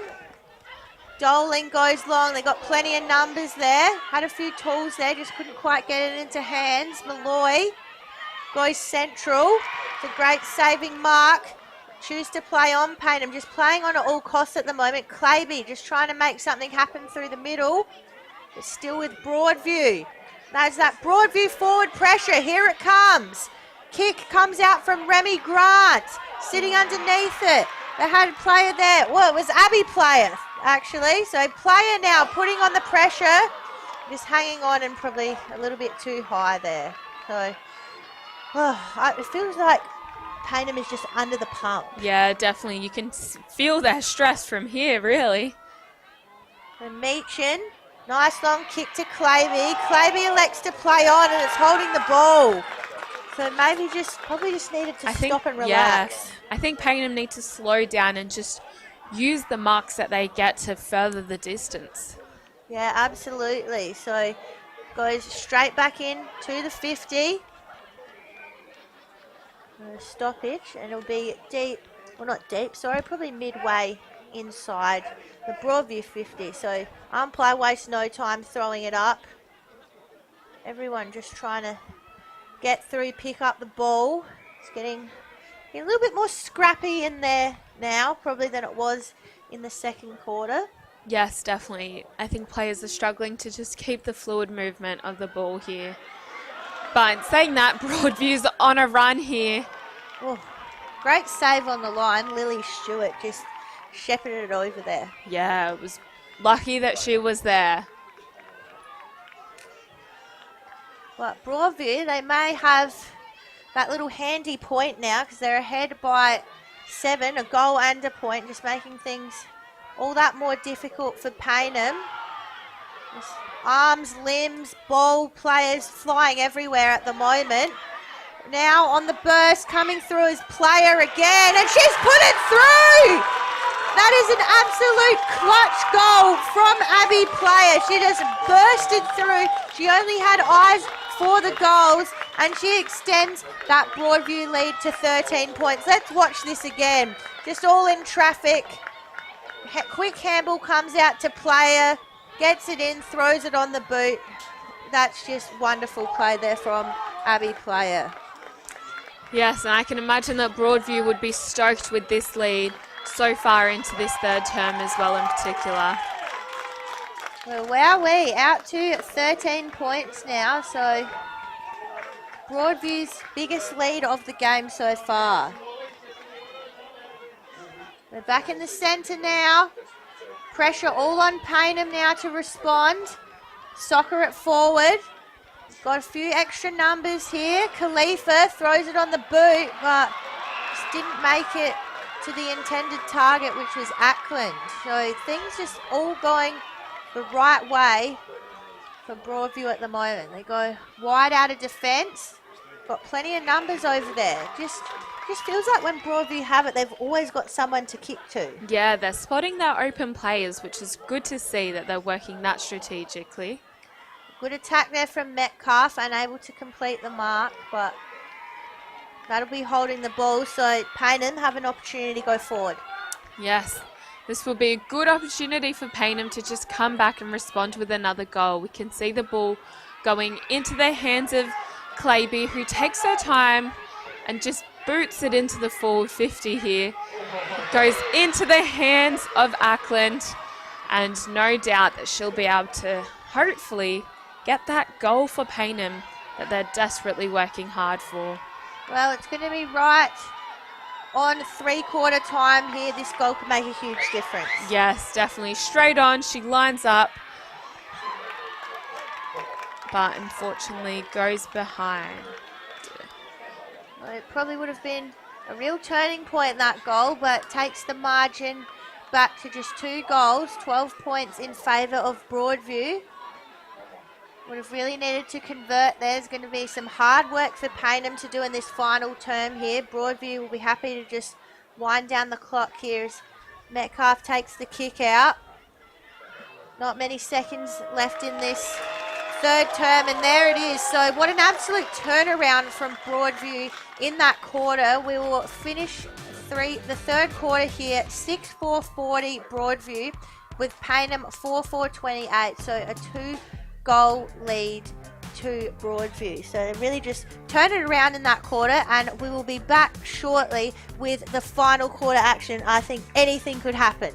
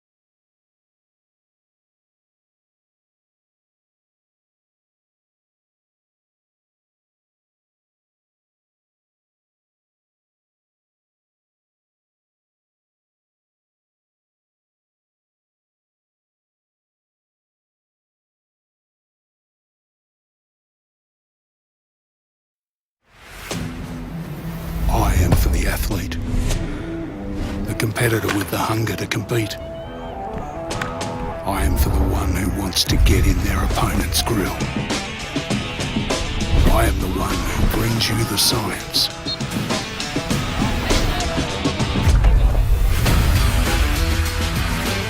I am Neomorph. I am your protector. You belong in blue. Apply for a career with South Australia Police.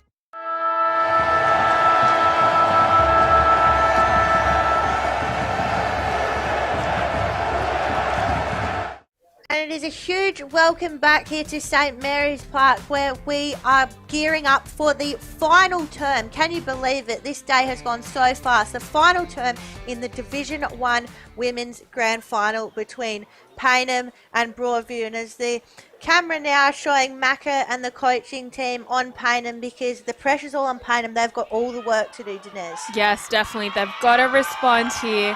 It's going to be very important for them to respond fast as well. Yes, it absolutely is. So it's a really tight one out here, but currently Broadview in the lead by 2 goals. We can see all the support that they've got around their circle there. They, of course, took home the Division 1 Reserves Premiership. So already half of their club is celebrating here, but it's Paynham. All the pressure's on them. to come out here and finish off this game. We saw what happened last year in Division 1. They lost the grand final by just 1 point. I'm sure there's plenty of players in the team that don't want to see that happen again. Yes, exactly. I think they've got a team that's thirsty to redeem themselves after last year. Bringing home the premiership this year will get that done for them. Well, they're going to have to work really hard to stop Broadview. Broadview just took their pressure up a notch in that quarter we just saw. They were on top of Payneham at every contest. They were on them at every ball. They were just not giving Payneham any room to breathe, any room to move. It was so intense. Yes, definitely. They were just spotting the open players and working it quite strategic and just taking their time really and working the marks to their advantage. We can see now Broadview, they've just got themselves out onto the field. They're ready to go. They just want to get this thing done, but I just know that Payneham are not going to give up without a fight. I think they're going to come out here and fight to the death for this one. Yes, definitely, and we can see the Payneham chat still going on there, still taking advantage of the time that they have, trying to really power through this last term. I can see a strong message coming through from Jess Meachin there in the Payneham huddle, their captain. She doesn't want to see this team go down in another grand final. So Payneham will not go down without a fight here. I think we can be sure of that as they take their positions out on the field. I think we're in for a crazy last quarter here, Dinez. Yes, definitely. I think the stakes are just going to intensify and the game is just going to step up a whole nother notch. Oh, it's nerve-wracking. I said after our previous call of the Division 2 grand final, we didn't, need a super close game, and the margin's at 12 points at the moment, but I think it's going to come down to the wire. Yes, it sure is. It's going to be tough. Oh, players lining up now, just taking their positions for this final quarter and the final quarter of women's footy in the Adelaide Footy League for this year. Can you believe we're at the end of the season already? Yeah, how time has flown. It has. So we're straight back in the centre with Proud in the ruck. He's trying to get it down to our midfielders. We know they need a quick start here. Samuel trying to soccer it through. Bends down, tries to pick it up. And that's holding the ball. So the pressure from Samuel straight away. And she plays on. Her kick smothered. This is a couple of times where Payneham fell down last quarter, just tried to take things on a little bit too quickly. So umpire comes in this time and oh boy, I can feel the pressure already, Dinez. Yes, exactly, and we're less than a minute in and pressure's already radiating to us. You can see Payneham grabbing possession and just trying to clear it out, but Broadview intercept and take that mark there, turn that ball around the opposite way. The ball currently going to the right of screen into the forward 50 for Broadview. It's one-on-one here, and Broadview takes the mark here inside the forward 50, and that looks like it's Antonoli who'll have another go at the goals. If she gets this through, it'll be her second goal of the day. She's already had a great season and would be lovely to see her just keep going in this final match of the season. I think if she gets this one through, it's going to be really difficult for Payneham to get back into this game. So massive kick. Yes, definitely. And you can see her just composing herself and lining up, taking her time and just putting it through. Looks like it unfortunately goes behind just to the right a little. With Broadview still just holding on to that lead though. Oh, they are, and they just push themselves now ahead to 13 points again. Any scores here from Broadview is just going to make it more difficult for Payneham. Chelsea Packard brought herself up the field again, taking a strong chest mark. Wants to get this team started off her own boot. Handball goes a little bit awry. That was looking for Kennedy, but she mops it up, gets it over to Falco. Falco just pops up the kick, was looking for Ackland. Kick was a little bit awkward, but Ackland came through the contest, as we know she always will. Sends it into 50. They've got a few numbers in here now. Khalifa dodges around her player, sends it goalward. She's going to go probably off to the left here, but they got numbers. They got to go again. Payneham Kick comes off the boot, just sprays to the right-hand side. That came off of Bryant there. So response from Payneham is quick, but just a behind. So the margin goes back to 12 points. Yes, it's been even so far in this fourth term. We see the ball going into the hands of Samuel inside that forward 50. Looks like she's going to play on. Puts it into a bit of a high area. High pressure area. Yeah, Ackland, she almost had that on the fingertips. Just couldn't quite hang on at the last second. So they'll have to do things the hard way. Payneham, ball comes out to Khalifa. Packer snaps around the body. She's done it! Chelsea Packer is back. She kicked 2 goals early in this game, and she's back. She's ready to fire up this Payneham team, and she's going to do it off her own boot. So there's the goal that they've been looking for a while, and we see it here come out of the contest. Goes out to the right-hand side. Khalifa gets those hands to Packer. She throws it straight on the boot, and that's all her years of experience. And there, you can see her just getting around the players. They're saying, let's go. Yeah, definitely. I think this is where Payneham might build their own momentum, and if they can get another quick goal after this, could be very much what levels out this game. You can see Broadview trying to get it out of that centre here. Payneham come rushing in, and a good tackle applied there by Dolling. Umpire will head over, and it will be a ball up. Both ruckmans try and get a hold, spills out. Broadview just intercept, but Payneham smother that. Payneham still trying to get a hold of this ball. Quick handball, followed by a quick kick.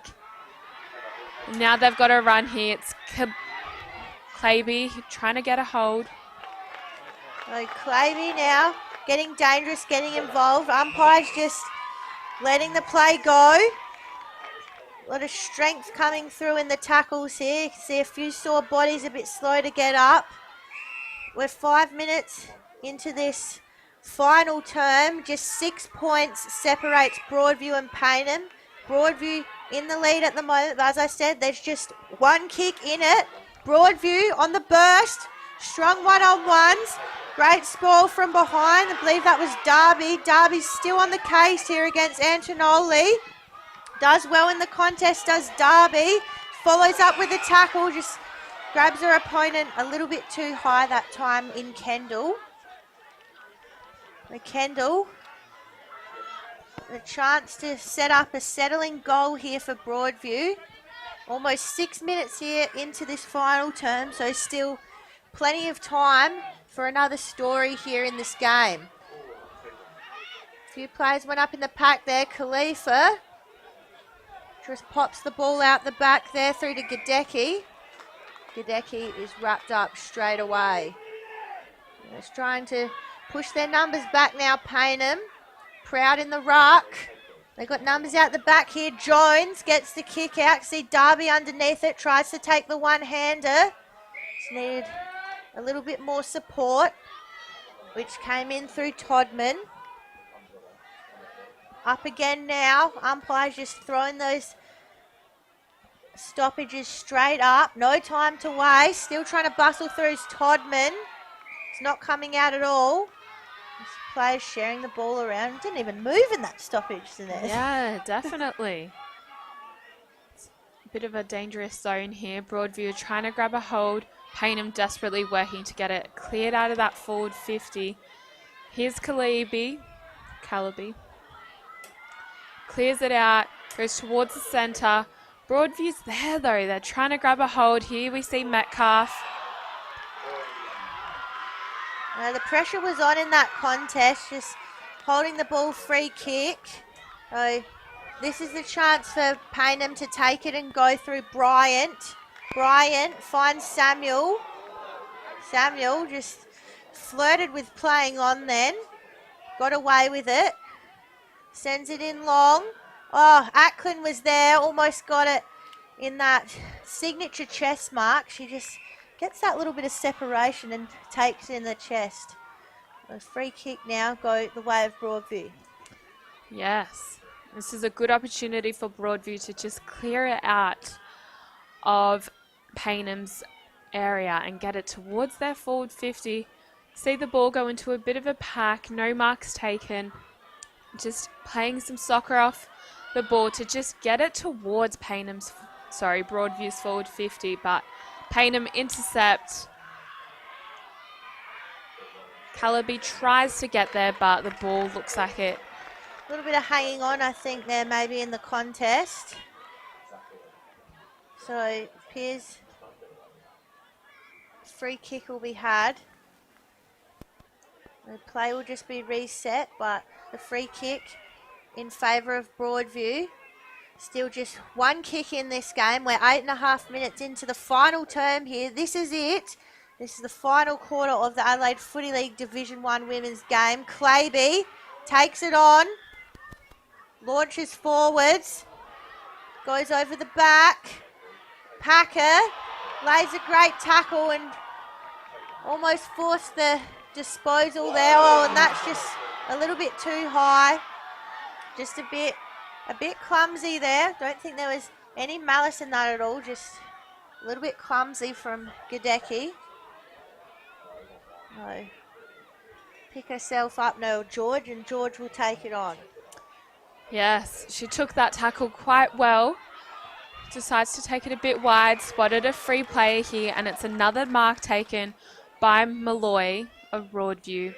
They're working well here, just slowing down their play and trying to play it strategic. Again, another beautiful mark there taken by Remy Grant. Just inside the forward 50. Goes into a little bit of a pack here. Broadview try and grab a hold. Looks like that was good pressure that was applied. Just Meachin there working hard. Or Darby, sorry. I think Meachin was trying to take credit for that tackle, but it was her teammate in Joe Darby. And a lot of running required here for Paynham. They're just getting themselves into trouble, out of trouble. Now, every minute that ticks down is a minute less that Paynham have to get that goal to get themselves back into this game. Spectators were a bit unsure about that disposal, but umpire said play on. Just little quick soccer kick comes out, goes to Grant. Grant just runs around the mark, takes it on herself, and it bangs into the post. Oh. How close was that, though? It takes us up to that dangerous 7-point margin. We know what that means. 2 kicks required to win the game. A goal is not going to get Paynham into this anymore. They're going to have to kick 2. Yes, exactly. Oh, into the hands of Todman. Great launching kick from Meachin. Ball spills out the back. Gibson's there. She's got to get on the run, but she's got not much in front of her. She's got 3 defenders there for Broadview, but there's Ackland. Ackland's on the attack. Handball comes through out the back to Gibson. Gibson goes goalwards. Gibson goals! Holy moly, this is a game that we've got on our hands. Stephanie Gibson, she's brought the margin back to 1 point for Paynham. Wow, and we'll just replay that to look at Ackland here. She was by herself and Gibson just came in and just sent it through. Wowee. That is just when you need a level head in those moments in a grand final. You need someone to come through, take it on, put it through. We're down to a 1 point margin here, still in favour of Broadview. And wow, we've got about 8 minutes left in this game. And it's getting wild, Dinez. It sure is. It's such a close margin. Anything could happen from here. We see Avery back in the ruck with Broadview just grabbing a hold and getting that ball into the forward 50. Antonoli sends it towards the goal square. Is it going to bounce through? It's not. Players in there. We've seen what she can do when she gets her hands on it. Her player lays a shepherd for her. And the kick probably wasn't far enough to register as a mark. So is that going to be a ball up? It hasn't gone over. Has not gone over for a point. So dangerous spot here for a throw up. Paynham, quick clearing kick out, is kept in by Broadview. They send the kick straight back in. Antonoli! Oh, she went up, she went down, she came back with the ball. Let's get that again. So Paynham trying to clear it with that kick. Ball just stayed in. Came off the boot of Cullen.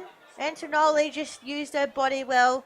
Came down with the ball. This kick is massive. It sure is. It's massive. Just 1 point in this game at the moment. Having previously got a behind, should be wanting to get that goal. It looks like it's gone out here. Has it gone through for a behind? No, it's out. That's what I thought. It's out of bounds. So they'll get another shot at it here, Broadview. Probably would have been a better result for Paynham to just rush it there. Now they've got numbers here to try and run it out. Claby can't get herself to the front of the pack. Just trying to hold it in with Broadview. In a real dangerous space here, and getting a bit of deja vu here because Paynham last season, they lost the grand final by 1 point to Morphettville Park. Well, they've got to roll the dice here and get going, Dinesh. They sure do. They've got high stakes, especially considering their history. You see Paynham take a mark here. Good opportunity for them to just get this ball moving, and that was Avery who took the mark, who kicked it. Just goes out on the far boundary side. Clock just ticking away. Ticking down now. It's going to, is it going to be the clock that stops Paynham, or are they just going to get it down there and make something happen, or are Broadview going to come through? There's so many options. Yes, there is, and I still can't tell you which way this game is going to go. Absolutely not. Oh, still can't tell. No one can even get their hands on it out of the contest. Avery tries to push through. She gets the handball out to Claby. Claby gets crushed. Umpire says play on. Falco's in there trying to get some movement, trying to get the ball out. You just feel the desperation. Yeah, definitely. It's a repeat stoppage from the same spot, really. The ball goes back up. Tapped there to a Paynham player. And it'll be another ball up. The players are very much struggling. You can see the pressure building and everyone just desperately working to just clear it out. But there's such strong marks coming into this play here. And the ball goes back up. A quick handball there. Went into the favour of Paynham. Cleared out. Ackland's there. Doesn't take the mark though. Working to pick it up. A quick soccer off the ground. Paynham's back there and that goes into the hands of Broadview. Looks like Metcalf. It does. She's had a great game. Yes, definitely. That sure was Metcalf, but it was smothered off of her boot. There comes that pressure. It's coming from all angles. Umpires picked out a free. Who's it going in favour of? It's Broadview. Wowee, this could make or break this game. It could. There's just over 3 minutes to go. My heart rate is starting to go through the roof again, Dinez. This is not good for our health. Yes, definitely. It's not at all. See another mark taken by a Broadview player who just tries to kick it out, but Paynham gets there. Turning this ball around is Meechan, with it going back in the opposite direction, and another mark taken by Gibson, who's also been a key player for Paynham. Goes into a bit of a pack here, almost marked by Broadview, and you can just see so many players around this ball trying to clear it out. Some quick handballs here. No one's managed to kick it out yet though. Gibson involved again. The ball just spills out. You feel like this is the real make or break moment here for both sides. There is just a point in this game. I repeat, a point. It's a Division 1 grand final. You couldn't ask for a game much closer. Claby just trying to rove the ball to herself. She turns it around, sends it in long to Packer! Chelsea Packer! Wowee. Is she going to be the hero that Paynham needs? Oh, I think she will be. She's also had a great game, and she's just had 2 goals already in the first term, and I'm sure she'd like to end this game with another goal. That's it. Now, as I said, big time recruit for Payneham this year. She has a chance to either tie it up here or put Payneham in front. And she's put them in front. The Payneham fans erupt. Hacker with an absolute clutch goal here. Could this absolutely turn around the game here? We have 2 minutes to play. Payneham ahead by 5 minutes. My head's about to explode, Dinez. Yes, we can see that Broadview is keen to just reset and just get this ball to turn around as quickly as possible.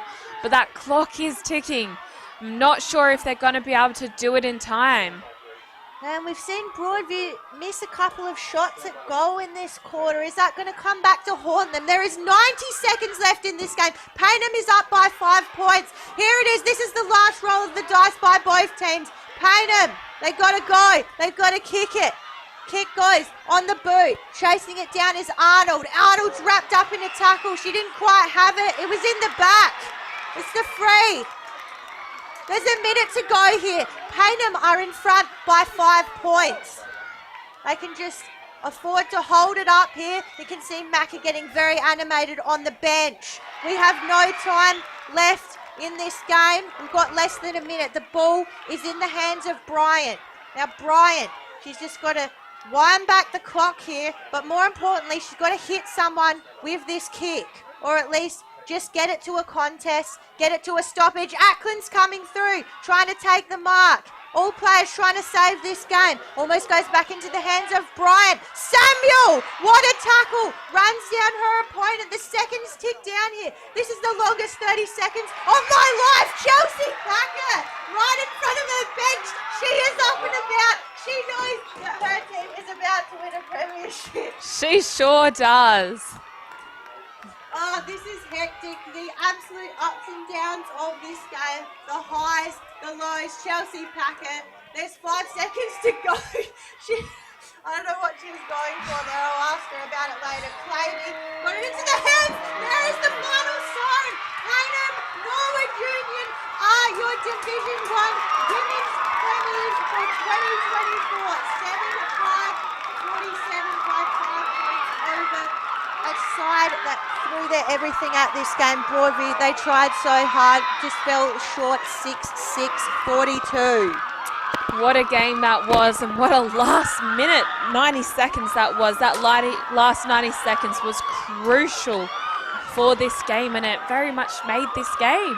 That was absolute insanity. There is nothing else to say other than that. Look at Macca on the bench. I think he's got a mixture of relief and excitement. They've finally got it done this year after the disappointment of 2023, and this is an absolute sight to see.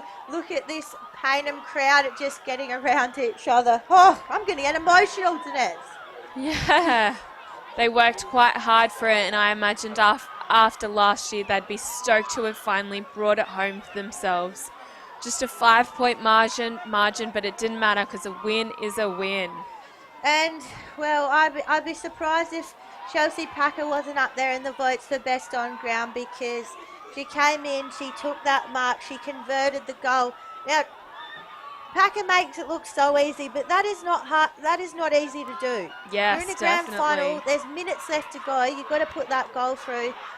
Whew, and she's done it. I just need to take a breath after that. Now, let's have a little bit of a look at our goal scorers for the game. Now, Packer, she's ended up on 4 goals. We've also got Ackland, Jeffries and Gibson. I think that's what I got on my side. You got the same for you, Dinez? Yes, I did. It's a nod of approval. Who have we got with Broadview? Who was scoring their goals today, Dinez? I had player with 2, Cox with a goal.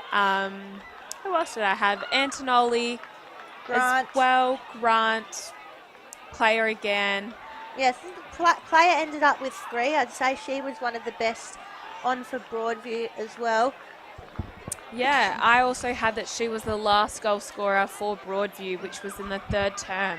I think that's what made this game for Payneham is they stopped Broadview from getting those goals in the last term here. Yeah, and it's just the absolute ups and downs of this game. We came into that final term knowing Payneham had all the work to do, and it started off, the ball was living in that Broadview 50, and we thought Broadview were just going to take it here, kick a goal. They kicked a few points in that quarter, were just not able to convert. So they didn't score a goal in that last term, just a couple of points, and that's the difference in the end. Yes, definitely. You know, we definitely saw the pressure build for Broadview, just stayed deep inside their forward 50, and unfortunately the goals just weren't as accurate as what they might have needed to have been. But we can see, there's the Premiership Cup, and I think there might be maybe some beers and the like seen in that Premiership Cup tonight. I think it's going to be a big night down at the Payneham Norwood Union Football Club as we just see Broadview regathering there in the circle. They put up one hell of a fight, and their pressure in that third quarter was some of the best pressure I've ever seen. Yes, definitely. I would second that very much. You know, they did an amazing job in that final term and were just able to bring it home. And it's good to just see them come together for a minute. We did see a member of their team go down just before half time. So I think they're probably just taking a moment to regroup, get around each other and just, remember what footy's all about. And, part of that is, being as a team, being together and supporting each other. So nice to see them have their support here just as they wrap up this game. Yes, definitely. And I can imagine that their coach would be proud of their efforts, and they should all be proud of the efforts that they put into this game, as it was a tough game and was a very good matchup. It was a 5-point lead.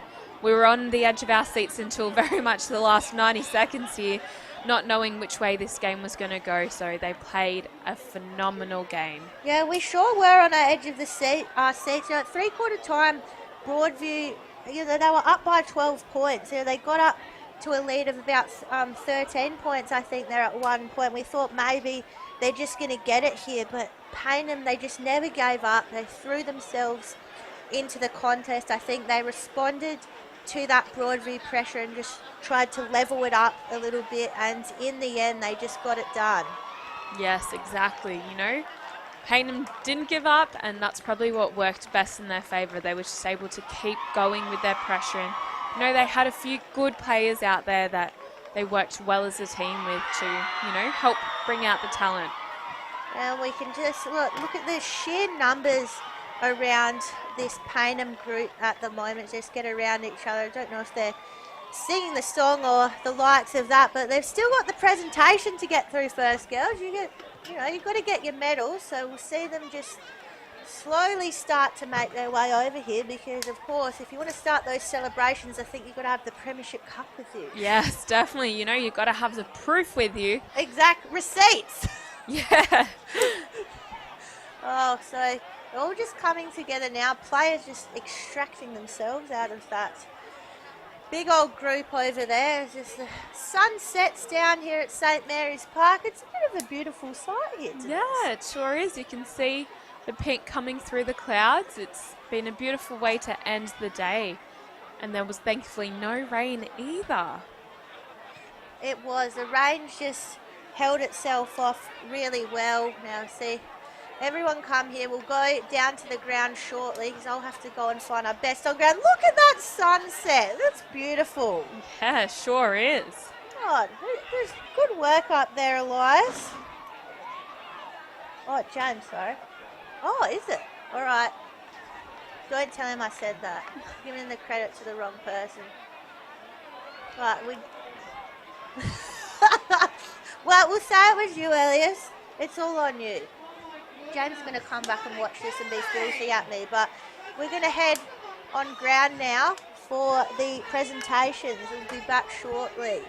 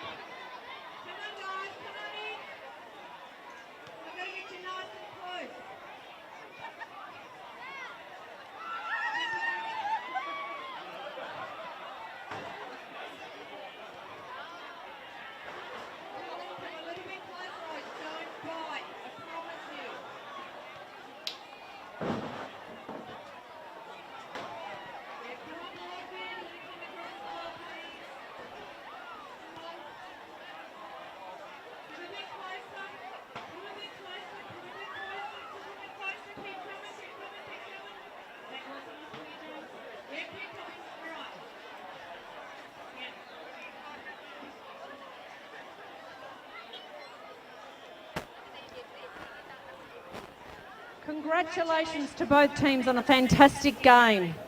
I cannot believe it, right down to the wire.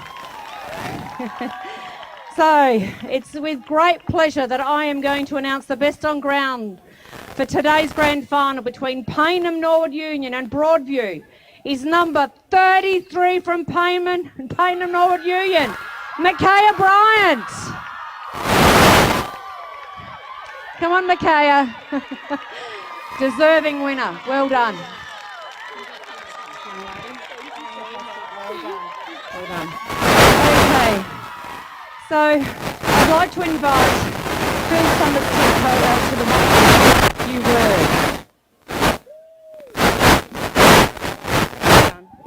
Cracking game. Yeah, good All game. You'll have to excuse me for this speech. It's not going to go that good, I think. But congratulations to Payneham on your win and on having both teams in the grand final again. That's a great effort by your club. Macca and your team, you set the standard to follow. So really well done to Payneham. A great game of footy today, and you girls were fantastic. I'd like to thank my friends in green. Sometimes we don't get on, but I really do have respect for the umpires. John Kernahan in the league, particularly for your help at the start of the year. It didn't go unnoticed. We really appreciate that.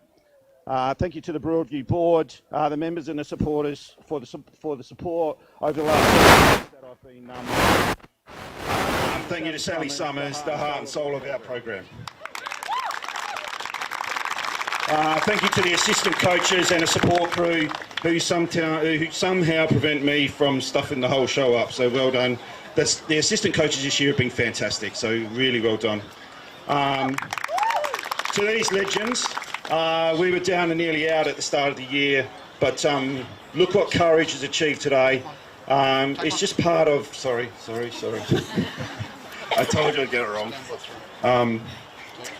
Today is just a part of our journey. We want to get to where those other clubs are, and I would just want the girls to be proud of your achievements, just like your Tiger family is really proud of you girls. So well done. Fantastic.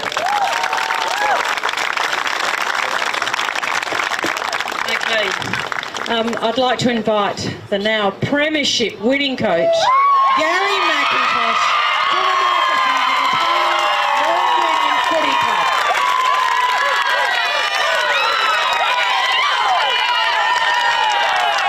Firstly, thanks to Phil and the Broadview Footy Club. Another great battle. I think that's 3 games this year that have gone under a goal. So well done to them. And I know how you feel because we were here last year in that same position, so it's a little bit different this time. So well done to everyone involved, well done to the Adelaide Footy League, well done to this marvellous group of ladies and our reserves ladies who had a great year. Well done to all support staff, all our supporters, and also, as we can see, our under 16 and under 12 girls have come out to watch this game on the weekend. They're the future of our club, and we'd love to see more girls come and play for the great Payneham Football Club. Thank you. All right. Could I have a representative from the Payneham Norwood Union Footy Club to come and announce the players as we hand them their... Yeah, you can announce them. Yeah. Come on, guys. Come out here, ladies. Come on. Well done, Ruby. Come on. Maria, come here. Come here, Ruby. Come here, Mace. Come on, come in here. Come out.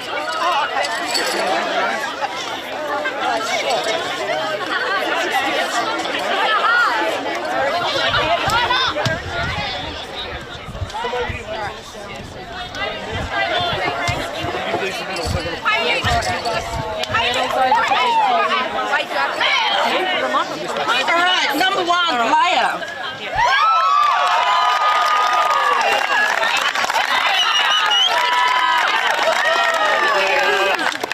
Number 2, Letitia. Number 3, Dove.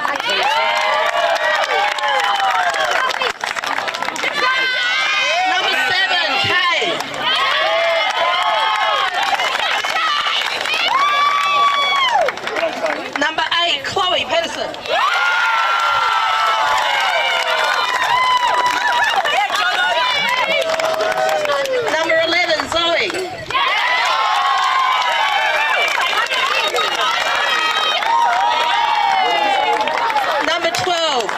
Lily.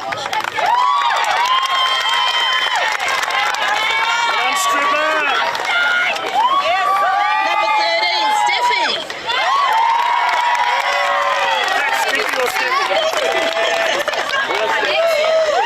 Number 16, Courtney.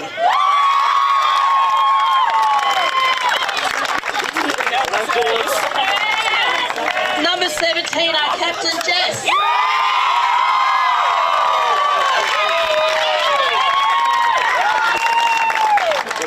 Number 19, Falco.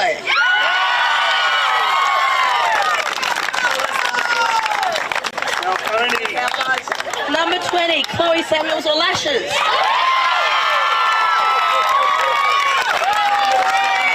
She's our vice captain.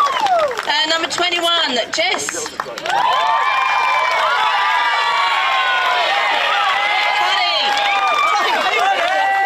Toddy. Oh, you want me? Number 22, KG.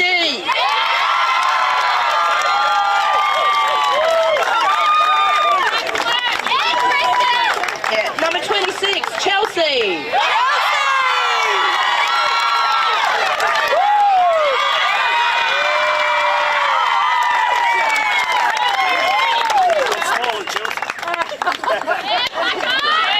Number 27, George. Who's that?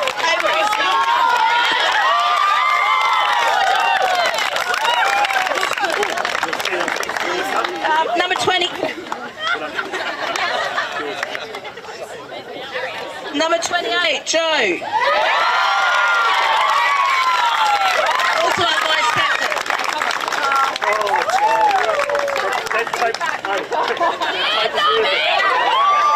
Number 32, Stella.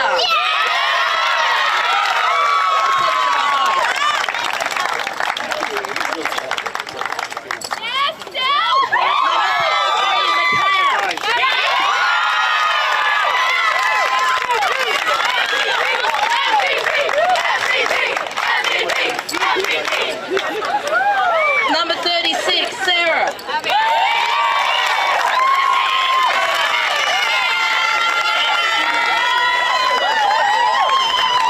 Number 37, Jamie.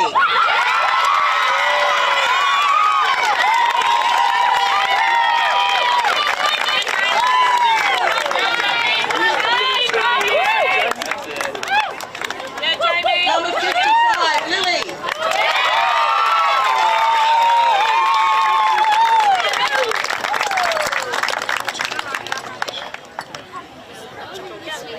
And number 99, Abby.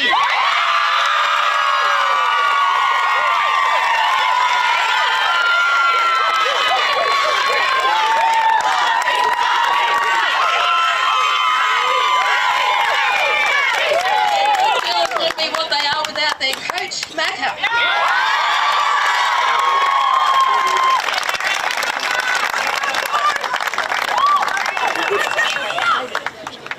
And his assistant this year was Clavey.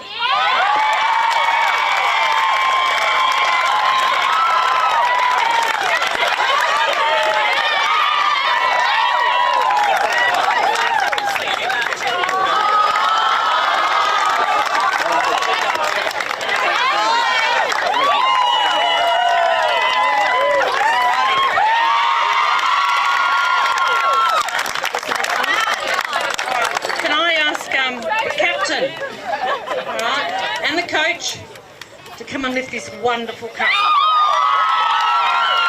There you go. From the front.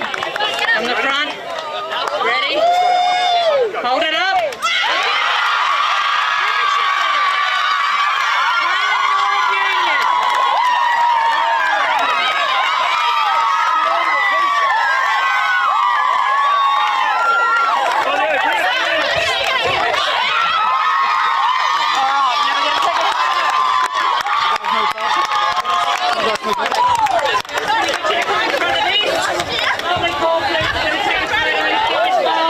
Watch out, please.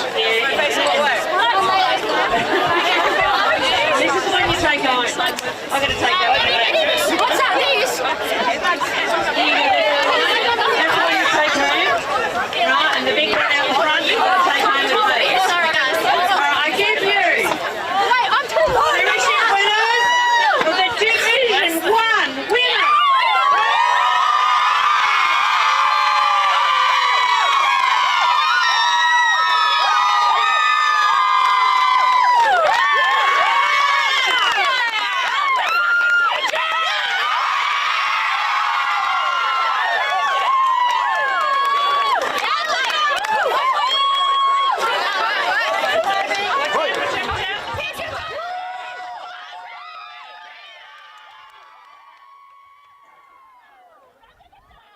What a game that was.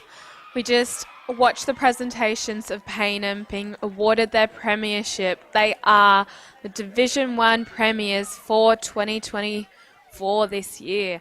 With just a 5-point margin, they were able to bring it home, redeeming themselves after last year's loss by 1 point. They had many star players, but just worked beautifully as a team and were able to bring it home. We saw the best on field go to Grant, and Grant was just one of many of the talent that they had. Just to name a few would be Ackland, Proud, Avery, Packer, Claby, but do you know what? They just worked so well as a team and were just able to all work well to get themselves over that margin and to turn that game around. The game was very much shaped in the last 90 seconds here, where they just brought it home for themselves, and you can see the excitement amongst them and all the supporters getting around them. I'm sure that they will be enjoying their celebrations. I'll throw to Beck now.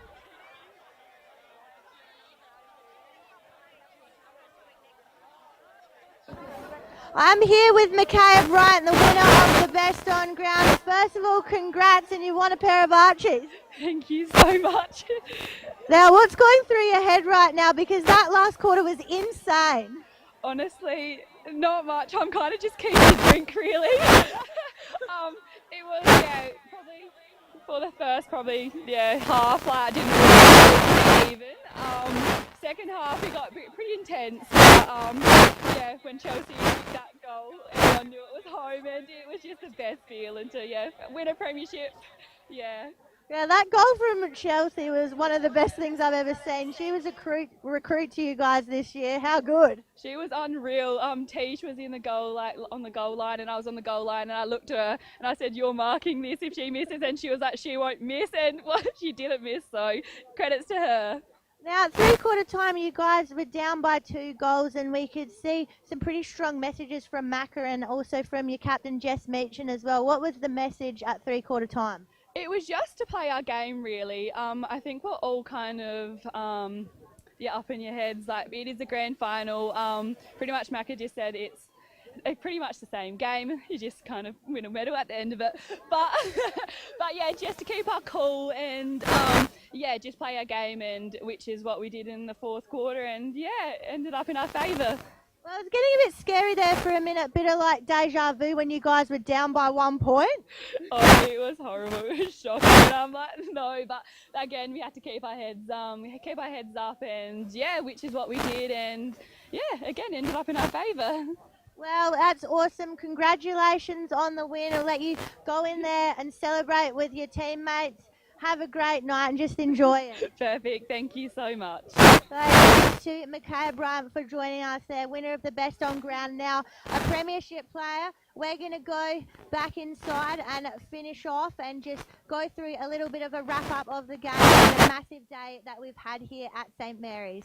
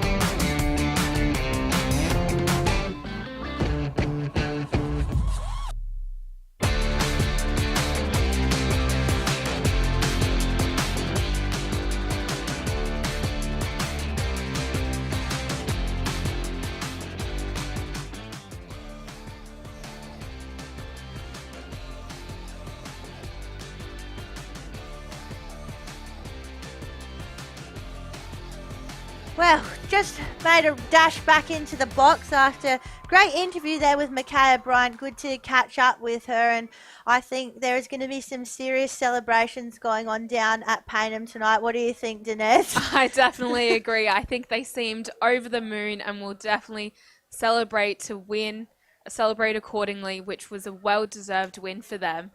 Yeah, look, if you live close by the Payneham club rooms, I'd probably just go out for the night because that place is going to be rocking. Or get over there and join in the celebrations if you're a Payneham fan tuning into the stream right now.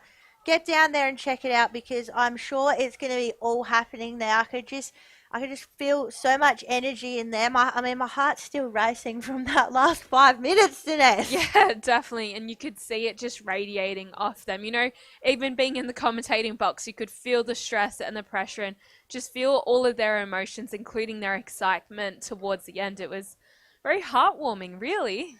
It was, and it was just an absolutely epic game, which of course ended in that really close margin there, just the 3 points in the end. That was crazy. Yes, it sure was. It was very much a roller coaster ride, just again as Division 2 was.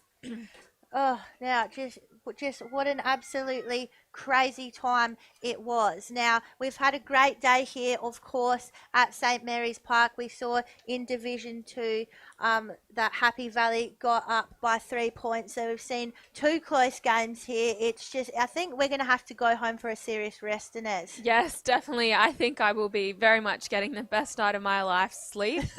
Just quality sleep and not talking to anyone for a while and just recovering after that roller coaster. But yeah, an absolutely cracker of a day if you're a Happy Valley fan or a Payneham fan, or if you're just a fan of women's footy in general. Well, we're going to start wrapping this all up. It's been a great day here though, hasn't it, Dinez? It sure has. It's been a lovely way to end the season and just watch all of the hard work that all the teams have put in and to just see it all pay off for those teams. And I'm sure the teams that didn't quite get over the line will be back next year and will hopefully redeem themselves. Now, we've had a great day out here, but there's a lot of work that goes into making us look good, Dinez, and we of course thank by our super producer Hugo, who has just made everything run so smoothly today. So thanks, Hugo. We've got Elias upstairs just working on the camera. You know, it can be a bit dicey up there on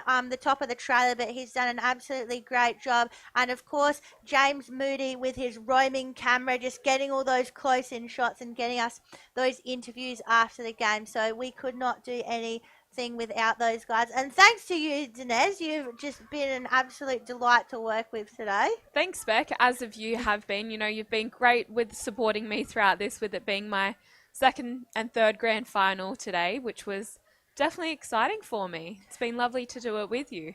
Yeah, and we of course thank all of our sponsors here that, you know, can bring us this coverage, because of course without them we wouldn't be here either. Of course, you would have seen those Archie's thongs just now, which were awarded to Micaiah Bryant for the best on ground. She was very excited about receiving a pair of those, let me tell you. Of course, Dartfish, who you can contact if you want to see footage from your games or get into some stats. They do it all. Hahn, Belgravia Apparel, New Balance, Neomorph Mouthguards, Wakefield Sports and Exercise Clinic, Police Credit Union, Sharon, and of course Channel 9. So as I said, thanks to everyone that brought us here today. It's been a great afternoon. And you know what, Dinez? We've got a little bit of a treat for the Payneham fans coming up. We are going to send you off with the Division 1 girls singing the club song. Yes, what a good way it would be to end the day. So we'll see you guys next time on your live stream.